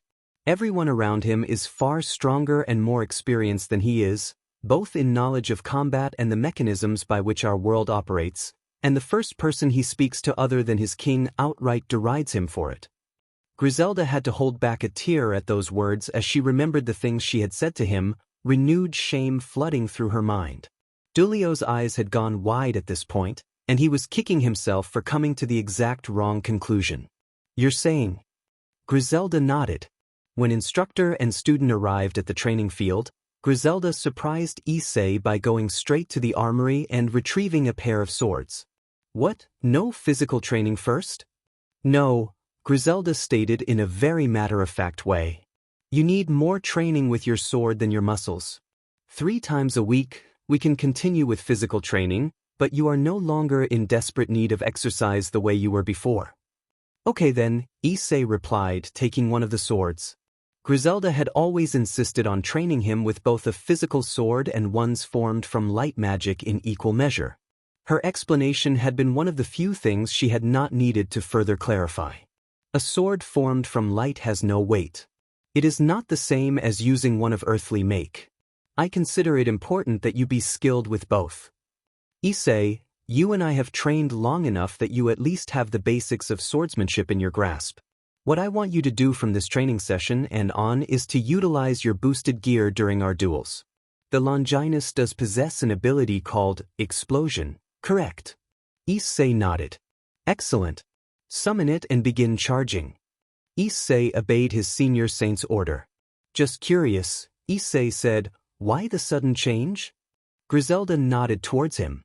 "Very simple, Issei. You have solid technique. What you need now is speed. I will not mince words, Issei. Even most exorcists, fully human, are far faster than you.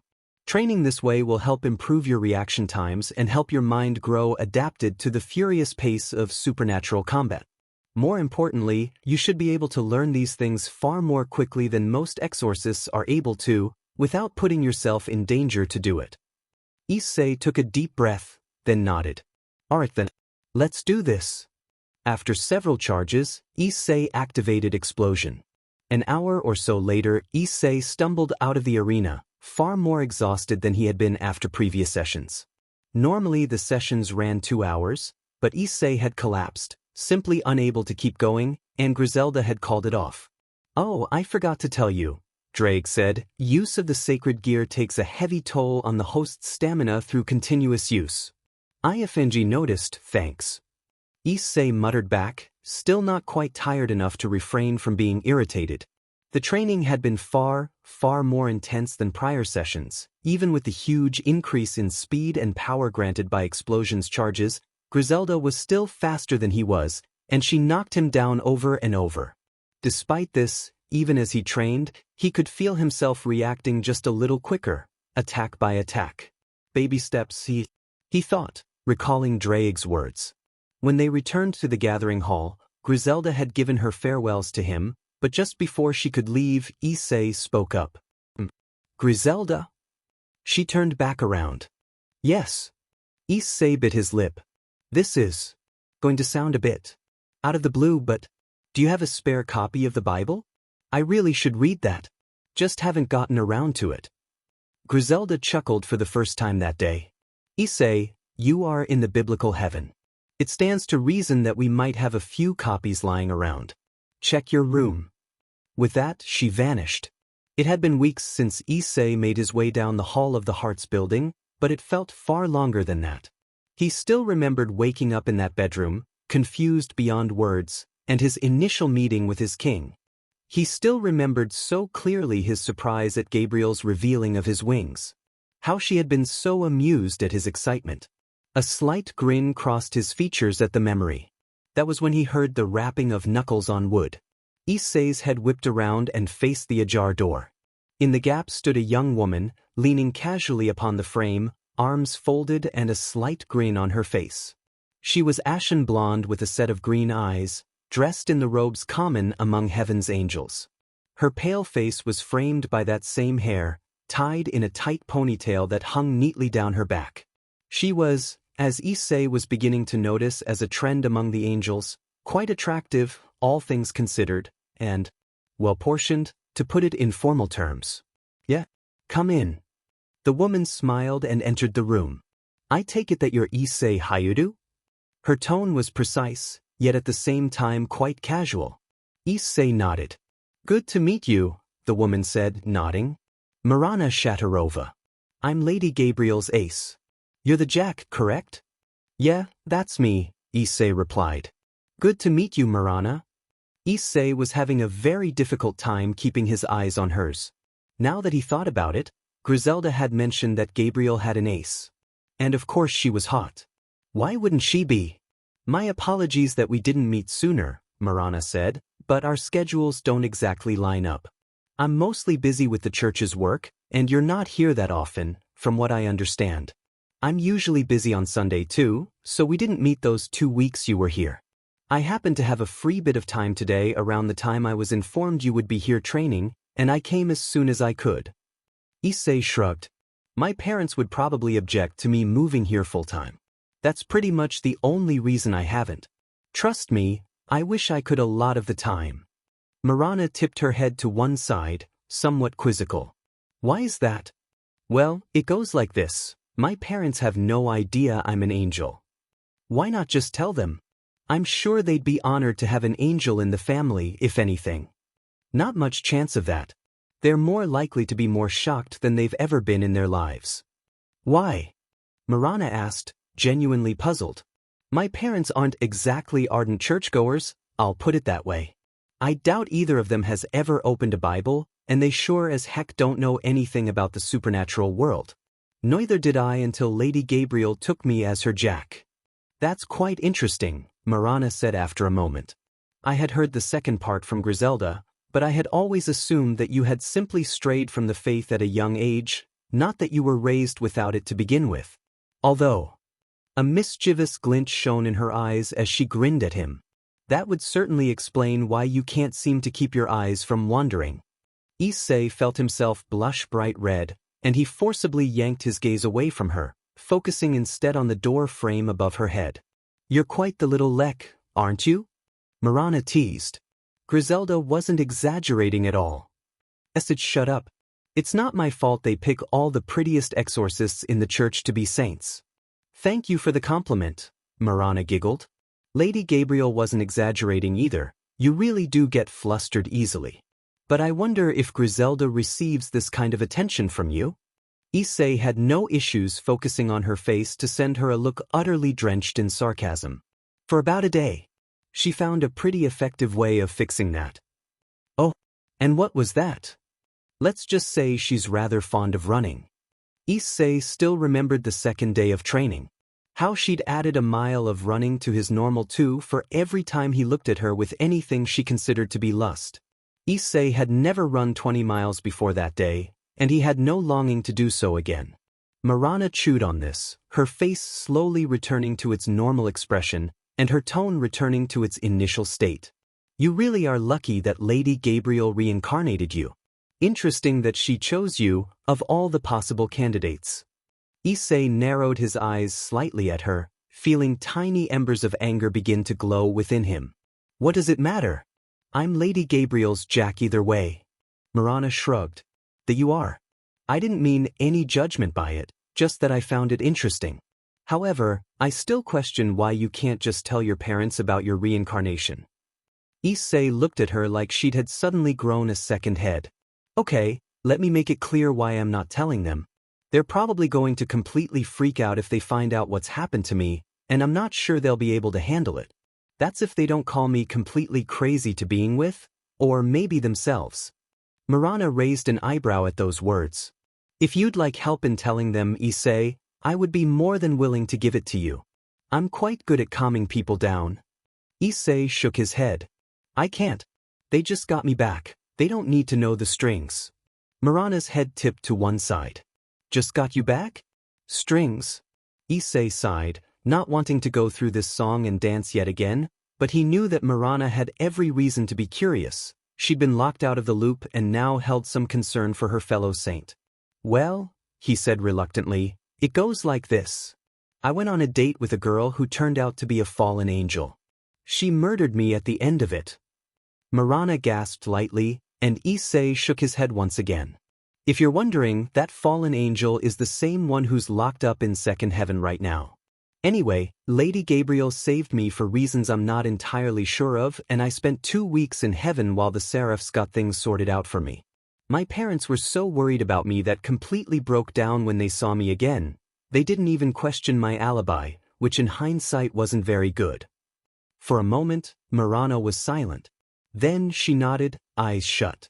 I see, she said, her voice quiet. I apologize, both for my assumptions and making you recall that. Issei raised a hand. Don't worry about it. He turned back to the bookshelf and pulled off a copy of the good book to read that night. Just before he could leave, however, Marana suddenly snapped her fingers. I almost forgot what I actually came here to tell you. Issei's head snapped back to her. What? That fallen angel in second heaven that you mentioned? Apparently she's been asking for you. For a moment, Issei just stared at her, trying to get his mouth working, and even when did, he could only force out a single word, why? No idea, Marana said with a shrug. I was told she's been begging to see you and speak with you for 2 days now. Issei gritted his teeth. So, when do they want me to? The Ace of Hearts gave a wave of her hand. They don't care if you do or don't, Issei. No angel in heaven would force you to have a discussion with the person who killed you, and no angel in heaven would fault you for passing on one either. Issei considered this. Anyway, I have to go. It was good to meet you. Marana said, her voice pleased. Yeah, same to you, Issei replied. As she turned and walked away, his lips set into a grim line. Issei strode into second heaven with the air of a person about to attend a funeral.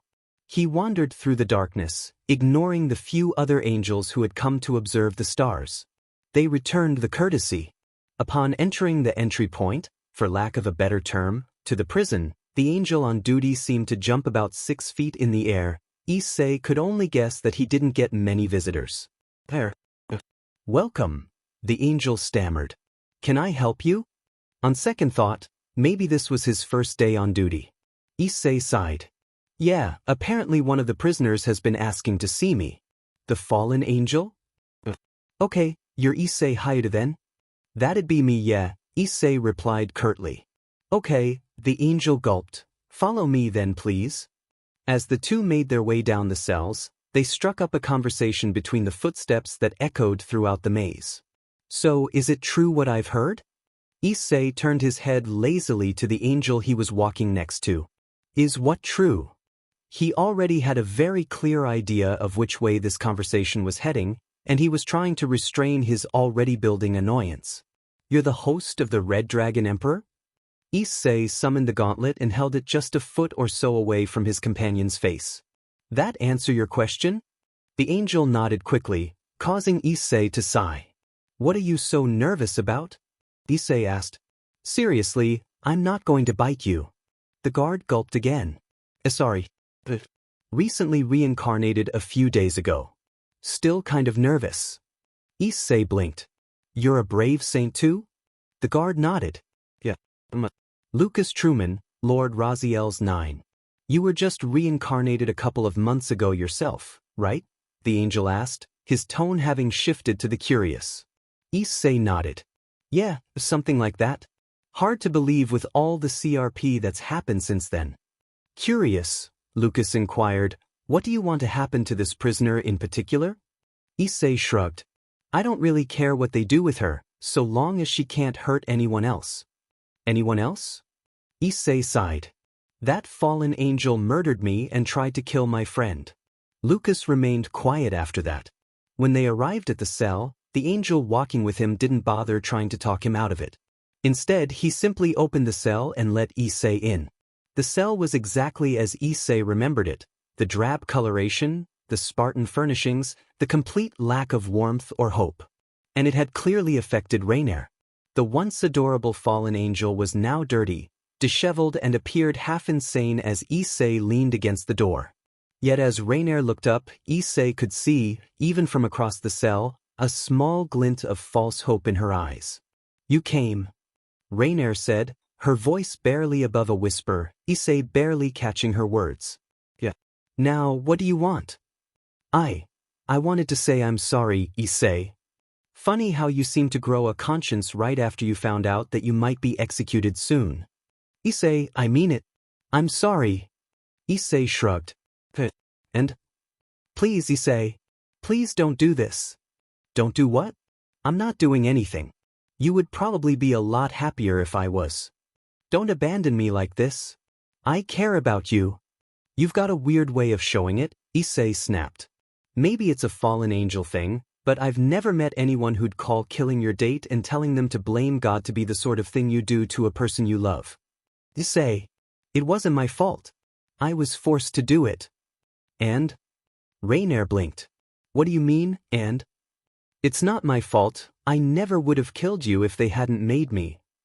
And I don't care. Issei didn't bother letting her get out the next sentence.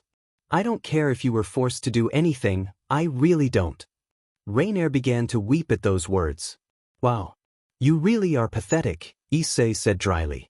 "Cut the waterworks, you won't get any more sympathy from me than you got from Griselda." The bawling did not cease, and Issei ground on. "But for the sake of argument, let's just pretend that you were coerced into doing that to me. Do you think I care why you rammed a spear through my chest and then tried to kill Asia for her sacred gear?" Issei shook his head. "No, I don't care why. You've got no one to blame but yourself for this mess, and now you get to suffer the consequences. Hope it was worth it, Reineer." He turned to leave. "Yuma," she suddenly cried. "Issei, I'm Yuma." Nope. The word was a death knell, a final, cold-blooded condemnation, spoken in the casual manner Issei might use when ordering a sandwich. "You're Reineer, the little fallen angel who murdered me for no reason and then tried to kill Asia Argento. Neither one of us did anything to you." Issei turned to leave, but Reineer refused to let him leave on that note. "I did like our date." Issei shrugged. "So did I, right up until you skewered me on a spear." "Issei!" Reineer screamed. "What do you want me to do or say? I don't care what it is. I'll do it. Please don't let them do this." A slight smile cracked his face. "What you're feeling right now. You made me feel that way once." His smile widened. "Doesn't feel so good, does it?" "Issei, I'll do anything." Reineer howled. "Please. You have to listen to me." Issei turned his head halfway to look at her in profile. "You'll do anything you say?" "Yes. Anything." Issei shrugged once again. "Well, would you do one thing?" Reineer began nodding excitedly. "Yes, Issei. Yes, I will." "What is it?" Issei let out a single, cold snort. "Would you die for me, Reineer?" With that, Issei walked out and slammed the door. As Issei exited the cell with a slight grin on his face, he could feel the gaze of the guard on his back. "Feel better?" Lucas called after a few seconds. Issei gave a shrug at that. "So, you and Issei met one another?" Griselda asked Marana, seated within the entrance area of the Hearts building. It was still an hour or so before they would retire to their respective chambers for the night. Marana nodded, a slight grin on her face. "He's quite a nice young man. It's nice to deal with a teenager who has an ounce of common sense for once." "Indeed it is." Griselda gave a sigh and shook her head. "Quite the shame about his rather lecherous ways that I have taken action to wear it out of him, but I doubt they were truly successful." Marana giggled at that. "They weren't successful at all, to put it gently." Griselda's eyes widened, making Marana grin. Let's just say that my body got a thorough examination from him. The Queen of Hearts buried her face in her hands at that. It seems he and I will be having yet another discussion over this. Marana gave an amused shake of her head. Honestly, Griselda, I don't mind. There's no need and it's not a problem. For the second time that day, the Ace of Hearts was looked at as though she had suddenly grown a second head. How is it not a problem? Griselda replied, her voice containing a hint of iron. Lust is one of the cardinal sins. You trying to act tough might intimidate Issei, Griselda, Marana said, giving a slight chuckle, but it's not going to work on me. I know you too well. Call it a benefit of having been an exorcist. Point. Stands, Griselda replied, annoyed. Not really, Marana shot back easily. Sure, lust is a sin, but as long as he doesn't indulge the more lecherous desires and is actively fighting it the way he obviously is, what's the harm? He is an angel, the Queen of Hearts countered. Indeed he is, Marana responded. But he's also a teenage boy interested in the opposite section. Is it any wonder that he likes a woman's body? I don't care about that, Griselda replied, her face curling up like she just smelled something foul. Regardless of his age, he is an angel now, and it is not becoming of our kind to act in that manner. Griselda, have I ever told you that you need to loosen up a bit? Marana questioned sarcastically. I lost count at approximately the 100th time, Griselda retorted. From the way you defend it, I should think you approve of his wandering eyes. Should I take it, then, that you like that sort of attention from him? Griselda's face twisted into a smirk at her final sentence. Miranda shrugged without a hint of shame. Sometimes it's nice to be looked at like a woman and not an angel. What do you want from me, Remorse? He's years your junior. You cannot possibly be seeking that sort of relationship from him. Marana sent her friend a sarcastic half-smile. No, not right now anyway. I notice you do not leave it out of the question, Griselda replied, her voice thick with sarcasm. Marana shrugged again. As angels, we have truly enormous lifespans, Griselda. Perhaps in the coming years, the embers of romance will kindle between us. I'd rather leave the door open than shut. A giggle escaped her as the Griselda sighed and buried her face in her hands once more. It was true that in the year or so since the two had been reincarnated, Griselda had come to consider Marana Shatarova an excellent friend. Yet that same friendship meant that Marana's efforts at messing with her had plenty of time to be refined, and now Griselda invariably found herself falling for them hook, line, and sinker. For Issei, the rest of the week went by almost identically to how Monday had proceeded, sans his discussions with Marana and Reineer. Issei would have an uneventful day at school, be pushed to his physical limits and beyond by Griselda during training sessions, come home and force himself through dinner and his homework before falling into a deep sleep. Yet Issei was not disheartened by the exhaustion. In an odd way, he was actually beginning to enjoy his combat training. Yes, he lost every single round against Griselda, but there was a strange exhilaration at the sheer speed with which he and the Queen now crossed blades. What was more, Issei found himself quickening even when not under the effect of explosion, physically and mentally. In class, he found his mind working faster, solving problems put towards him quicker and with fewer mistakes besides. No longer did Griselda seem blindingly fast during the few times he fought without his Longinus in effect. Rather, she simply seemed incredibly agile. He certainly could not come close to matching her yet, but he could see he was steadily improving, which made all the difference. So, Issei said, "Where's Griselda now?" It was Saturday morning, and Issei and Dulio were seated across from one another in their main meeting place. Dulio shrugged. Attending to some church business on the ground floor. Presenting the newest exorcists with their crystals, I think. Seeing Issei's quizzical expression, he clarified, they're required for most people to wield holy swords. Don't know if you'd have that problem, Issei. You're the only sword wielder among the saints who's never gotten one. I honestly doubt that Asia will be taking many sword lessons, given her skill with magic. Issei chuckled. So should I just head to Lord Michael, then? Dulio raised an eyebrow. I was thinking we could just sit and chat for a little while, but if you want, I suppose you can go now. Issei shrugged. Nah. The two chatted while tossing sarcastic quips at each other for the next hour or so, until another angel came to the table. I take it you're Issei Hayudu? Issei shot a lazy glance at the angel, dressed in the normal robes. Yeah, that's me. And you are? Dethulm Waldsimler, Lord Raphael's ace and former exorcist, the angel answered, his tone somewhat disinterested. Lord Michael wants you in the usual place. Issei sighed as he stretched his arms out, before pushing himself away from the table and standing. Well, if you say so. See you guys later. Issei vanished in a cross. So, that's the infamous Issei Hayudu? Dethulm asked after taking the seat the former had been sitting in. Dulio nodded. I've heard that he organized a raid on a church full of fallen angels. Is that true? Dethulm asked, his tone still wooden. Dulio chuckled. Well, full of fallen angels might be stretching the truth, but yeah, he organized the raid. From what Griselda told me, he pretty much said that he didn't care if it killed him as long as he saved Gabriel's 9. Never seen him so worked up, and all to save a girl he'd met a grand total of twice. He might not have been a believer, but I'll strangle the man who says he doesn't have heart.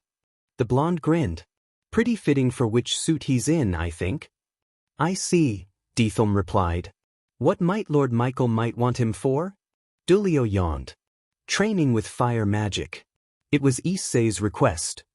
Dethulm gave a disbelieving chuckle. You're kidding me. He's been an angel less than 2 months and he's already trying to learn to use fire. What can I say, he's got a flair for this, pardon the pun.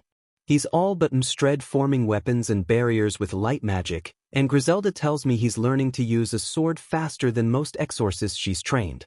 She's already got him using the boosted gear during their sessions. So the rumor was true? Dethulm cut in, surprised. He's the wielder of one of the 13 Longinus? Dulio nodded, smiling. You don't say? Dethulm said. Still, he learns quickly, I suppose. That he does. Michael cut things off early, claiming there was a matter he had to attend to. When Issei returned to First Heaven, 3 hours and untold burns later, he found no one there that he recognized, and chose not to stick around the gathering hall. Rather than return home, however, he instead went back to his room in heaven. It was barely noon, anyway. Once he had ducked inside the building and entered his room, Issei pulled off his shoes, then lay down on the bed and shut his eyes. All in just a month or so. He still sometimes woke up and questioned if it was all real. Questioned if he had actually been turned into an angel. Every few days, he'd wake up in bed, half sure it was all a bizarre dream. A quick glance at his own feathered wings, however, always dispelled the notion. Issei reopened his eyes and stared through the top of the 4-poster bed, his sore muscles loving the feel of the silken sheets.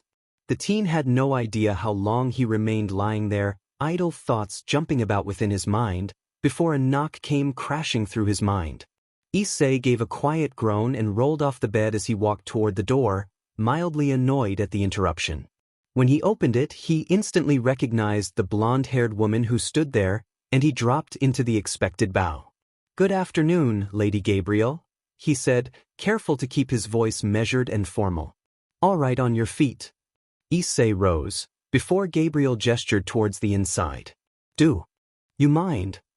No, Lady Gabriel. Please, come in.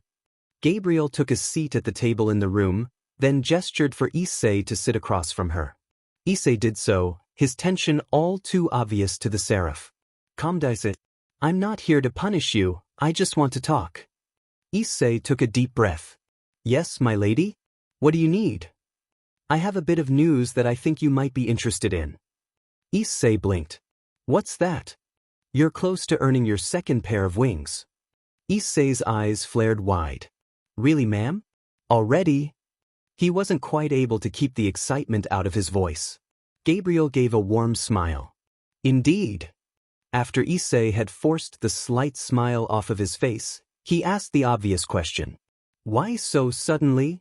Gabriel snorted, amused. Come now, Issei. You've gone from a person who didn't know anything about the supernatural world to a saint most any angelic king, myself included, would be happy to count among their deck.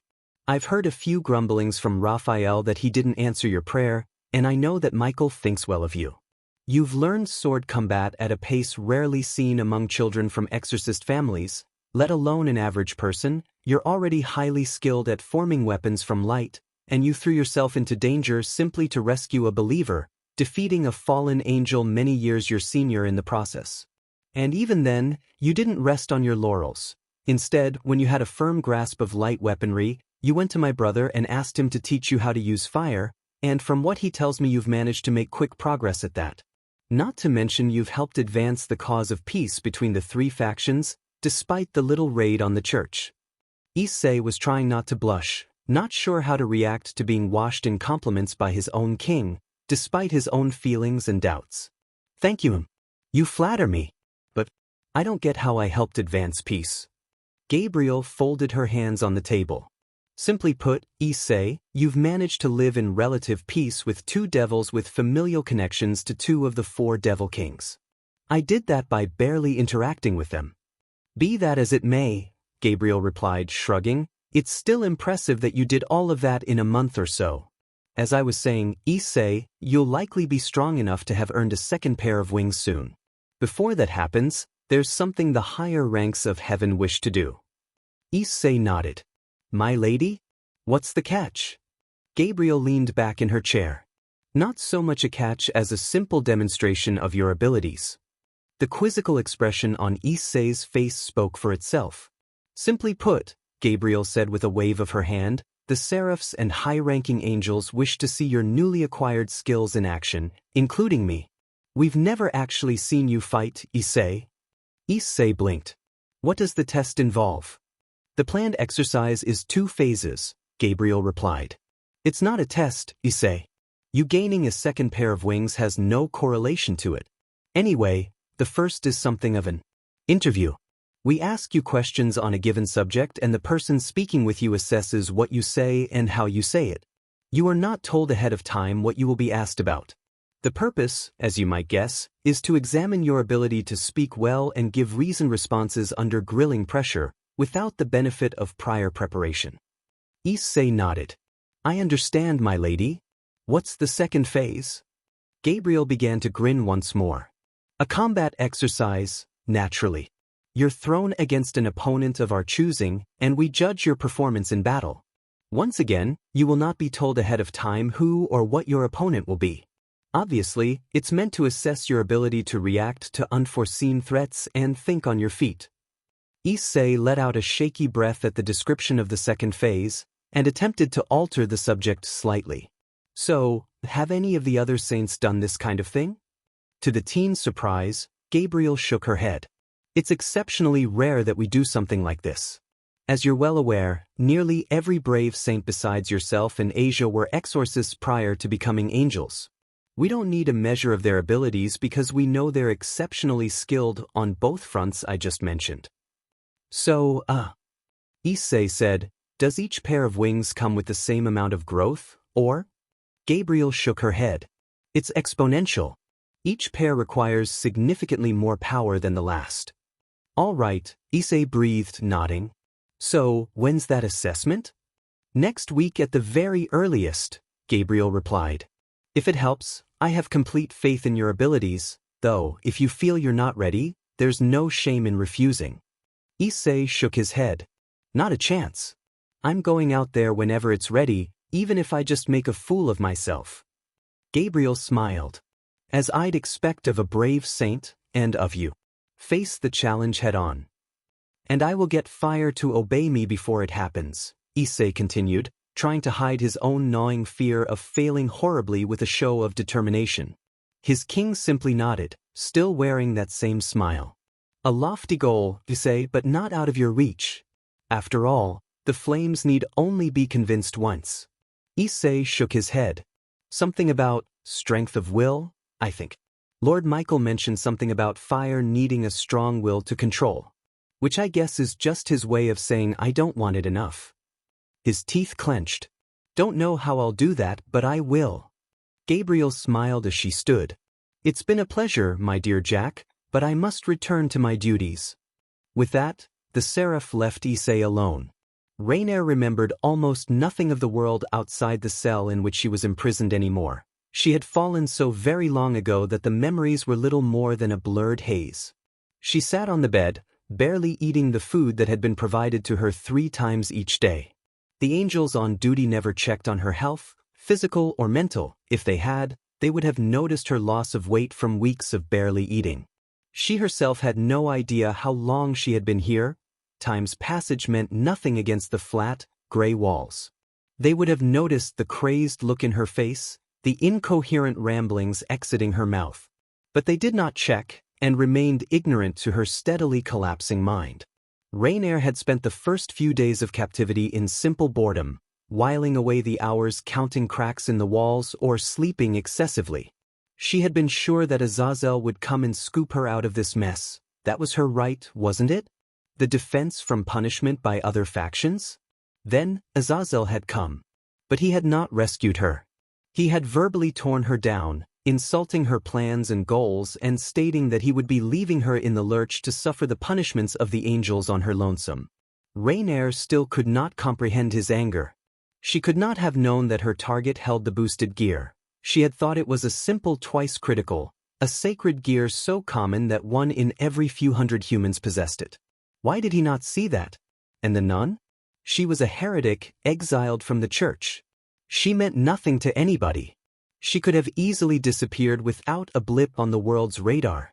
Her sacred gear was infinitely more valuable than the nun's own life. It should have been her honor to die for Reineer's cause. But then that BSTRD had turned up and ruined everything. Reineer no longer spent her hours amusing herself in preparation for a return to headquarters to be given her next assignment. Now, the fallen angel spent the days alternating between crying and staring at the walls blankly as she stewed in her hatreds. She remembered the face of Azazel, her boss who had left her to twist in the wind. The face of that angel who had nearly strangled her. The face of the angel who'd simply stood and watched her choke. The face of that nun whose sacred gear was rightfully Reineer's. She'd taken her in, hadn't she? Wasn't anything that the nun owned hers by default? But beyond those faces was another, the reason for all of her suffering. Why did that boy have to survive? Why did he have to be reincarnated as an angel? Why couldn't he have taken the hint and just stayed dead? He was worthless. He had no right to defy her whims. Who did he think he was to move against her? Yet he had. He had raided the church with that other angel, waltzing in and taking what was rightfully hers. The arrogance with which they had rampaged through the church and murdered her subordinates was unforgivable. Then that boy had somehow, through some trickery of the boosted gear, managed to defeat her and cripple her in the process. Her mind focused on this boy, the angel with 2 wings, the brown-haired teenager who was so stupid that he believed she was interested in him, the one who had then tossed her away like a piece of trash, daring to defy the one girl who had even given him the time of day. And her mind nearly burned itself to cinders at the thought of him. The thought that had crawled across her mind 1,000 times in the last day did so once more. Issei Hayadu must die. She was only drawn from her insane, murderous thoughts when the unmistakable sound of the ancient steel door screeching wide echoed through the room. Reineer looked up, and into the eyes of the leader of heaven. Michael walked towards the fallen angel with deliberately paced steps, his full mantle clinking slightly with each step. Only when he was several feet within the room did he speak. "Rise." Reineer rose, the reaction utterly automatic. She knew that if she were to defy heaven's leader, he could easily drag her to wherever he wanted without any effort on his part. "Walk towards me." Reineer obeyed the quiet authority within the seraph's tone. When the fallen angel had drawn close enough for the seraph's liking, he had given another one-word order. "Stop." Reineer did as he commanded with pure fury in her eyes, which the seraph regarded with the disinterest of a person noticing dirt on a road. Then, quite suddenly and without warning, Reineer felt her wings, or what remained of them, rip free from her back, a blast of pain shooting through her as they did so. The hollow clicking of Michael's steps against the stone floor rang through Reineer's ears, but she did not provide Michael the satisfaction of showing fear. Nor did she provide him the satisfaction of screaming at the excruciating pain that lanced through her as the seraph sliced off what remained of her wings. The pain vanished moments later, the wounds closed by Michael's healing magic. She did, however, scream several minutes later when the spell enveloped her, a circle of azure light appearing beneath her feet. Pain made her drop first to her knees, then to the stone of the floor as she writhed in agony. As she did, she let out a long string of curses and threats and wails of hatred to Michael. In her mind, he enjoyed making her suffer this way, her pain-addled mind believing that the spell was simply a method of indulging a well-hidden esthetism, the same way taking her wings off had been. After several minutes, the agony ceased as suddenly as it began, and Reineer got to her feet, wheezing. Anger flooded her mind, and she tried to form a spear to toss at Michael, not caring that he would deflect it with ease. To her utter horror and confusion, the spears simply refused to come together. The light she had so easily commanded all her life now ignored her will completely. Michael's voice filled the silence. Your magical abilities have been sealed beyond restoration, fallen angel. Reineer stared at him, jaw agape and anger beyond reason in her eyes. In addition, your lifespan has been reduced to 1 century. Those words, more than anything else, shattered the final remnant of Reineer's mind. Her lips pulled back in a sneer, and she attempted to strike Michael, sure in her delusions that it would cause him to give her back everything he had just taken. Her lifespan, her magic, her wings, her hand. Michael stopped the attack with the ease he might bend string. Clutching her one good hand in his, holding it fast, he continued to intone the nature of her punishment. You will be deposited on earth. Your name and face have been broadcast to the devils, fallen angels, and the church. Your presence will be tolerated by none of them. Reineer stared at him, unblinking. Live out your days as best you may, fallen angel, and take heart. You have been granted mercy twice. Many of your kind have never known it once. With that, Michael marched out of the prison block, skirted by one of the guards on duty, and sent Reineer to earth, never to return to heaven. Issei Haidu, meanwhile, was privy to none of this. He instead decided to spend his Sundays simply reading the Bible he had brought back with him.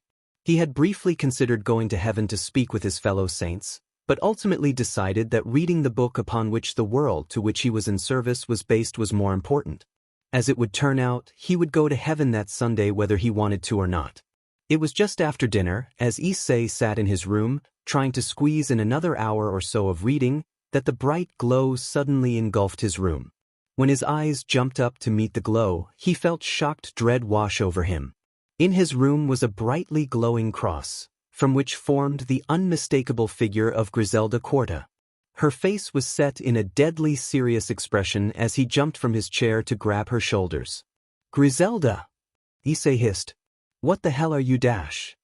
He was cut off by the Queen of Hearts clapping her hand over his mouth. Not one to let silence reign, she filled in the empty space, her words utterly without amusement. Issei, Lady Gabriel wants you in Zeeble. Now. For a second or two, Issei stared at her until the message got through to his brain. Okay, he replied, his tone now even more serious than prior. A few seconds later, the room stood empty. The two angels did not bother to stop at first heaven as they usually did. They ascended straight past the first 5 levels to immediately bow before the single seraph waiting there. Lady Gabriel, I have brought him as you asked. Gabriel nodded. Rise, both of you. Thank you, Griselda, for your expediency in this matter. They obeyed. Gabriel immediately fixed her gaze upon him. I shall make this brief, Issei. Have you heard about the stolen Excalibur swords? Issei shook his head. I see. All you need to know is that they are extremely valued by the church, and they were stolen recently. We have tracked the swords to Kuro, and 2 exorcists have been delegated to find the swords and return with them intact. Issei's expression became quizzical. So, why is this my? He trailed off as he realized before he gritted his teeth. I'm guessing you need me to try and keep things from blowing up between the exorcists and the devils in Kuo? The female seraph shook her head. If you wish to not get involved, that is your choice. The 2 exorcists are well trained, and not just in combat. Not to mention, there is little reason for the devils to wish for a fight. They likely will want those swords out of their territory as much as the exorcists want them back. We simply felt that you should be warned at the earliest possible convenience that this is happening. The exorcists are leaving as we speak. That being said, Griselda suddenly cut in, I would prefer if you did involve yourself, Issei, if only for my own, selfish reason. You know these devils better than the exorcists, and it may prove helpful to the exorcists if you were to facilitate communication between the two parties. Not to mention. The Queen of Hearts gave a slight sigh. I know one of the exorcists who was sent to find those swords, Zenobia. I can tell you from experience that she can be rather rash. She could use a person with some common sense at her back. You trained her? Issei asked. Griselda gave an amused snort. More than just that, Issei, I am her legal guardian. Issei's eyes flared wide, the reason for Griselda's concern becoming clear, before he nodded. I'll keep her and the other exorcists safe. I promise you. The Queen of Hearts gave a smile at that. Thank you, Issei. You are very kind. Issei gave a slight smile. Okay, then that begs the question. Who's the other exorcist? Griselda's reply was immediate. A young woman by the name of Irina Shidu. She and Zenobia have been partners for years. They are actually both your age, Issei. The Queen suddenly frowned at Issei's change of expression. Is something wrong, Issei? Issei kept scratching the back of his head as he replied, his face screwed up, clearly trying to recall a long-forgotten fact. No, nothing's wrong.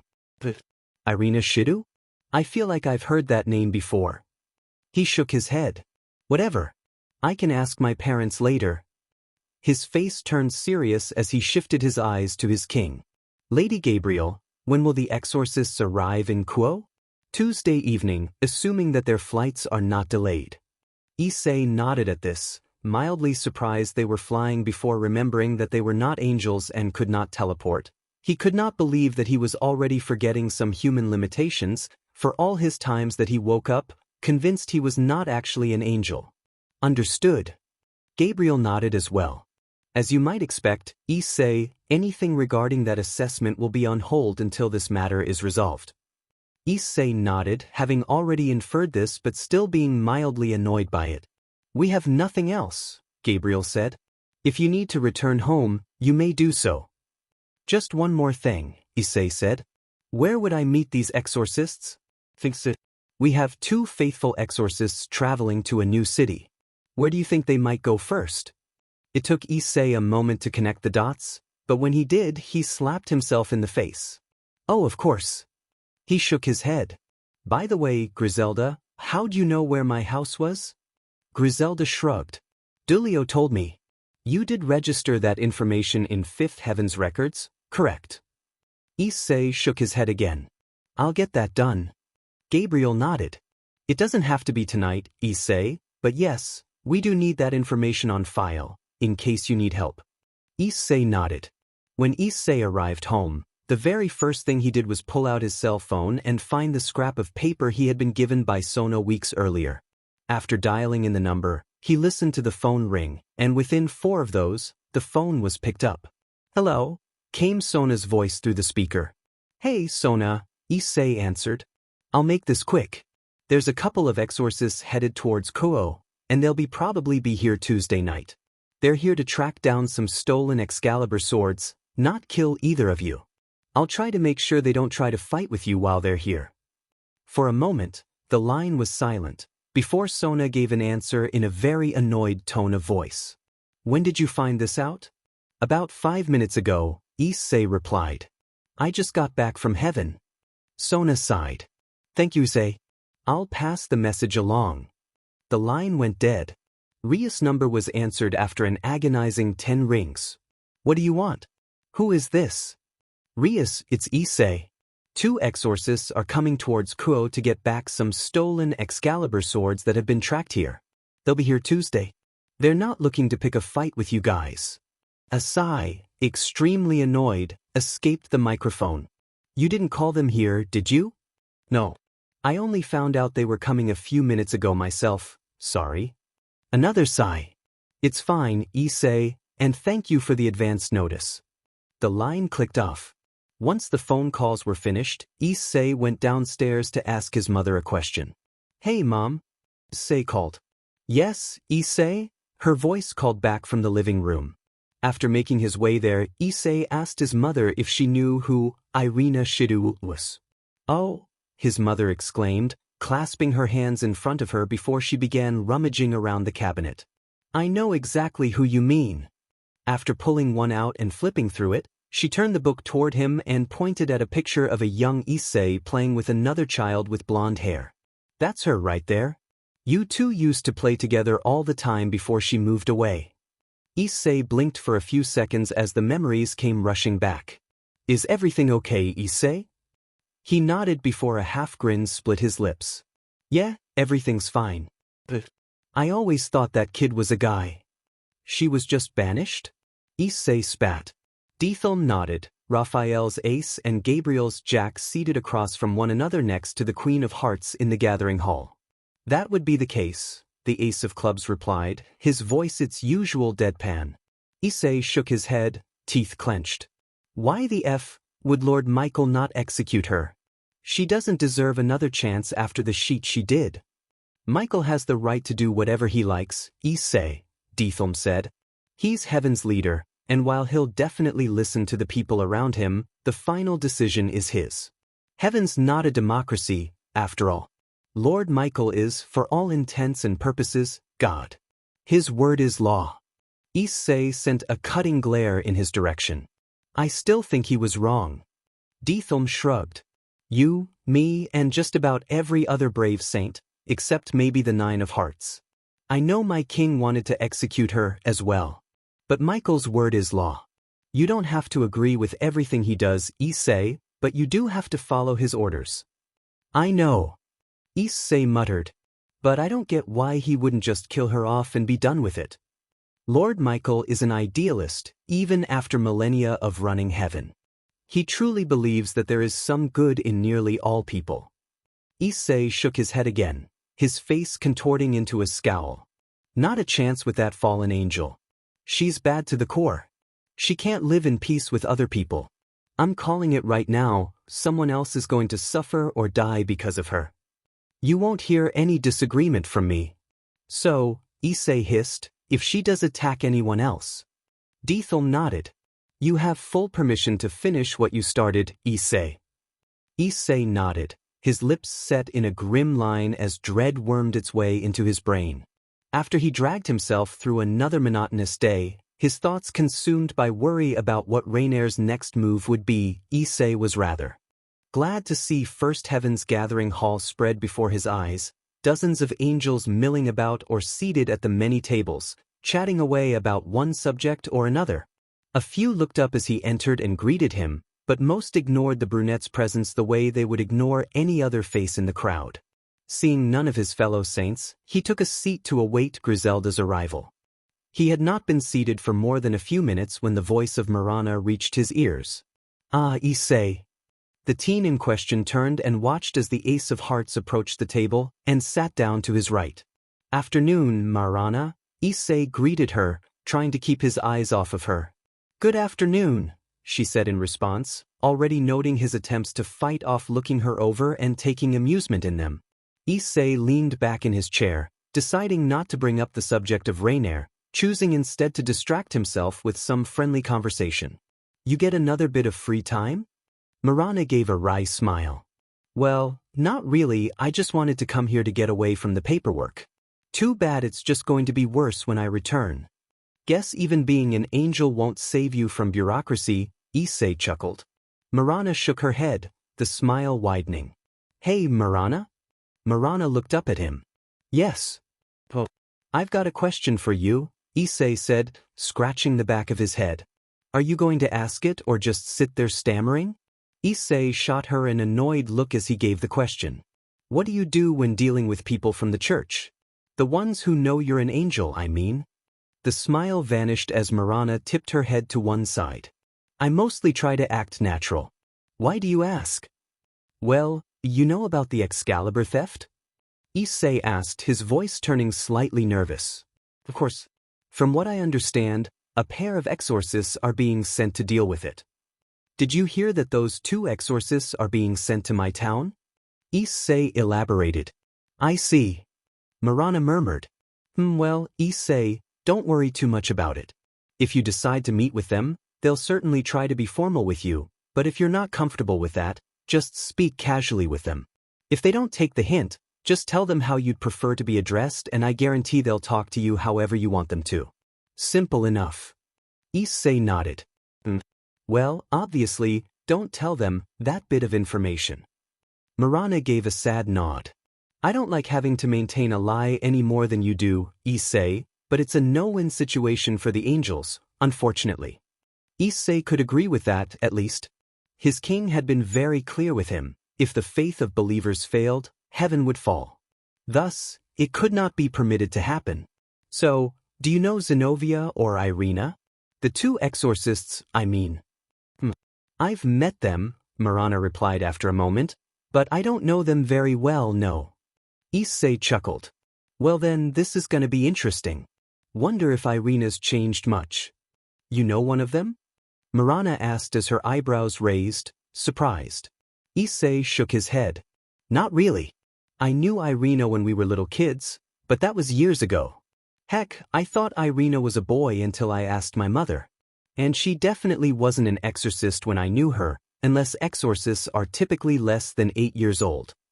The teen started to laugh at the memory that had just come back to him. Marana, for her part, looked at Issei as though he had just lost his sanity. What's so funny, Issei? Well, Issei said, still chuckling, here's the thing. When Irina lived near me, her family tried to get me to go to church with them constantly. Annoyed the CRP out of me. Pretty ironic how things turned out, isn't it? Marana's smile returned. Well, fate has an odd sense of humor. Wonder how she'll react to seeing her old friend as an angel? Issei wondered. Marana shrugged, her face still in a grin. Send me a recording of the meeting. Issei was about to speak further, but Marana put up a finger, before using her thumb to point to behind the brunette. When he turned, he saw Griselda entering first heaven. Good to talk to you, Issei, but I think you have sword lessons to deal with. Enjoy yourself. Marana's voice was as sarcastic as he had ever heard from her. Well, same to you. Have fun with the paperwork, Issei replied impishly. I'd have more fun breaking glass with my bare hands, thanks. After another utterly exhausting training session with Griselda, Issei spent the night doing homework and reading the Bible, trying to get through as much of it as he could before he met with the exorcists, not to mention distract himself from thoughts of Reineer. Every hour of the next day dragged by. Issei was called on by teachers to answer questions several times, and never once did he have an answer prepared. His thoughts were focused entirely on his meeting.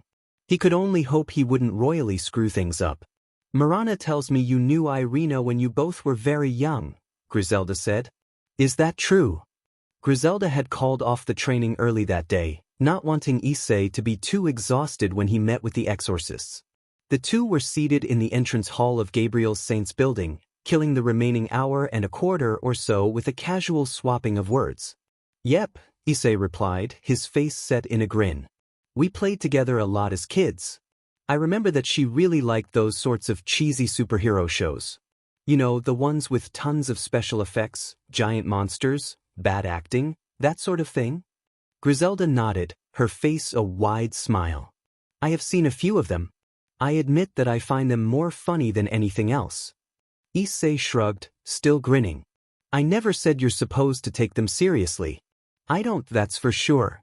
Griselda's eyebrows suddenly raised. What's up? Issei asked. Griselda gave a light-hearted laugh before continuing.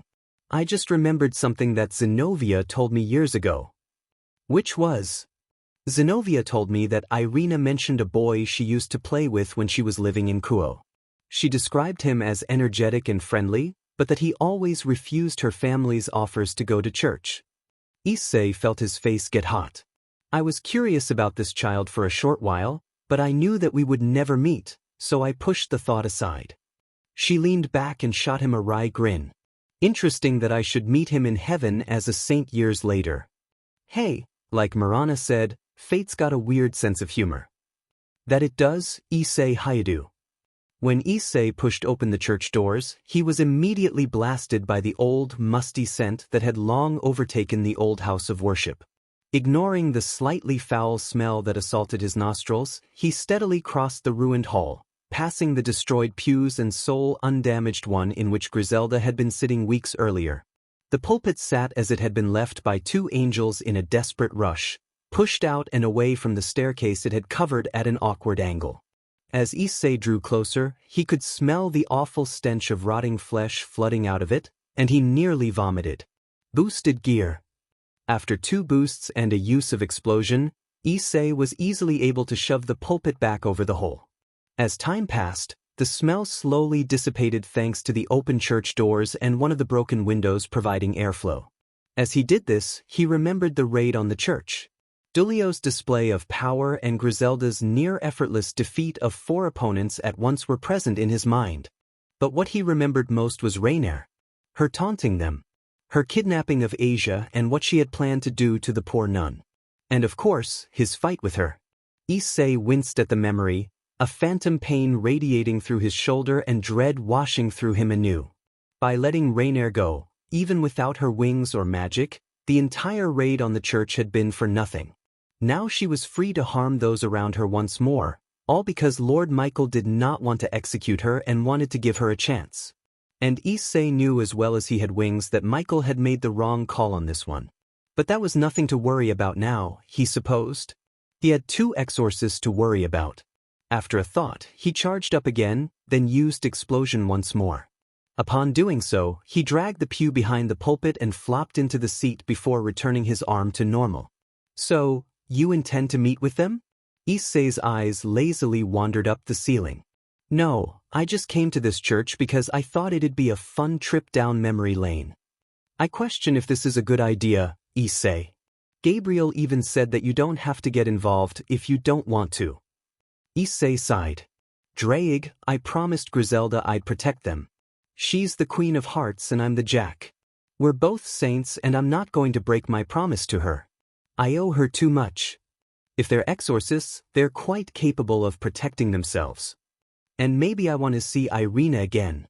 Did you think of that? Catching up seems like it'd be fun. The dynamic between yourself and her will not be the one that existed when you were children. She was not an exorcist and you were not an angel.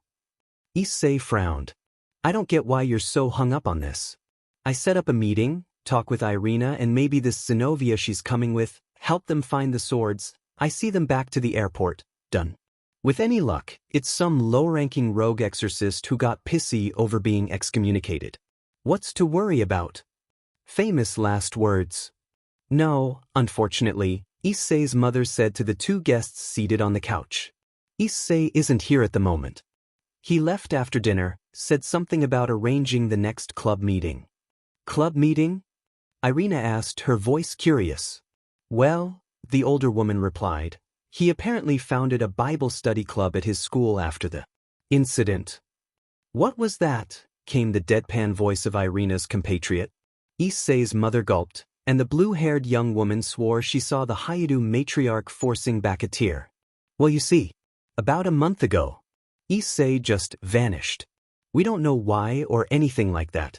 Apparently he got on a bus and wound up in a different city without intending to and couldn't get home. Her face brightened up. Then, a couple of weeks later, the priest he'd been living with brought him back. Apparently he took Issei in and gave him a bit of a new perspective on life. Would you believe he was a total pervert up until last month? Then he comes back and it's like we got a new son. Zenobia and Irina looked at each other for the briefest moment, and both could tell the other could see just how flimsy this story was. They did not, however, say anything about this. Instead, the 2 played along with the story, laughing and joking with Issei's mother. After a cup or 2 of tea, the 2 gave a polite thanks for allowing them into her home and excused themselves, walking out under the swiftly darkening sky. The 2 were silent for the majority of the walk, only speaking once they were within half a mile of the church. So, Zenobia said in her usual deadpan voice, that story was a complete fabrication. Not a very good one either. Irina nodded. What I don't get is how Issei's mom didn't see through it. Maybe she's just not letting herself think about it too much? Her fellow exorcist nodded. That seems the most likely scenario. They're probably so grateful to have their son back that they would have accepted any explanation. Irina hummed in agreement. What do you think really happened? Well, Zenobia murmured, rubbing her chin thoughtfully, we know there are 2 high-class devils in this town, so it's possible. Irina looked away from her companion at the unspoken implication and clasped her hands in front of her. Please, Lord, please don't let Issei have become a devil.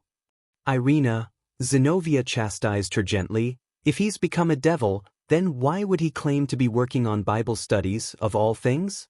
And why would he claim that he'd been staying with a priest for a full fortnight? Zenovia's fellow exorcist shook her head. You're right, she said, shaky confidence entering her voice. That wouldn't make sense. Though, that leaves the question of what actually happened. Zenobia shrugged. Well, if we find him, we can ask him. At sword point, if necessary. Irina turned and looked at the blue-haired young woman, surprise etching her face. Zenobia! That's a bit extreme, don't you think? Irina's confidant met her gaze. If he has nothing to hide, he has nothing to fear. If he does, then we have good reason to use threats of force. I never said he couldn't potentially be a spy for the devils. The blonde exorcist sighed. Well, I guess you might be right. It doesn't sit too well with me. I guess I just don't want to threaten my old friend, that's all.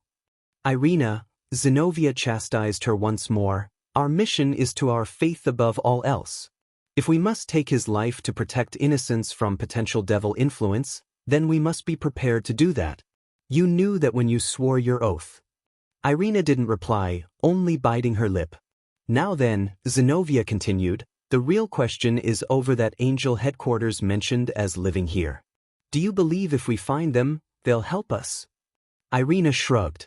Maybe, Zenobia, but as we were told, we'd better plan for the idea that they want nothing to do with it. That's their right, after all. They don't have to extend their aid to us if they don't want to. Then again, Zenobia countered, we don't even know if they know we're coming. Headquarters wasn't exactly clear. Another shrug came from her comrade. Well, we'll just have to pray then, won't we? Indeed, the blue-haired exorcist replied as the church on the hilltop came into view. The 2 exorcists were slightly confused at the wide-open doors that greeted them. The brunette seated within the old ruined house of worship gave a sigh as he checked his phone. He had been there over an hour, and the sun had vanished from the sky in the meantime. Issei was just beginning to consider heading home, that perhaps he'd made a mistake in his assumptions when he heard the voices outside. Just have to pray then, won't we? Indeed. Well, that was probably them.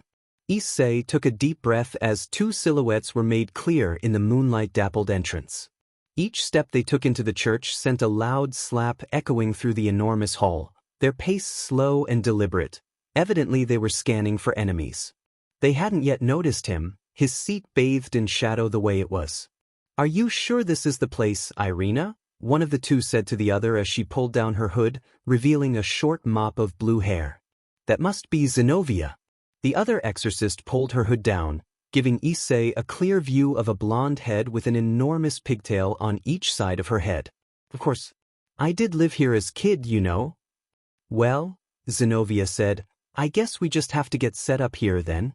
I had heard that there was some damage here. From fallen angels, but I didn't think there was that much. What happened here? How should I know? Zenobia shot back. I wasn't here for whatever happened. You'll have to find someone who was if you want to know. How about I fill you in? Issei called. The 2 exorcists jumped about 10 feet in the air before putting their swords in their hands in a mere instant. Put those down, you 2, Issei said, trying his best to keep his voice deadpan. Show yourself. Zenobia angrily called.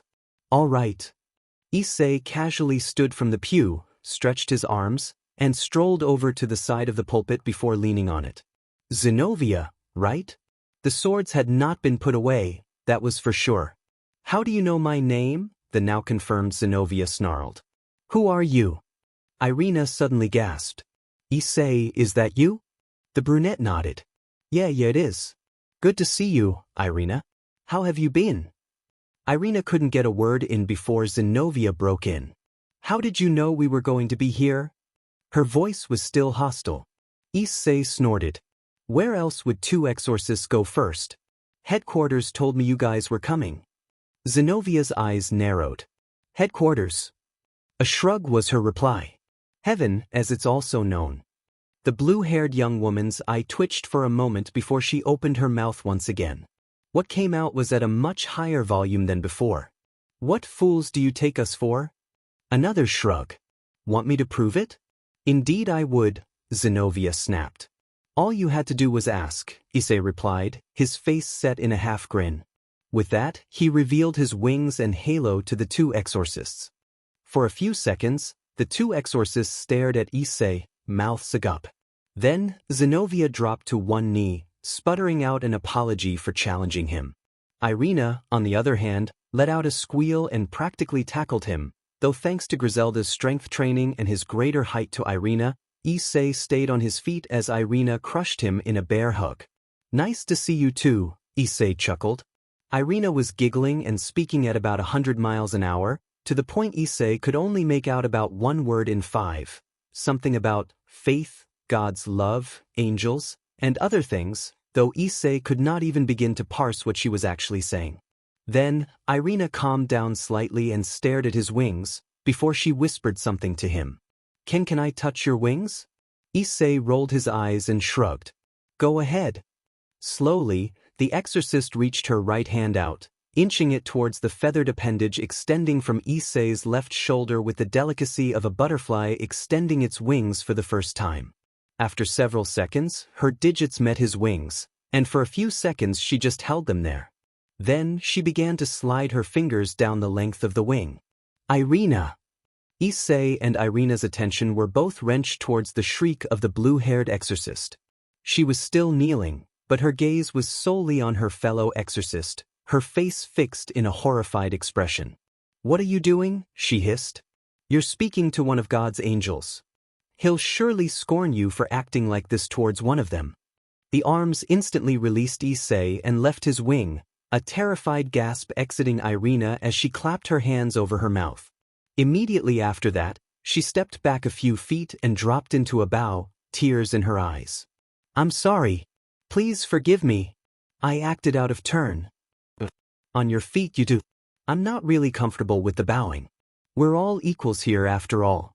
The 2 followed his command, but Zenovia shook her head. I do not mean to correct you, sir, but that is not the truth. We are but 2 lowly exorcists. You are the peak of purity and perfection, an angel in God's service. We pale in comparison to your radiance. Issei cringed internally at the sheer cheesiness of that statement. Okay, drop the sir thing too. It's Issei. As you wish, Issei. So, Irina said, her fingertips pressing against one another nervously, you're not angry? Issei raised an eyebrow at that. No. Why would I be? Irina's eyes met Issei's. During our training, we were always told that we had to be very formal and polite if we were ever blessed enough to meet with an angel. They always hammered it in that angels would get angry if they weren't addressed formally. Issei shrugged. Well, I couldn't tell you if that's true for all angels, but it's not true with me. I prefer it when people are casual, anyway. If it matters that much to you, though, I won't tell anyone, my lips are sealed. Zenovia let out a shaky breath. You are very forgiving, Issei. Issei shook his head. Not really. I just don't take offense to old friends being nice to me. The exorcists digested this for a moment before Irina filled the silence. So, Issei, I guess there's a bit of story behind how you became an angel. Issei nodded. Yeah. I'll tell you later. Now then, back to the original point. Zenovia and Irina's faces were blank. You wanted to know what happened in here? They both nodded. Well, Issei said, leaning against the pulpit once more, a group of fallen angels and a pack of rogue exorcists were using this church as a base. They'd taken one of my friends prisoner, so I got 2 other brave saints to help me come in here and rip them apart. The church suffered some collateral damage, and I don't have the motivation, time, or energy to clean the place up. Not like anyone worships here anyway. The 2 nodded once more, But Irina was the only one to speak. Well, they said there was a room beneath the church for us to stay. Issei raised an eyebrow at them. I wouldn't advise that. Why not? Issei indicated for the two to come forwards. Help me push this. A few seconds of loud scraping later, the staircase was exposed once more, and Issei pointed into the dark. Take a good whiff of that. They did. Ugh! Zenobia cried, turning away with her hands covering her mouth. Irina was in a similar position, clearly trying to force back vomit. Yeah. I don't think I need to tell you what that smell is. The small group stepped away from the hidden staircase before continuing the conversation. What is that from? Irina asked, still dry heaving. That'd be the remains of the exorcists, Issei replied, his voice casual. I don't think you want to be staying there. So, Irina said, her voice suddenly somewhat nervous, where would you advise we stay? Issei shrugged. How about my house? We've got a spare room, and I'm sure my parents will understand. Zenobia smiled at that. You truly are generous, Issei. To her surprise, Issei's face suddenly became deadly serious. Before we leave, why don't we go over my conditions? The two exorcists nodded mutely. First, Issei said, raising a finger for emphasis, you do not tell my parents anything. They don't know I'm an angel and they don't need to. If anyone's going to ever break the news to them, it's going to be me. Understand? Second, Issei said, raising another finger, no unnecessary violence. You don't attack the devils unless they attack you first. No threatening anyone in this town unless they're keeping the swords and won't give them up. Got it? Another nod. I'm glad we understand each other, Issei finished. Let's go. He pointed towards the church exit and began walking. Zenobia and Irina looked at one another, then fell into step behind the teen. When they arrived back at the Hayadu residence, Issei very quickly explained the situation to his parents, and they had just as quickly acquiesced to his request, happy to aid the two exorcists who had apparently been booked into a hotel room that was already in use. Zenobia and Irina were quite surprised that Issei was able to come up with a plausible explanation as quickly as he did. You two don't mind sharing a bed, do you? Issei asked as they climbed the stairs. No, Irina replied. We've done that plenty of times. All right, then, Issei said as they came to the second-floor landings. Guest room is down the hall. If you want to talk, my room's the second on the right. The trio broke off, Issei slipping into his room. He had not been there for more than 15 seconds when Drake began speaking to him, the dragon's voice a cold tone. Issei, they are not here to be friends with you. They are here for a church mission to retrieve the stolen Excalibur swords. Issei frowned at that. Yeah, I know. Where the hell is this coming from? I'm saying don't get attached. They lead dangerous lives and could well die on this mission, depending who stole those swords. Issei's stomach churned at the thought. I'm not gonna let that happen. I made a promise and I'm keeping it if it kills me. So be it. Just be careful. We don't know exactly who or what we're up against here. I'd rather you not run straight to the Reaper's scythe. Issei was quiet at that. Gabriel's Jack had been doing unfinished homework for about half an hour when the knock came at the door. Yeah. The door steadily creaked open to reveal the two exorcists, Irina breaking the silence. Are we interrupting you, Issei? The brunette shook his head. Not really. Just in the middle of some homework. Why? We both want to know, Issei. Zenobia said, trailing off. Want to know what? Why I'm an angel? Issei guessed, taking a gamble on the obvious question. The two exorcists nodded, and Issei sighed. Well, sit down, Issei said, gesturing towards the bed. This is a bit of a story. The two did so without question. Okay, Issei began, stretching his arms over the back of the chair. Not too long ago, I went on a date with a girl, and it turned out she was a fallen angel. I didn't know that, of course. Anyway, she killed me at the end of our date. The two gasped. Issei put a hand up. I'm not done. I remember praying while I was bleeding out. When I woke up, I was a brave saint. Then, I wound up spending 2 weeks in heaven while the seraphs were helping to get permission from the Devil Kings for me to come back here. Once I did, my parents, well, They were so happy to have me back that they didn't even question my story. Which wasn't a very good one, as I'm sure you found out. Irina's eyes suddenly widened. That's why you don't want to tell your parents, isn't it? Issei nodded. They don't need to worry about me more than they already do. And they don't need that kind of stress. At this, Zenobia and Irina were quiet. Oh yeah, Zenobia. Yes, the young woman replied, looking up. Griselda told me to tell you to call her once you arrived in Kuo. It was Zenovia's turn to be surprised. Oh, I forgot. I need to wait. Evidently the gears had turned in the young exorcist's mind. You know Griselda? Issei snorted, amused. We're in service to the same seraph and she's my instructor for sword combat. Yeah, I know Griselda. I see. Zenobia said. If she's the Queen of Hearts, what rank are you? Issei's lips curled in a half-grin. The Jack. This got one of the most critical rewrites in the entire story.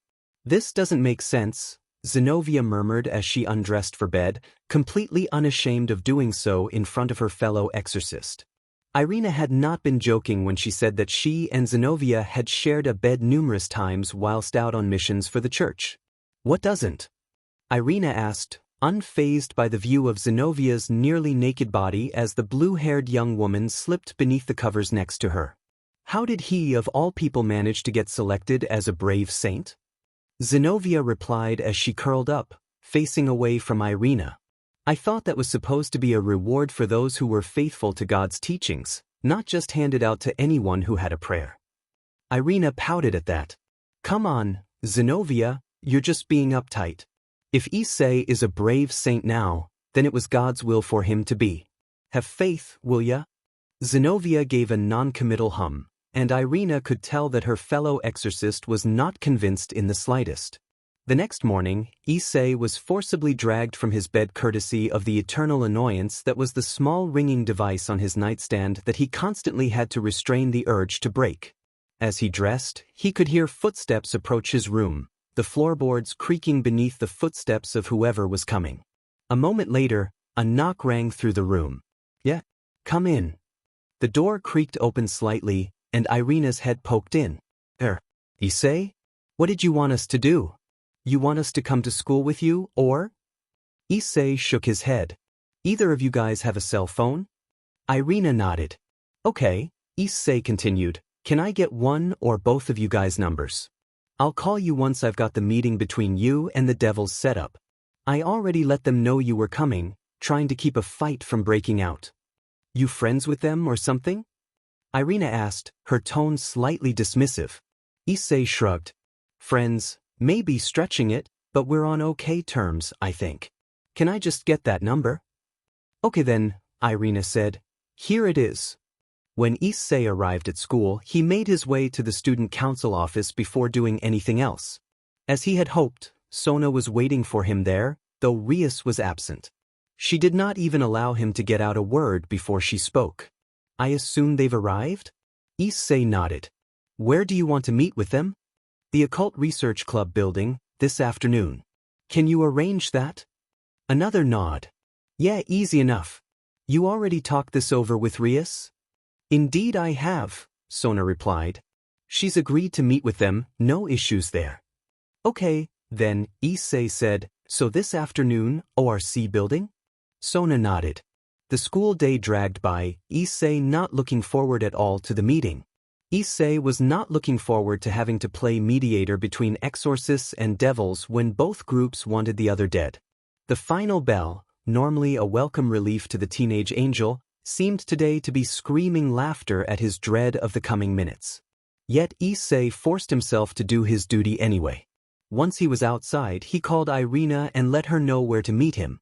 A quarter of an hour later, the two exorcists he had been awaiting arrived, dressed in the all-concealing robes and hoods they had been wearing the night before. Wordlessly, Issei had indicated for them to follow him. Unbeknownst to Issei, Rias was awaiting the meeting with equal dread. She'd annihilated by Reineer in the raiding game and mocked viciously for it. Hell, probably the only reason she wasn't being mercilessly f'd by Reineer was because her brother had forbidden the Phoenix descendant to touch her without her consent. Her self-esteem was at an all-time low after that, and now she had to deal with this mess involving 2 exorcists, bad enough on its own, but she suspected it would quickly grow into something much worse. And then, of course, there was the matter of Kiba. He'd been acting strangely ever since she mentioned the Excaliburs, to the point of zoning out when they'd been dealing with a stray. When she tried to ask him if he was worried about the swords, he'd blatantly and rather coldly sidestepped the question before wandering off. Then he hadn't appeared for club duties the day after. Everything seemed to be going wrong at once, and she was helpless to do anything about it. As they walked towards the old school building in which the ORC met, the 2 exorcists began to ask questions. Zenobia went first. Issei, are you sure this is safe? The brunette shrugged. I've been here twice now. They haven't tried to kill me yet. That's it. You do have your swords, right? Both nodded, earning the same gesture from Issei. I seriously doubt anything's going to happen, but just in case. Neither exorcist required further elaboration on that point. Something happened between you and them, Issei? You seem a bit tense. Irina inquired. No, Issei replied, his tone curt. Just can't say I'm looking forward to this. Negotiations aren't exactly my strong suit. Hopefully I won't need to do much of that. Irina gave an understanding nod at that, and all 3 fell silent. When Issei pushed open the door to the club room, it revealed the 2 high-ranking devils of the town and their peerages, their eyes all fixed on the 3 people entering the room. So you've arrived, Sona said, her voice wary. Issei nodded as the exorcists filed in and took a seat on the couch opposite Sona and Rias, both of whom deliberately avoided Issei's gaze. So, let's get straight to the point, Rias said to the exorcists. I was informed that you 2 were here to track down some stolen Excalibur swords. Is this the truth? Zenobia was the one to respond. Indeed. I assume you were told this by Issei? Quite an informal way to speak of your direct superior, Rias noted. It's what he told us to call him, Irina said, her voice its usual dissonant cheer. Be that as it may, Rias continued, what exactly are you trying to get us to do? It couldn't be simpler, Zenobia replied. Stay completely out of it. It's between the fallen angels who stole the swords and us. It does not concern the devils here. I see, Rias replied. For your information, I had no intention of siding with the fallen angels anyway. It would bring shame upon my household.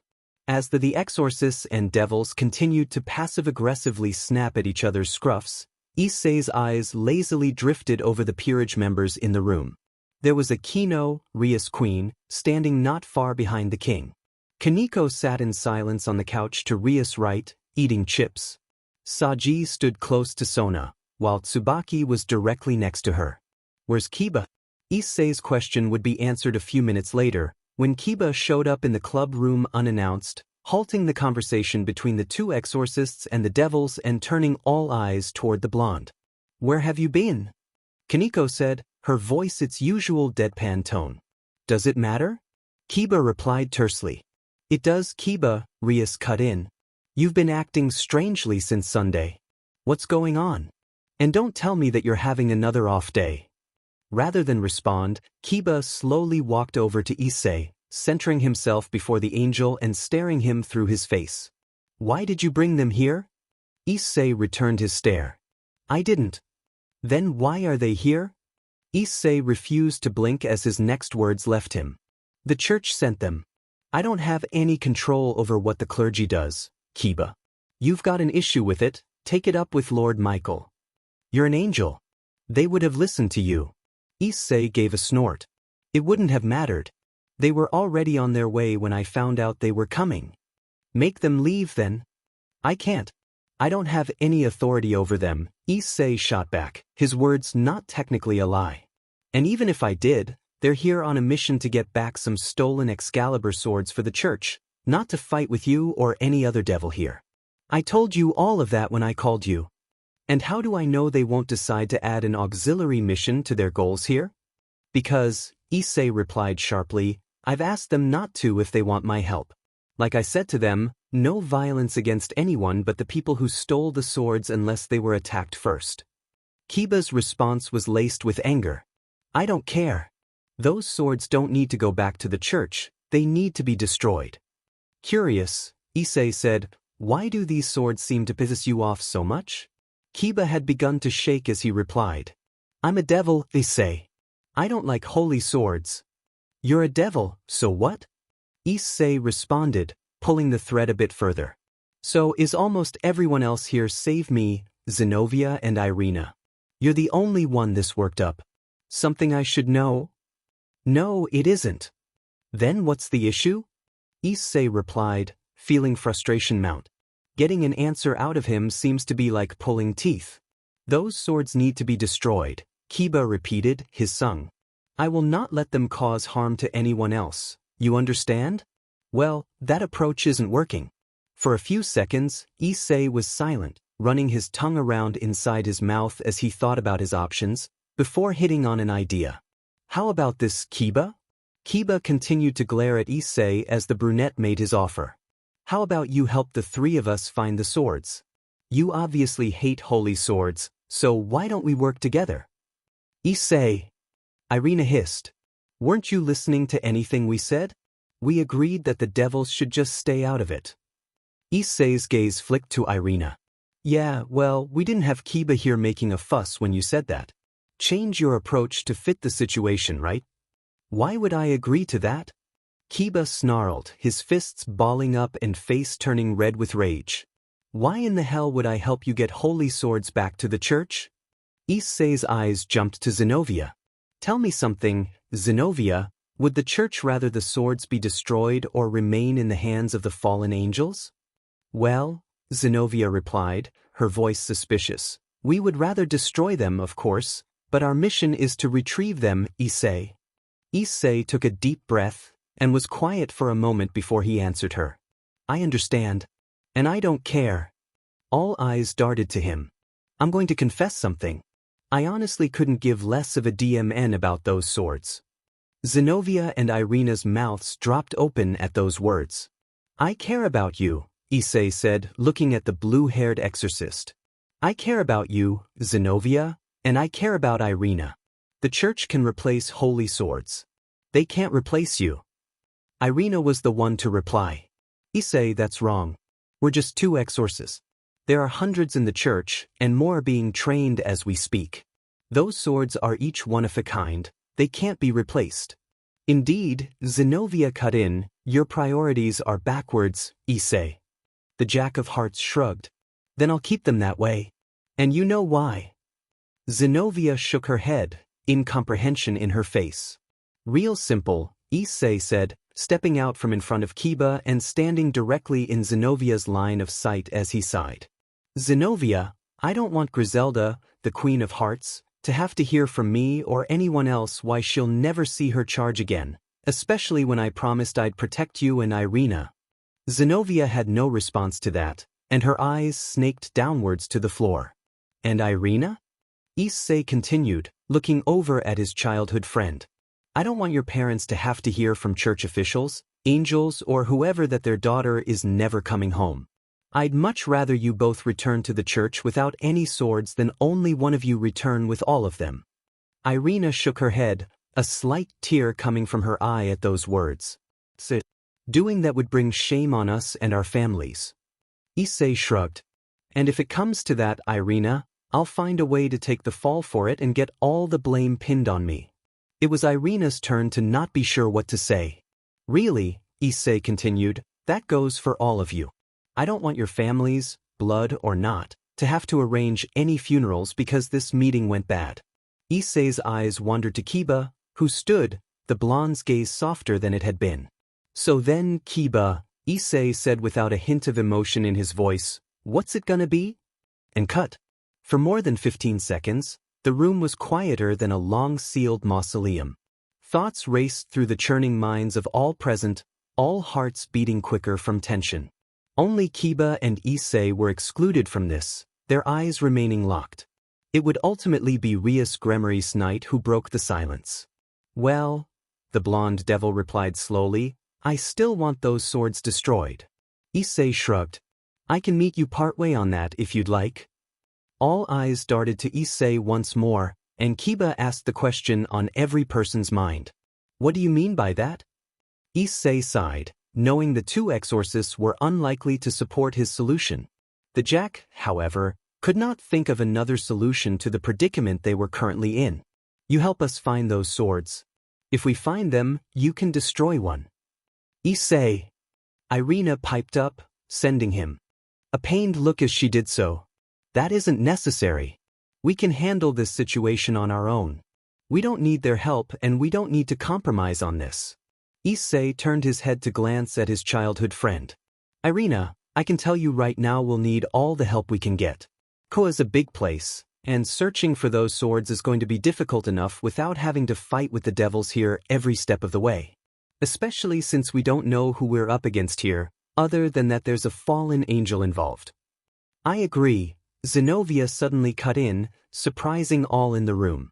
I support Issei's solution. Zenobia! Irina cried. Irina, Zenobia said, we were told the low odds of success when we took this mission.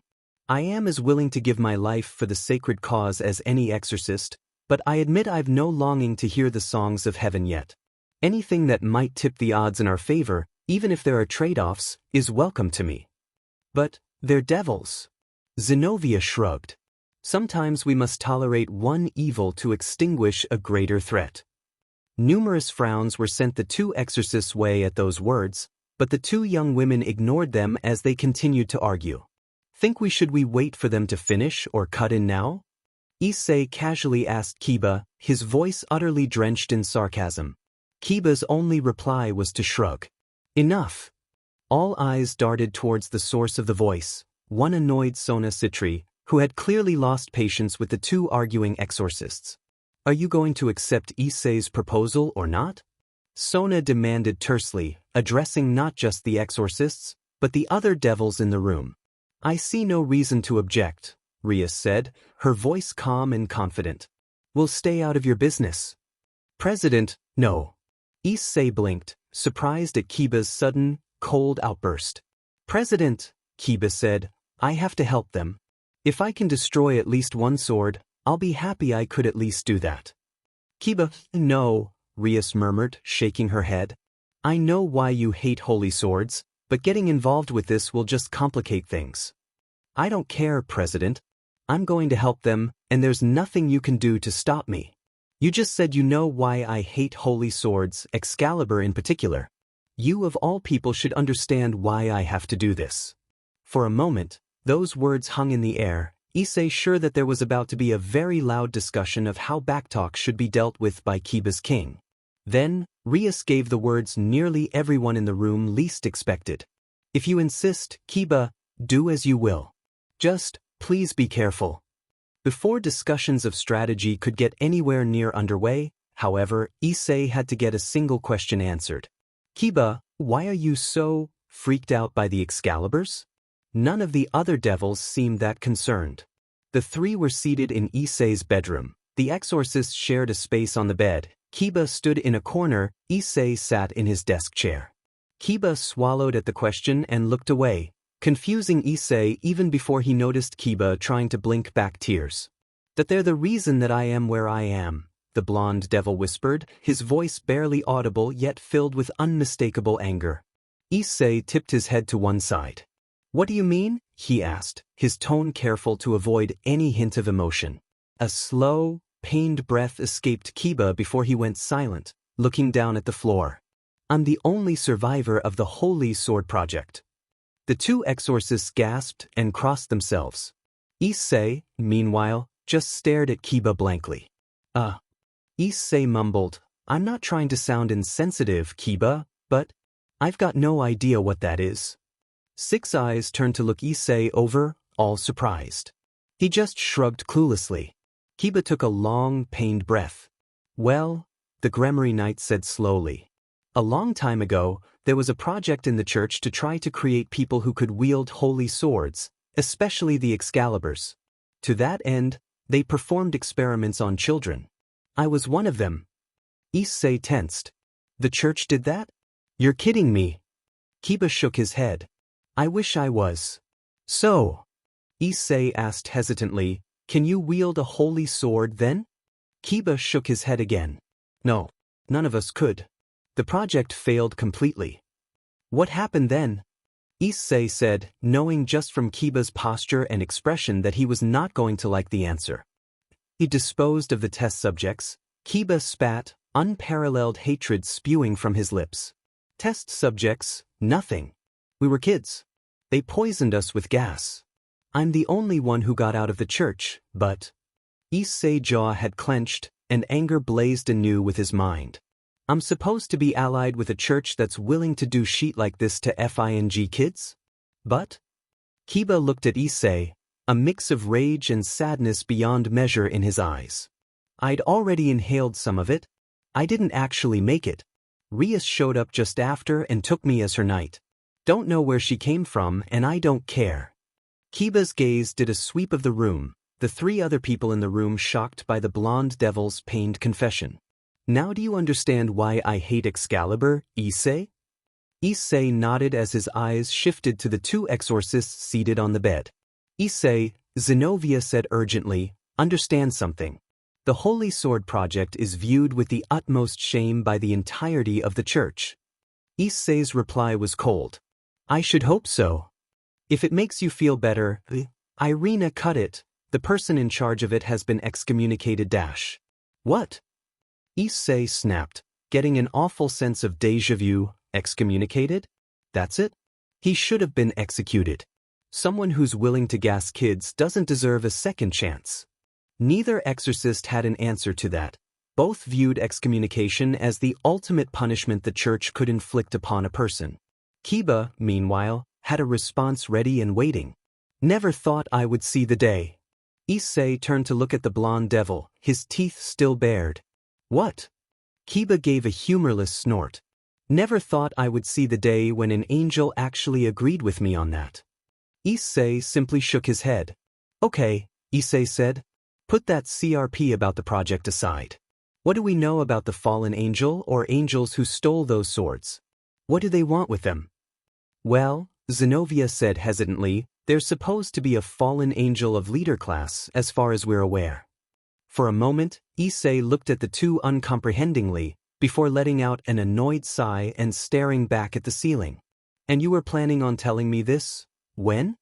Right now, Zenobia replied bluntly. Issei sighed. Alright.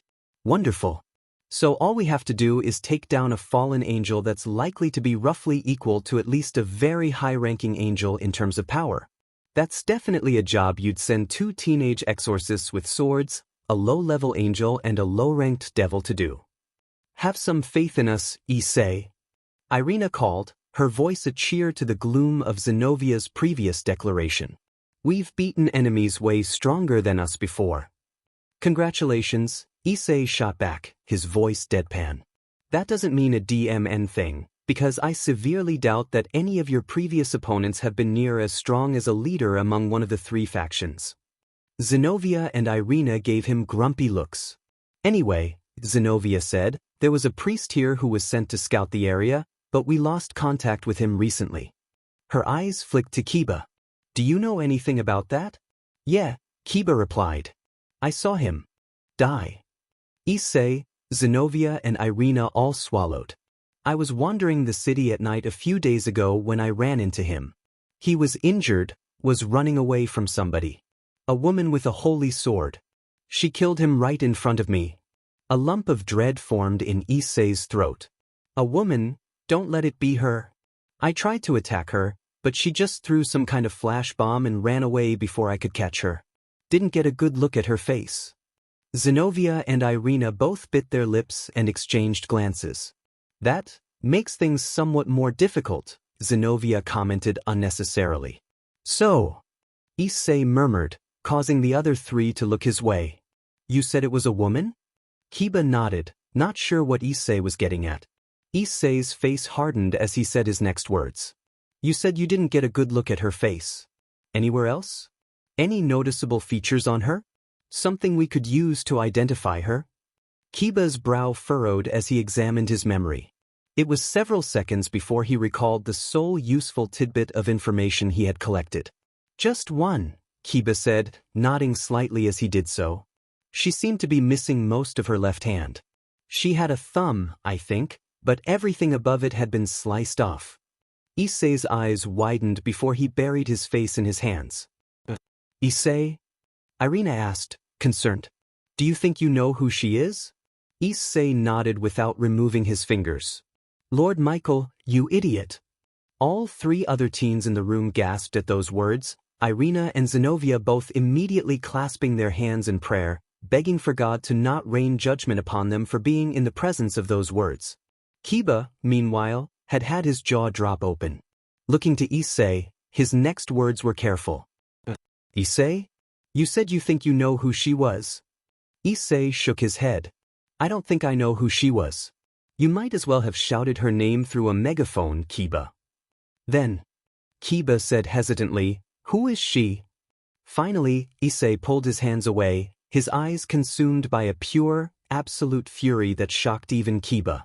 She's the reason I'm where I am. With that, Issei spilled his guts to Kiba, much as the blonde devil had done for him. He told him everything, how he had taken Reineer on a date, how she'd brutally murdered him at the end of it, and how she'd viciously mocked him as she did so. When he'd finished, Kiba was quiet for a few moments. He held sympathy for the angel. He knew what it was like to be betrayed. Unsure of what else to say, he asked the obvious question. Not trying to mock you, Issei, but why did Gabriel really pick you as her saint? Issei sighed. I'm the host of the Red Dragon Emperor. Nothing more, nothing less. Zenobia, Irina and Kiba's mouths all dropped open, but Kiba was the only one to speak. No way, he said, incredulous. You're lying. I don't believe you. Issei shrugged as he raised his arm. Believe this. A moment later, the familiar red gauntlet formed across his flesh. Kiba swallowed. Zenobia and Irina just looked at one another, shock in their eyes. Almost immediately afterwards, Issei made the gauntlet disappear. Well then, now that that's sorted, I think it's time we get hunting, don't you? Around the room, three heads nodded. You managed to talk a devil into wearing priest's clothes? Irina commented, more surprised than questioning. Issei shrugged, looking about the old ruined church they had come to as darkness fell. I didn't have to do much talking. Nothing will get in the way, Kiba murmured darkly as he finished buttoning up the vestments. Nothing will stop my revenge. If I must wear the enemy's clothes, so be it. Okay, then, Issei said, trying to ignore Kiba's statement of the enemy and what it might mean for him. Zenobia, you said you wanted to split up to search, right? Zenobia nodded. As you said before, Issei, Kuo is a large city. It would be prudent for us to divide ourselves into two groups in order to cover more ground. Issei nodded. So, how should we pair this off? I'll go with you, Issei, Irina said instantly. Issei looked first to Irina with a smile, before looking to Zenobia and Kiba, worry in his eyes. For their part, the devil and the exorcist were looking at one another, their expressions unreadable. So, Issei said awkwardly, you guys okay with that? For a couple of seconds, neither gave an answer, until Zenobia slowly bobbed her head. That arrangement is acceptable. Kiba gave a slight shrug at that. Fine. Can I trust that you two won't try to kill each other? If he refrains from attacking me, I won't attack him. Likewise, Kiba said. Issei sighed, feeling sure that this was the wrong course of action but having no case upon which to base the complaint beyond that. Okay, then if you two are sure, if we see anything we'll call you and vice versa, everyone got that? Heads nodded around the room. Okay, then, let's get searching. Irina and I can take the west part of town. You guys handle the east. As you would have it, Zenobia replied. Almost immediately after splitting off from the group, Irina struck up conversation as they wandered the darkened streets. So, Issei, she asked, her voice filled with all the eagerness Issei remembered, what's heaven like? Issei shrugged, a slight grin on his face as Irina's tone caused nostalgia to wash over him. Heavenly. Irina made a face. But, of course it is. It's heaven. What makes it so great? Issei chuckled. Well, it's mostly the people. The other brave saints, anyway. I don't spend a lot of time with the born angels. Why not? Issei shrugged once more. Not a whole lot of reason to. I don't spend too much time in heaven. Too much on my plate down here. If it weren't for my parents, I'd be living up there, trust me. Irina nodded. So, the other brave saints are pretty nice, right? Yeah, mostly. You'd think they'd hold me at arm's length when you think about my life beforehand, but, well, let's just say I'd consider them better friends than I ever had in school. Did you know any of them before they were Angeli-ized, as it were? I only really knew Sister Griselda. I'd heard of a good number of the other ones, though. Most of them were among the church's most capable exorcists. The two fell silent after that, and only after a minute or so did Issei speak again. Hey, do you still watch those old shows we used to love when we were younger? Issei asked, going off of what he remembered about Irina. Irina nodded, poking her 2 index fingers together. I'm not too proud to admit this, but I still pretend I'm one of the heroes in them from time to time. You know, all the posing and chanting we used to do when we were kids. Issei smiled. Don't worry about it. I do weirder things. Like what? Irina inquired, wondering what Issei could possibly do that was stranger than what she had just confessed. I sometimes beg Griselda to give me a break during training. Irina busted up laughing at that. Issei nodded, eyes rolled slightly. I remember that first week after I was reincarnated. At times I thought that I was actually in hell and that the Queen of Hearts was my eternal punishment. Thankfully she didn't have me all day, just in the morning. Dulio's more fun to be around, anyway. Irina gasped. You know Dulio Gesualdo? Yeah. He's a friend of mine. He taught me how to use light magic. What about him? It's incredible, Irina almost sniffled. My old friend is friends with the strongest exorcist in the church and has learned from him. It's wonderful how things turned out to Amen. At that, Irina crossed herself. Issei grimaced slightly. Still wish it could have not involved me getting a giant spear stabbed through my chest to get me there, but I guess beggars can't be choosers. Irina gulped. I'm sorry, Issei. I didn't mean to bring back any bad memories. No point in denying them, Issei said with a dismissive shrug. They are what they are, you know? For a few minutes, as they sought any clue to Reineer's whereabouts in the darkness-covered streets, there was silence between the two. Then Irina broke the quiet. Hey, Issei. Irina asked, her voice having become slightly softer, yet more hopeful. Yeah. Do you think I might be able to become a brave saint? Irina asked, her voice hiding a quiet desperation. If the seraphs ever go looking for another saint, they'll probably be fighting each other over who gets to have you in their deck. You and Zenobia both. Irina's grin got wider. You really think so, Issei? Issei nodded, returning her smile. At that moment, the phone in Issei's pocket buzzed to life. On the opposite side of town, the conversation between Zenobia and Kiba was much less personable. Each participant's tone was short, neither revealing much by their voices or words. So, Yudo Kiba, Zenobia started as they wandered through the streets. Who is Issei, really? Kiba shrugged. What do you mean? What is he like? Zenobia asked. Another shrug. Don't know him very well. He and I don't talk much. Oh. Zenobia said, her voice quiet. I see. Have you clashed? No. He's actually pretty nice, from what little I've seen. Doesn't seem to like fights, but you could tell that just from what he did this afternoon. How are relations between the devils and him in this town? Kiba ran his tongue across the inside of his lip before he responded. It's been pretty quiet. An argument or two at the beginning, but it died down pretty quickly. He's never tried to stop us from making contracts or anything like that. Hell, he seems to be happy pretending we don't exist. Zenovia's eyes narrowed slightly. Issei seems a walking contradiction. Looks that way, Kiba said. Zenobia shook her head. Where are we going? Kiba had been leading the way, naturally. Zenobia was a newcomer to Kuo, while Kiba had lived there for years. Someplace without people.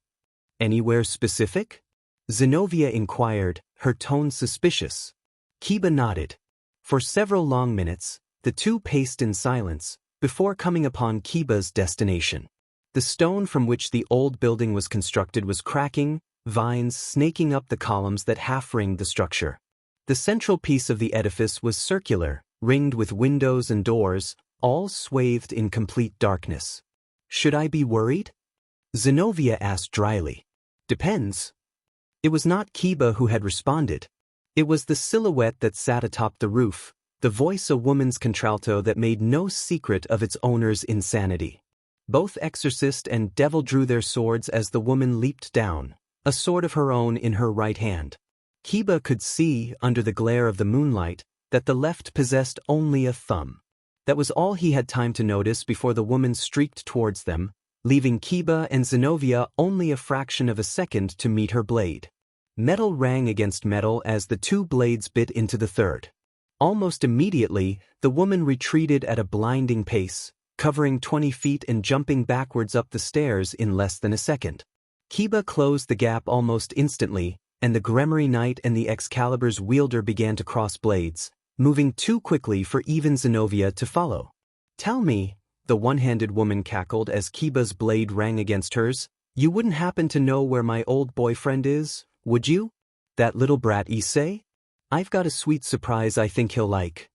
At the last few words, her voice escalated into a blood-curdling sing-song. Why'd you kill him? Kiba demanded as they dueled in midair. What did he do to you? Exist, she giggled insanely. He had a sacred gear, so he had to go. At this, she lashed out with her foot and struck Kiba in the chest. It did little damage, but it threw Kiba slightly off balance and caused his next swing to go over her head. Kiba dodged the next swing of the hated Excalibur by a hair's breadth, losing a small bit of his front bangs in the process. Maybe dear, be a gentleman, she cooed before screaming, and hold the F still. As all of this happened, Zenobia, who knew she had no chance of keeping up with a sword duel as quick as this, had quietly extracted the phone and texted their location to her comrades. When the phone in Issei's pocket began to buzz, the brunette wasted no time in extracting it. The message read thus: Under attack at large building. Old white pillars. Come quickly. Issei's breath froze in his throat before he took off running, Irina catching up almost immediately. Issei! Irina cried breathlessly. What's going on? Zenobia and Kiba need help. Issei replied as they streaked across the town. It was about a quarter of a mile away, but though both were good runners, it would still be a couple of minutes before they arrived. As they ran, Issei summoned the gauntlet to his arm. Boost! After running the quarter mile at a pace that would have made Griselda proud, the two skidded to a halt in the courtyard of the old building. Issei received no more than a moment's reprieve, however, before the woman with the sword noticed him. Why hello, darling. How have you been? And instant later, she broke her duel with Kiba to attack Issei. Explosion! Issei had a fraction of a moment to form a sword of light in his hand as Reineer came towards him with her Excalibur. Metal struck light, the sheer strength boost granted by explosion the only reason Issei wasn't sliced in half. How I've missed you, Issei! Reineer squealed, utterly crazed. It's been so long since I've seen you bleed. Even as she attempted to destroy his sword, Issei pushed back just as hard, anger and determination filling his mind. Within moments of their blades locking, Issei felt his blade began to easily push Reineer's back. Explosion and large amounts of training helped, of course, but Issei would later suspect it had more to do with having two working hands on his sword than either of those things. The locking of blades lasted no more than a few seconds before Reineer was forced to flee back, Issei chasing her every step of the way. The two exorcists and the devil had all gotten well clear of the two sword wielders, reasoning that they would just get in Issei's way. Even Kiba was impressed by Issei's burst of speed. Issei, for his part, had torn across the courtyard of the old building, nipping at Reineer's heels, not understanding how she was moving at the lightning-fast pace that she was and not caring. The ringing of blades meeting one another happened several more times over the course of the next minute, Issei well aware he was running out of time.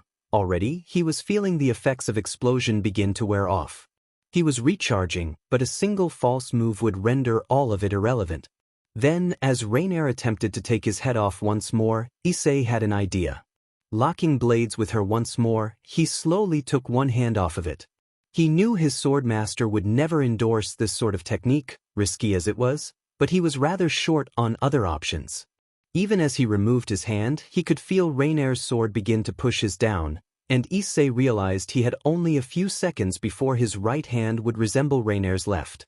He formed a sword in his left hand and stabbed Reineer through the chest. The former fallen angel screamed in pain, darting backwards. The wound, while deep, was in the wrong position, and Issei gritted his teeth as he towards her. Missed her heart? Reineer, for her part, had decided that perhaps this maneuver had not been such a good idea after all, as she immediately turned tail and ran back across the courtyard. Just as Issei began to chase her, however, a voice rang out. "You're done, Reineer." "Huh?" both Reineer and Issei said at the same time. Everyone looked towards the source of the voice. All you had to do was get rid of those vermin from the church, but you couldn't even do that, right? Instead, you're nearly brought to heel by an angel. From behind one of the pillars stepped a man. He was bespectacled and gray-haired, standing of average height, and rather portly. Dressed in priest vestments as he was, one could mistake him for a bishop. "Oh, Valper," Reineer sighed, obviously disappointed and not even acknowledging the cut in her chest from which she bled freely, nor the insults she'd been on the receiving end of. "And I was just getting to chat with my old boyfriend." "Who the hell are you?" Issei snarled. At that, the man looked up, a slight grin on his face. "Odd that you don't know, Angel." Issei started to reply. But Kiba's scream cut him off before he started. "Valper Galilei." The man turned to look at the devil, the latter more enraged than Issei had ever seen him. "The one and only," he snorted derisively. "Valper Galilei." Zenobia shouted. "Murderer of children. For your crimes I condemn your soul in the name of our God." For a moment, Issei did not understand what Zenobia was referring to. The next, a look of pure fury etched itself in his features. This was the mastermind of the Holy Sword Project. "I'd love to stay and chat, but we have other things we need to do," Valper continued, his voice thick with contempt for everyone present. "Reineer, do something right for once and get us out of here."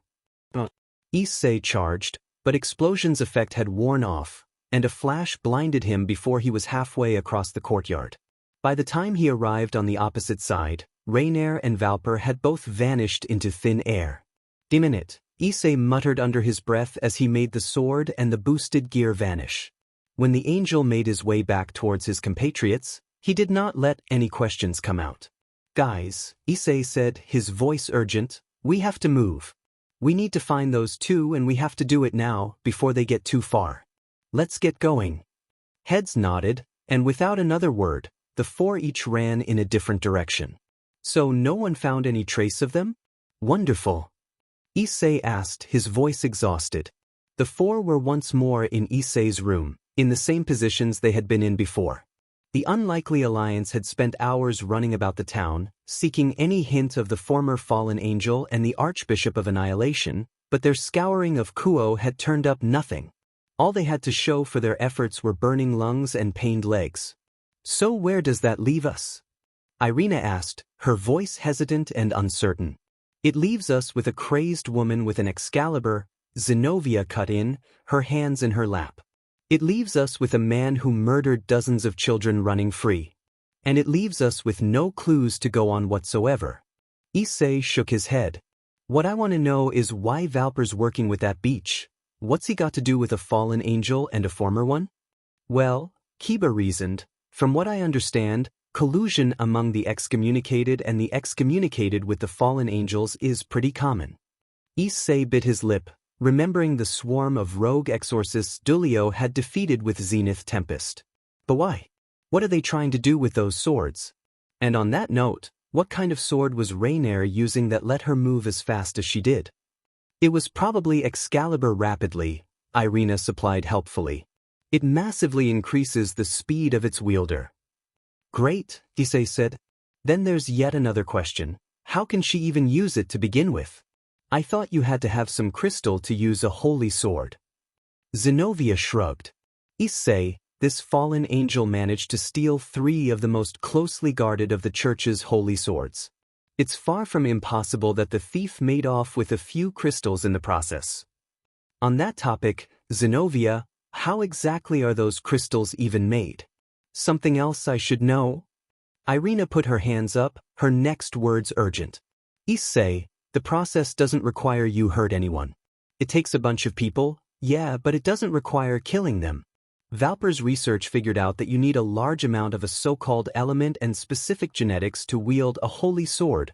Most people have some of each but don't have enough of on their own. Zenobia nodded. You can easily extract and concentrate the gene and the element by taking small blood samples from a large number of people. After that's done, all that's left is to crystallize it. It's a process that's harmless to all concerned. So you're telling me that they kept using that research even after it got a bunch of kids killed? If we didn't, Zenobia snapped, then those children truly would have died for nothing. And even then, quite a few modern medical techniques have their roots in highly unethical experimentation. Should we discard those as well? Issei's mouth opened, then closed again. Issei's hatred of his alarm clock seemed to grow larger every single morning he was awoken by it.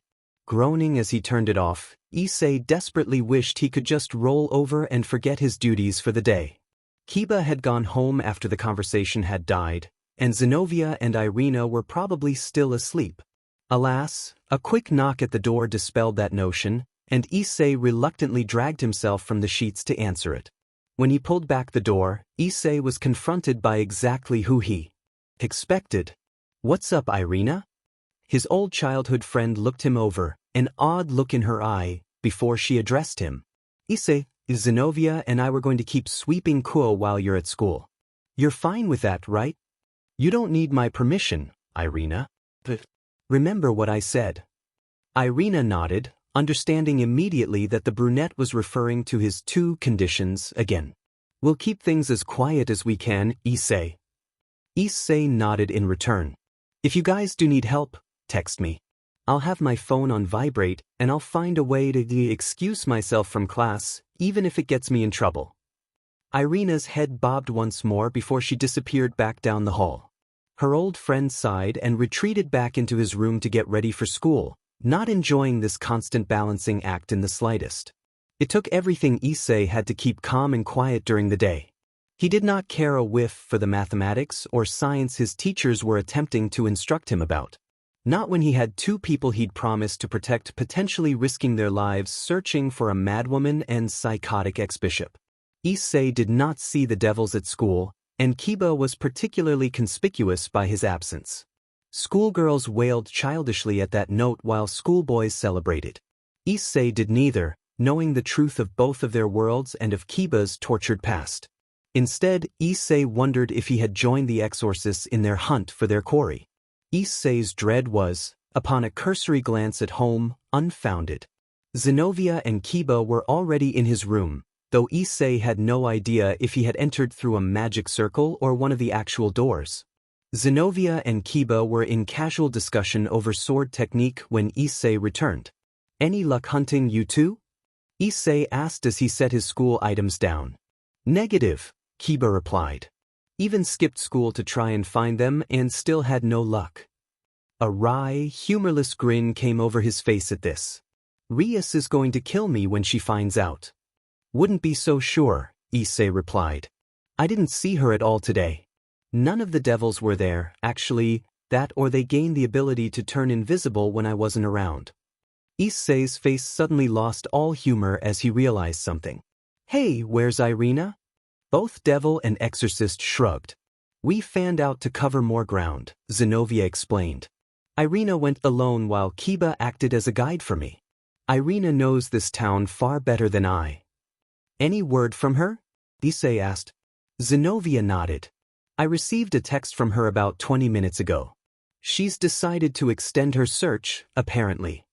Issei nodded, but something about this easy explanation did not sit right with him. Throughout the afternoon, as the three waited for nightfall, there continued to be no sign of Irina anywhere, and the trio grew increasingly worried. Issei bolted through his dinner at a speed that left him feeling physically ill, so great was his nervousness. With he, Kiba and Zenobia all seated in the room, They chatted about nothing as the sun slowly slipped beneath the horizon, each growing more afraid for Irina's safety by the second. Finally, just past sundown, Issei could not wait any longer. "We need to go Ludash," he began to say, interrupting Zenobia, before cutting himself off as something washed over him. It was the same dread he had felt when he had raided the church. The one he had been swamped by in the presence of Azazel. While not quite as strong as the latter's case, the dread utterly dwarfed the former. With the slightest flick of his eyes, Issei looked at Rias Gremory's knight, who nodded. Issei shot over to the window and threw it open with such force that he was partly surprised it did not snap off of its hinges. Sticking his head out, he frantically looked up and down the street. For a few moments, he saw no sign of the source. Then against the moon, he saw the silhouette of a person hanging in midair, framed by 10 wings.